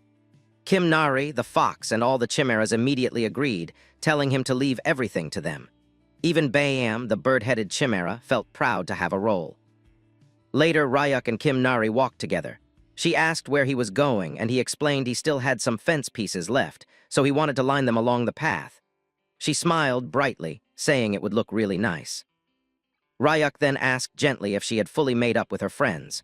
Kim Nari froze, answering slowly that she had, but then hesitated, asking if Ryak had really gone to the coconut tribe. He nodded. She grew uneasy, believing he now knew she wasn't actually a human girl. Kim Nari tried to tell him the truth, saying she wasn't from the coconut tribe at all. But before she could finish, Ryak suddenly flicked all the glowstones into the sky and snagged them with his webs, lighting the whole area in a breathtaking glow. He told her no one would come after her anymore. He had taken care of everything. Then he added that since their family had grown, they needed a name, so why not become the coconut tribe themselves? Kim Nari's eyes sparkled. She smiled, repeating her thanks again and again as the glowstone pillars lit the surroundings in warm light. Ryak patted her head gently and told her they should head back. Everyone was waiting. When they returned, Kim Nari proudly announced that from now on they were the coconut tribe. Ryak laughed. Jia and Bayam exchanged looks, relieved that the talk had gone well. Seo Jun, half collapsed from exhaustion, perked up in joy that Ryak had returned. The group had successfully covered the entire area with fences. But the moment Kim Nari stepped inside, Fox came running and threw herself onto her, panicking about where she had disappeared too. Ryak let them be, kids fight and grow, he thought. Then Blue swooped down at absurd speed, nearly crushing Ryak with excitement. Ryak caught the giant bird easily and hugged him, laughing that he had missed him too. Blue, despite being huge, was still a child at heart. Manager Kim rushed over, not surprised Blue had arrived before him, announcing the treatment was finished. Ryak examined Blue's feathers. They were completely repaired. Manager Kim proudly explained how he'd saved a little red moss Ryak had given him earlier. When applied directly by an alchemist, its effects multiplied dramatically. Ryak lifted Blue playfully as if helping him fly, amused by how strong even an A-rank alchemist could be. Manager Kim thanked him repeatedly. Seo Jun, shocked that Blue's feathers had regrown so fast, saw his opportunity. He leaned to whisper in Manager Kim's ear, asking if the alchemist had any interest in developing a hair loss cure. To his surprise, Manager Kim looked even more shocked, wondering how Ryak knew about it. Manager Kim confessed he had been researching a cure for 10 years. Seo Jun froze as Manager Kim added that conquering hair loss was the dream of every alchemist, and once he succeeded, he would gift some of the cure to Seo Jun, because he clearly needs it. Seo Jun fell to his knees, overcome with emotion, declaring he would do anything for him. The Sparrow siblings listened as Manager Kim explained that the spell formation on the mandras and the feathers was an ancient, extremely complex one. If he had a large supply of mandra fruit, he might find a solution. Ryak, who had been silent until now, casually asked if Manager Kim meant the red mandra fruits. The alchemist stared at him, shocked, wondering how the boy knew about them. In truth, Ryak had eaten tons of them already. He revealed that he had been feeding the mandras the highest grade mana, and that his entire backyard was a mandra orchard. Manager Kim nearly dropped his notebook. Ryak continued, explaining that mandras grow by absorbing and refining energy, producing fruit that they then reabsorb continuously. Their fruit holds extremely condensed pure energy. If forcefully picked, the energy corrupts into deadly poison for humans. The fruit can only be harvested willingly by the mandra. He also mentioned adding rocks to the patch, since mandras hide in caves when bearing fruit. Manager Kim scribbled rapidly, marveling at how Ryak knew all this. Ryak only smiled, saying the memories had come back recently because he had a history with mandras. A flashback emerged that showed test subject 17, long before he was Ryak, had been deployed to the Alpine region for a 10-day survival drill alone in the Demon Realm. To him, it had felt more like a nature walk, so he set his sights on reaching the mountain's summit. But then he heard rustling and discovered an injured mandra. The boy quickly grabbed the mandra, but as soon as the creature got conscious, it thought it was being attacked and smacked Ryak's hand away. The boy realized that this mandra was a feisty little thing for its size. But the reality was that the mandra was dried up and really injured by something, looking like it could collapse any minute. Ryak then noticed something amusing as he realized he was feeling sorry for another creature when he should not feel anything. The boy put his hand on the ground and started supplying mana to the mandra as it slowly began absorbing it and calming down. Even when it was still just a monster, Ryak was feeling pity for it. After absorbing the mana, the mandra finally slept. The boy knew that because it was exhausted, once it felt nourished, the mandra would get sleepy. He wondered if he should keep this creature with him for a few days after looking at its cute face. That evening, we see the boy walking as usual, with the mandra sitting in his front pocket as if showing him directions. The mandra guided him to a deep-looking cave, and the boy was happy after finding it, deciding to sleep there tonight. As the scene shifts, we see that Ryak and the mandra were inside the cave. The creature kept taking multiple peeks at our boy, wondering what the human was doing. And Ryak wondered if the creature was feeling better after getting high-quality mana because it was scurrying around so energetically. The boy drank the water he had collected, but then he noticed that the mandra was looking at him with puppy eyes, stars glittering through them. The boy realized the mandra must be thirsty too. Apologizing to it, he gave the remaining water to the little creature, who felt refreshed after drinking a lot of it. But as it was shaking itself, Ryak told it not to do so, otherwise it would be hard to give the creature water again. He knew that if anyone saw this little thing, they would think it was dancing happily. But suddenly, a shock hit the mandra's head, and it ran inside a small crack in the cave as a blue light started flashing everywhere. Shortly after the light died down, the mandra returned with 3 small red fruits. The boy wondered where those came from, but now the mandra gave these fruits to the boy for them to eat. Even though Ryak was supposed to be careful eating fruits from plant monsters, he was resistant to most toxins anyway.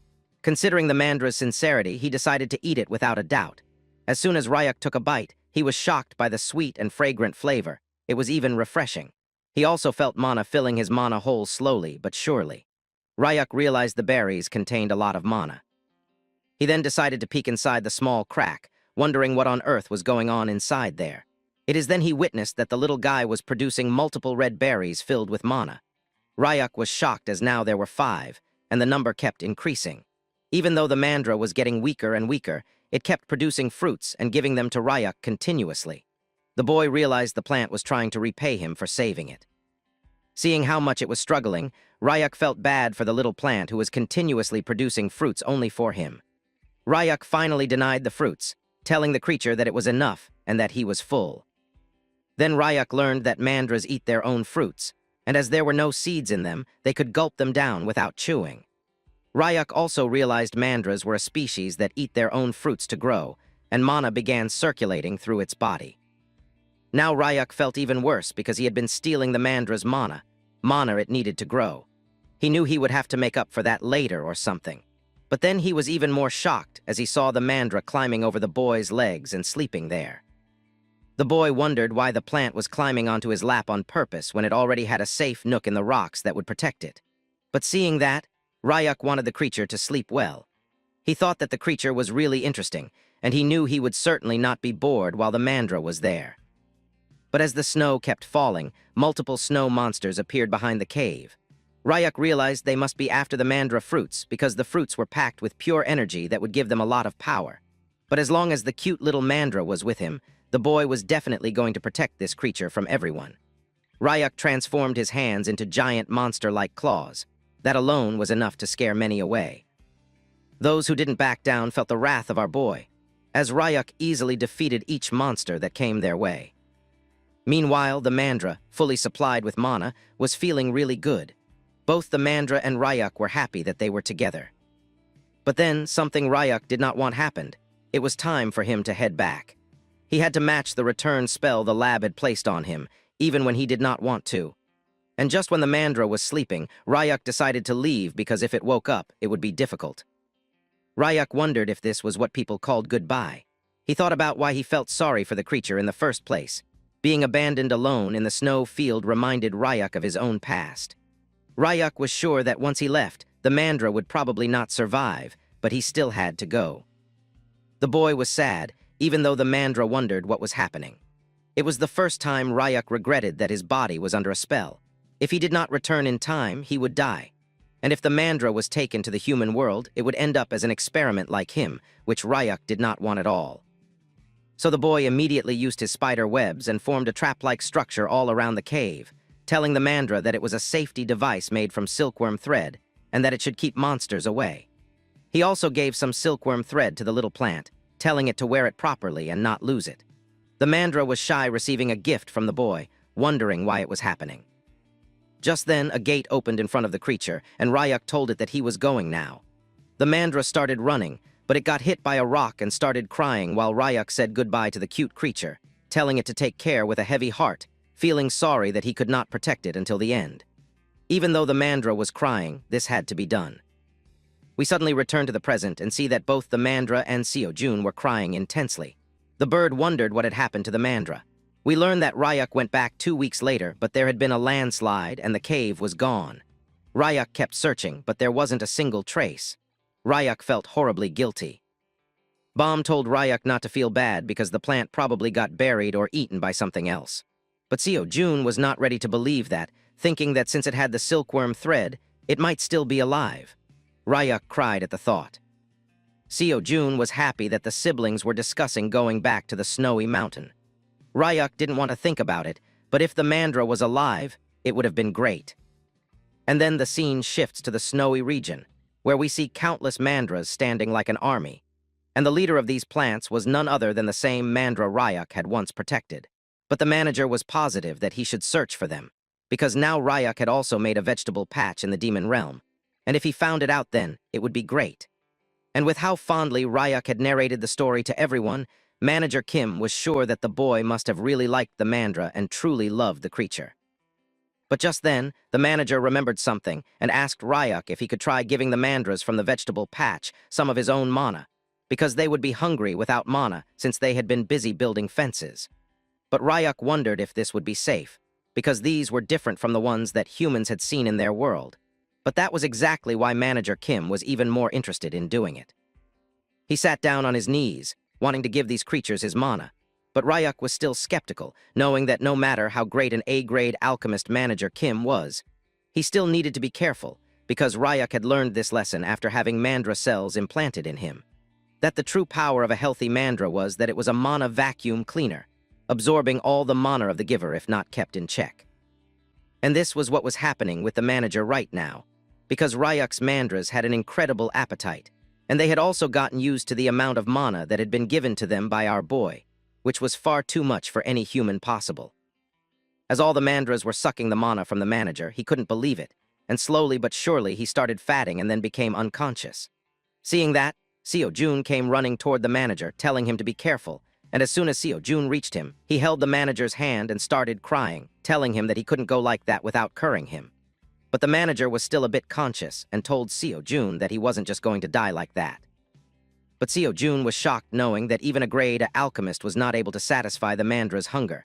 And on top of that, Kim Nari noticed that all the mandras were throwing up, and it was then Ryuk realized that it was a matter of quality over quantity, realizing that mandras were picky eaters and not all mana was suited for them.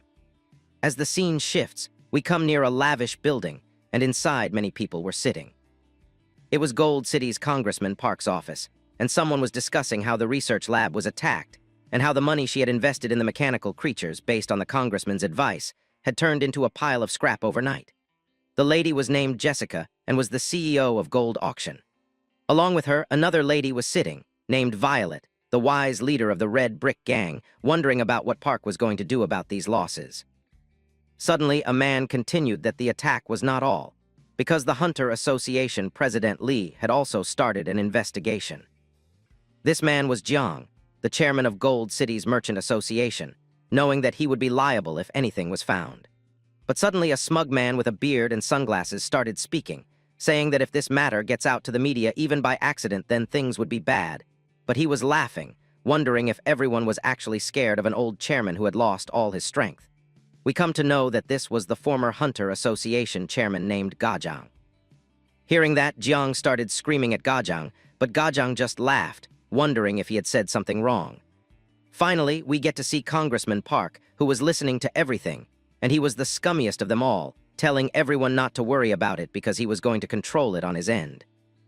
He informed everyone that some strange guy had shown up in some unknown slum area, and when national affairs can get messy like this, then these things have to be taken care of.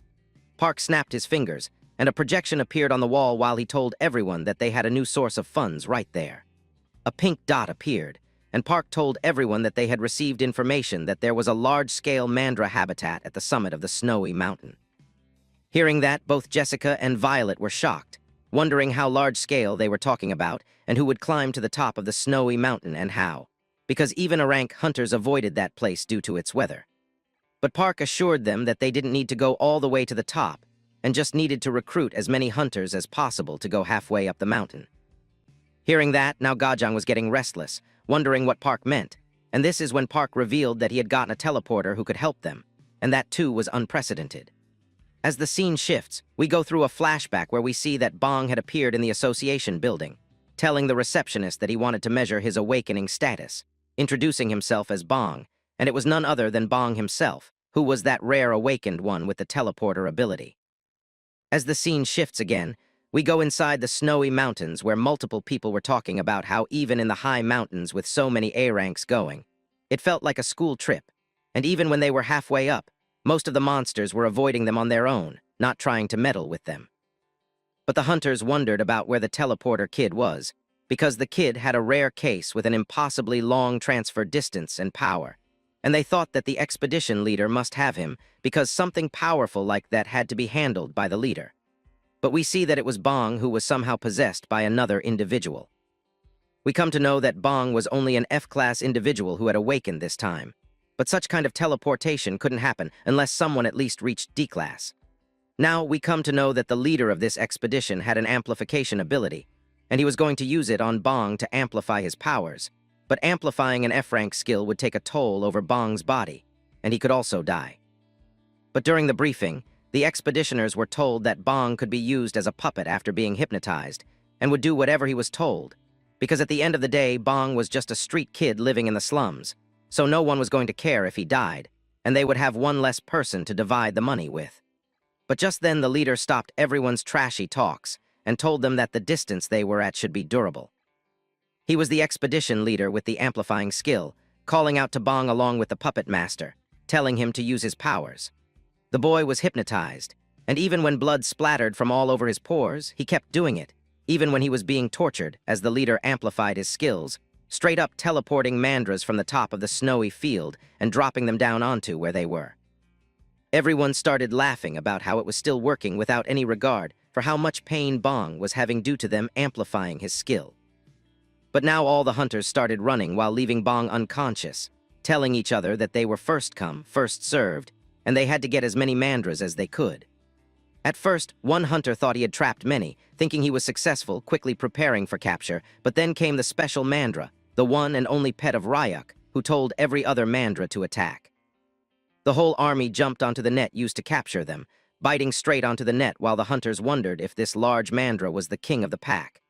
At first it seemed like they were eating the net, but in actuality the mandras were absorbing its mana, knowing that at this rate the net of light would dissolve.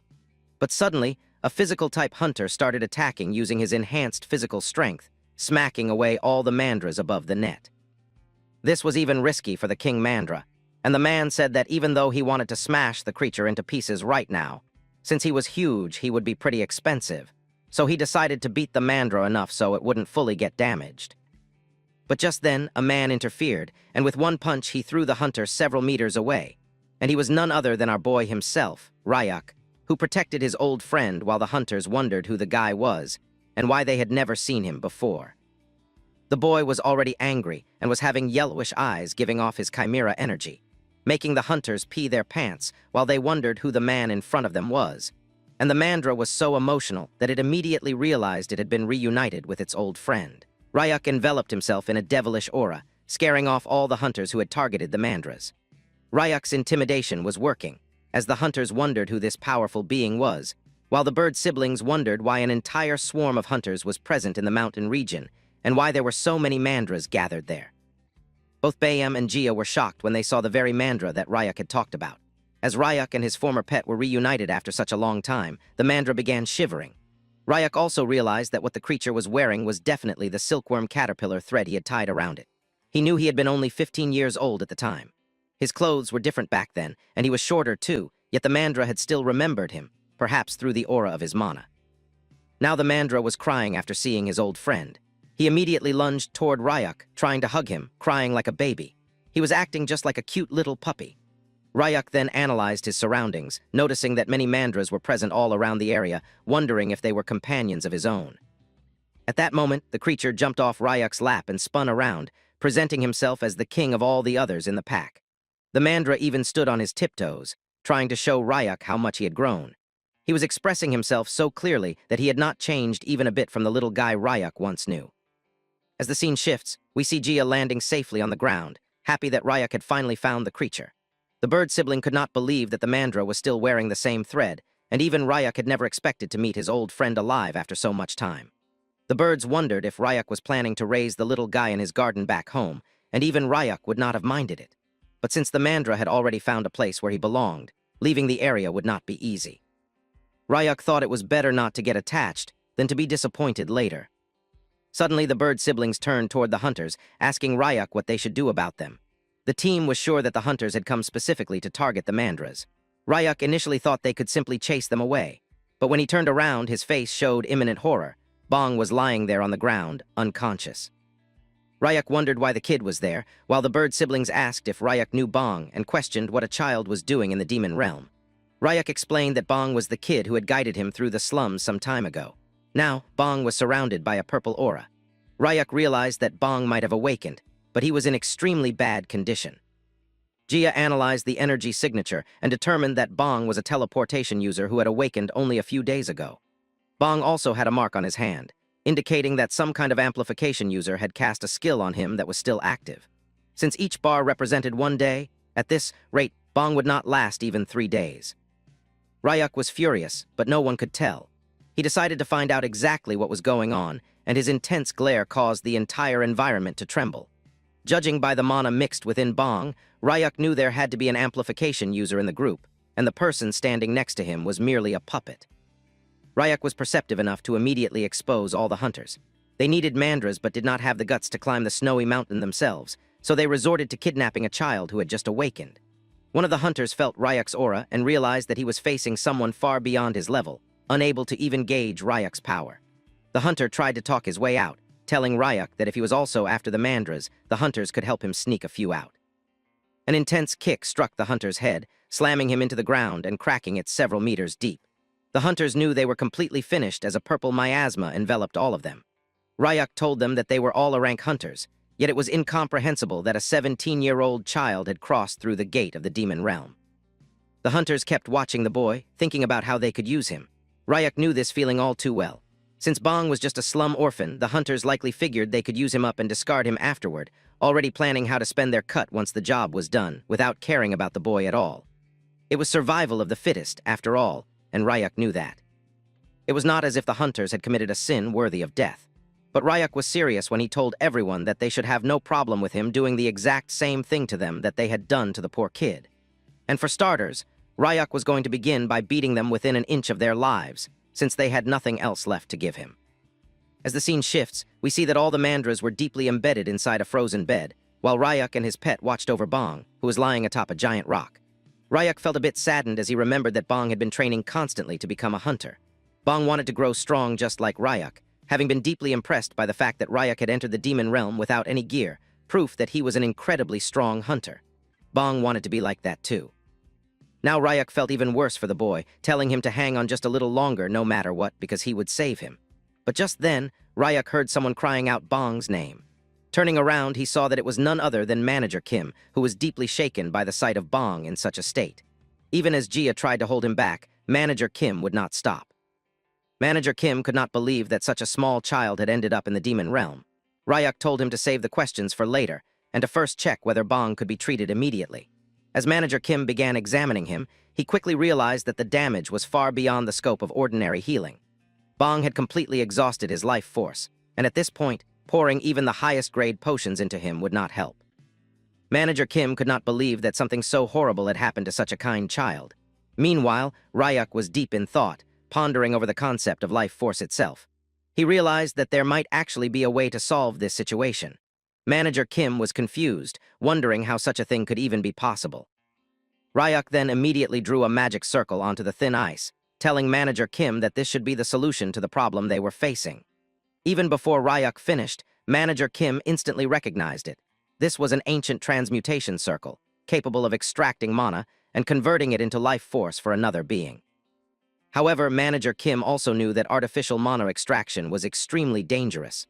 It had been banned and declared a forbidden technique by the government. On top of that, it required an immense amount of mana, enough to drain everyone present. And if the process failed, there was no guarantee that Bong would survive. Suddenly, Ryuk shocked everyone by saying that he wanted the manager to extract his mana instead. Even as everyone strongly disagreed, Ryuk insisted. He told them that he had done it before, and more importantly, he refused to let Bong owe his life to scum like those hunters who had tried to use him. Ryuk then recalled a flashback, one where a scientist told his subordinate that Ryuk's mana capacity exceeded all known limits and was virtually unmeasurable. With his near-infinite mana, they had once created the first transmutation circle capable of extending a person's life. That obsession with immortality had led to disaster, and a massive explosion followed. Back then, it had been Ryuk himself who had forcibly caused a backlash, unable to tolerate what those researchers were doing. Strictly speaking, even that circle had been poorly constructed. Still, Ryuk was willing to try again. He had to save the kid. With resolve in his eyes, Ryuk began taking off his shirt, revealing his toned muscles, and asked calmly if they were ready to begin. As Ryuk sat down shirtless within the transmutation circle, Manager Kim prepared to begin the mana extraction using the same circle carved onto Ryuk's back. He could not help thinking about how Bong had been deceived, and how Ryuk was still willing to help him despite everything. Manager Kim knew that he had to make this transmutation succeed. A blue aura surrounded everyone, signifying the convergence of life force. Finally, as the transmutation was completed, the life force truly took on a physical form. Manager Kim was both happy and shocked, realizing that now all he had to do was transfer it to Bong for the process to work. But just as the mana fully manifested, all the mandras suddenly began attacking Manager Kim. He was completely confused, wondering why the creatures were behaving so aggressively. Ryuk smiled faintly, understanding that the mandras probably believed Manager Kim was attacking him. Even Ryuk's pet mandra joined in, attempting to attack the manager. Manager Kim desperately tried to calm them down, insisting that it was all a misunderstanding and begging them to stop. Ryuk was genuinely surprised by how much these creatures cared about him. Still, he decided it would be best to send them back to their home while he remained in a trance. The manager kept pleading for Ryuk to intervene, but the scene soon shifted. An orange-colored potion was prepared, and a few drops were administered to Bong. As the medicine began to take effect, the amplification bar started to fade away, and Bong's breathing slowly returned to normal. Everyone felt a wave of relief upon seeing this, and Manager Kim broke down in tears, realizing that the treatment had succeeded and that Bong was finally going to survive. It was all thanks to Ryuk, no one else. While Manager Kim cried, Bayam and Ryuk quietly spoke to each other. They both felt something strange about the situation. To think that the brutal experiments they had once endured at the TDA laboratory were now being used to save a life made them realize how ironic and cyclical life could be. Manager Kim explained that Bong would still need more medicine and time to recover. Once he woke up, the manager planned to take the boy to his own home and personally care for him so there would be no further complications. Bayam then wondered how they were going to pass through the gate now that the amplification effect had worn off.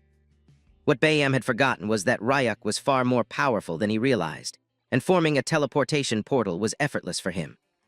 However, deep inside, Ryuk was thinking about how the transmutation circle had been banned by the government long ago due to the risk of it being abused to extend lifespans unnaturally. He decided that once he finished extracting the hunters, mana, he would erase Manager Kim's memories of this entire event. Manager Kim understood that it was better not to remember such a terrifying technique anyway. But he was still shocked when Ryuk mentioned extracting mana from the hunters as well. Ryuk explained that he would use the same method on them as punishment for standing by during a crime. Since they still needed to cross the gate, he would drain them until they were completely depleted. As for the extracted mana, he planned to discard it entirely. Bayam smiled upon hearing this, knowing it was typical Ryuk behavior. Still, the bird wondered whether Ryuk really intended to send the hunters back just like that, and whether their memories should also be erased. Meanwhile, Jia watched silently as the hunters were slammed face first into the ground. Ryuk clarified that he had no intention of wiping their memories this time.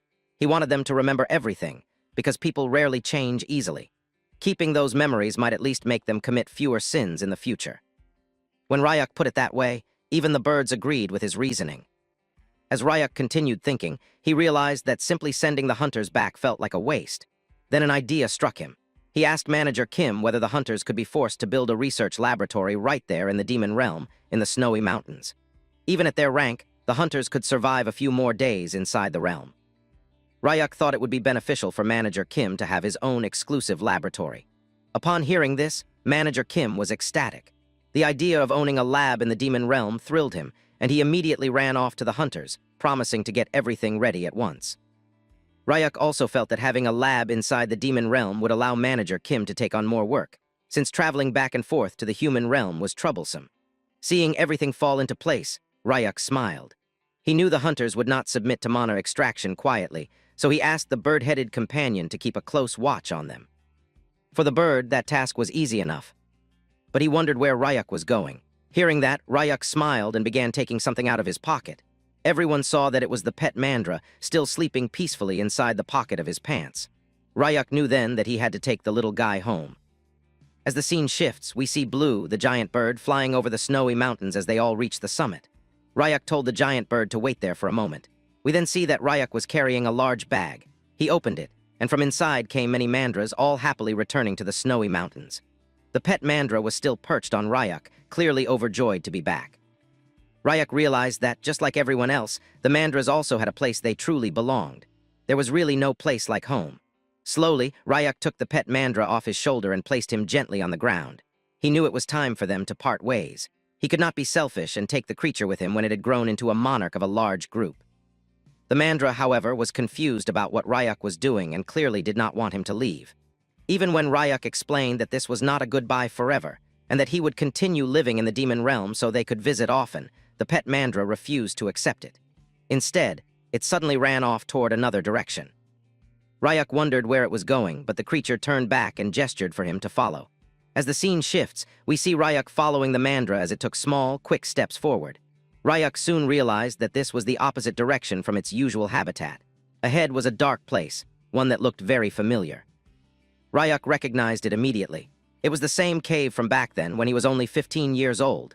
Surprisingly, the cave was still remarkably clean for an abandoned place, judging by the tracks on the floor. Ryak wondered if his pet had been coming here often. The mandra led him to the same cracked rock formation where it used to grow its fruit. Ryak wondered aloud if the mandra had found this place on its own. The creature simply smiled, as if agreeing. Suddenly, many mandras began arriving at the cave, searching for their monarch, worried because he had been missing. Among them was an elderly mandra who looked especially anxious. Seeing this, the monarch mandra hesitated nervously, then suddenly realized something. The mandra removed the silkworm thread Ryak had once tied around it and handed it to the elderly mandra, transferring the title of monarch. The other mandras murmured among themselves, surprised by the decision, as the elderly mandra trembled under the weight of the responsibility. But soon, all the mandras accepted him as their new leader and began celebrating. Ryak realized then that his mandra had willingly given up his position, just for him. Even as the creature cried, Ryak asked if he was truly sure about this decision. Despite the tears, the pet mandra looked happy, ready to sacrifice everything for Ryak. As the scene shifts, night falls and snow begins to fall softly. Ryak and the mandra rested inside the cave, just like in the old days. Once again, Ryak realized that everyone must choose for themselves where they belong.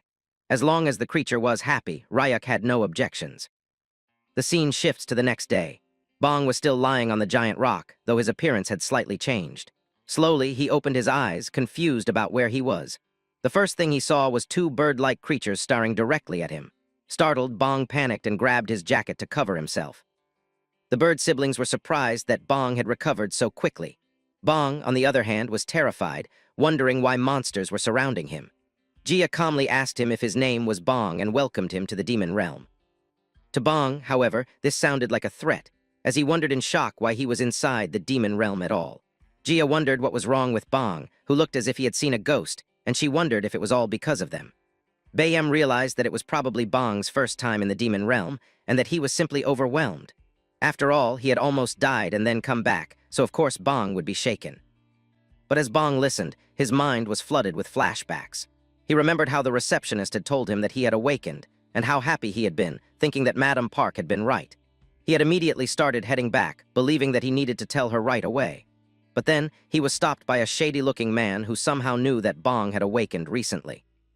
It was the same puppet user who had offered him a can of cold drink, asking if Bong was a teleportation user and congratulating him on becoming a hunter in training. The cold drink can was tossed toward Bong, and he caught it happily. The man told him that the drink was good for his mana pool. Bong thanked him, believing that he was a kind person. But the moment he drank it, his vision became hazy. Now, back in the present, Bong felt furious about how everything had turned out. He was just a slum orphan who wanted to become a hunter, yet he had been tricked like this. Bong began to cry, thinking that he had disappointed everyone who had believed in him. As the scene shifts, we see Blue once again soaring through the sky, carrying Ryuk on its back. The Mandra was sleeping peacefully inside Ryuk's shirt. As Ryuk looked around, he noticed multiple hunters already beginning construction on a laboratory. Ryuk landed on the ground effortlessly. Bayam was shocked by how easily Ryuk did it. He then wondered whether the mana extraction from the hunters had already been completed.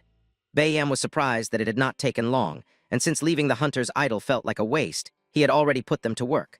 One group was gathering materials, while another was laying the foundation and raising the frame. Ryuk had expected resistance during the mana extraction, but thankfully, the hunters had been very cooperative. Bayam, however, nervously explained that it was Jia who had educated them a little. She had scared them so badly that they ran like bobbies to their mothers. One of the hunters had told the others that they were having their mana extracted just because a slum kid had almost died, and that they were being dropped to D rank after it had taken them over 20 years to reach their current rank. The hunters had come here to make money, and they could not understand what kind of mess they had gotten into. Bayam did not care, as Manager Kim extracted all of their mana anyway. The top 3 hunters wondered if they were really going to accept this quietly, while the others realized they had no choice, since 2 disaster-class monsters were standing right there. The amplification user, Cortana, thought that maybe if they combined their strength, they could take on these monsters, since he could not see the pretty boy anywhere. But before he could finish his sentence, Jia smashed her heel straight into his head as she flew toward them. In a devilish tone, she asked what they thought they were going to do if they combined all their strength. As Jia re-educated the hunters once again, Bayam realized that maybe his sister's temper was a bit too intense. But Jia warned them to listen carefully. She said she could overlook many things, but she would never forgive anyone who messed with children. She demanded that the hunters stop whining and choose, either let their mana be extracted quietly or die right there. Under her intimidation and piercing glare, the hunters immediately agreed to have their mana extracted quietly. Now back in the present, Jia was shouting again, wondering why they were resting when the research lab needed to be finished by tomorrow. The hunters apologized repeatedly. Ryuk realized that Jia was truly terrifying, but Bayam was confident that at this pace, the lab would be completed soon. He told Ryuk to leave the construction to them. Ryuk was carefree about it as well, knowing Bayam was good at building. Suddenly, Manager Kim approached from behind and informed Ryuk that he had disposed of all the extracted mana from the hunters, as instructed. Ryuk was satisfied and asked about Bong's condition. Manager Kim replied that Bong had woken up a while ago and was recovering quickly, but still seemed to be in shock. The manager asked if Ryuk would like to see Bong. Hearing this, Ryuk was surprised. As the scene shifts, we see Ryuk standing behind Bong, gently asking him if he was awake. Bong was shocked to see Ryuk standing in the demon realm. Ryuk immediately noticed that Bong had changed. His bangs had clearly turned white, and Ryuk wondered if it was because Bong had come back from the brink of death. On top of that, Bong's mana hole had become much larger, possibly because Ryuk's mana had mixed with his own.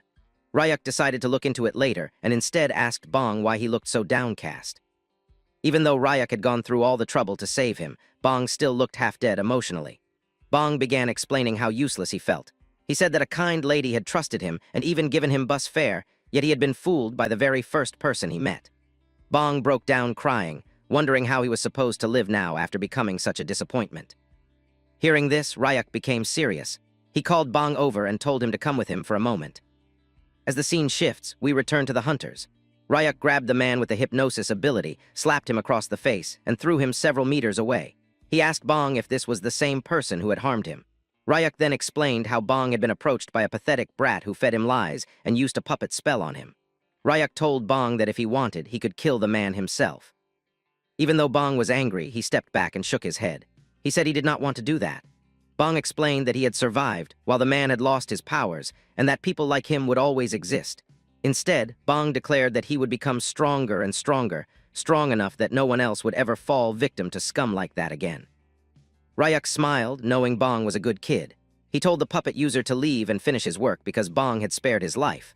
The man tried to thank Bong, but Bong did not care. Ryuk then told Bong to start mana training under Manager Kim's guidance. Manager Kim placed a hand on Bong's shoulder and told him that he was from the slums too, and that he would help Bong in every way possible. The bird siblings stepped forward as well, telling Bong that there was nothing wrong with coming from the slums, since they were from there too. Hearing this, Bong turned around and burst into tears, thanking everyone for their support. Ryuk smiled quietly, realizing that if Bong was raised properly, he might one day surpass even Sejun. At that moment, the pet mandra peeked out from Ryuk's pocket. The bird siblings were surprised and asked if Ryuk had brought the mandra with him. Ryuk explained that the monarch mandra had passed his title to another so that the pack could have a new king, and afterward, Ryuk had brought this mandra along, tying a new thread of companionship around it. Jia was shocked that a monster had willingly passed down the title of Pack King. Ryuk then told everyone that he was heading to the forest region for a while to show his new friend their home. He told them not to worry and asked them to say hello to Kim Nari and the others for him. With that, Ryuk jumped onto Blue's back along with the mandra and said his goodbyes as Blue took off immediately. Bong stood there in disbelief. Ryuk had appeared out of nowhere, helped him, and even saved his life. Bong wondered what kind of person Ryuk truly was. Bayam told him that Ryuk was just a crazy bastard who had once had nothing, so he feared nothing. After spending his life being used, Ryuk had become someone who wanted nothing more than to build a house in the demon realm and live peacefully. As the scene shifts, we see Kim Nari and the other chimeras along with Sejun stuck in a difficult situation. Ryuk wondered what was going on and whether everyone had been doing well. Suddenly, Sejun looked shocked as Kim Nari came running toward him, asking why he was so late. Ryuk asked what was wrong, and Kim Nari explained that both Birdie and Salsa had disappeared somewhere.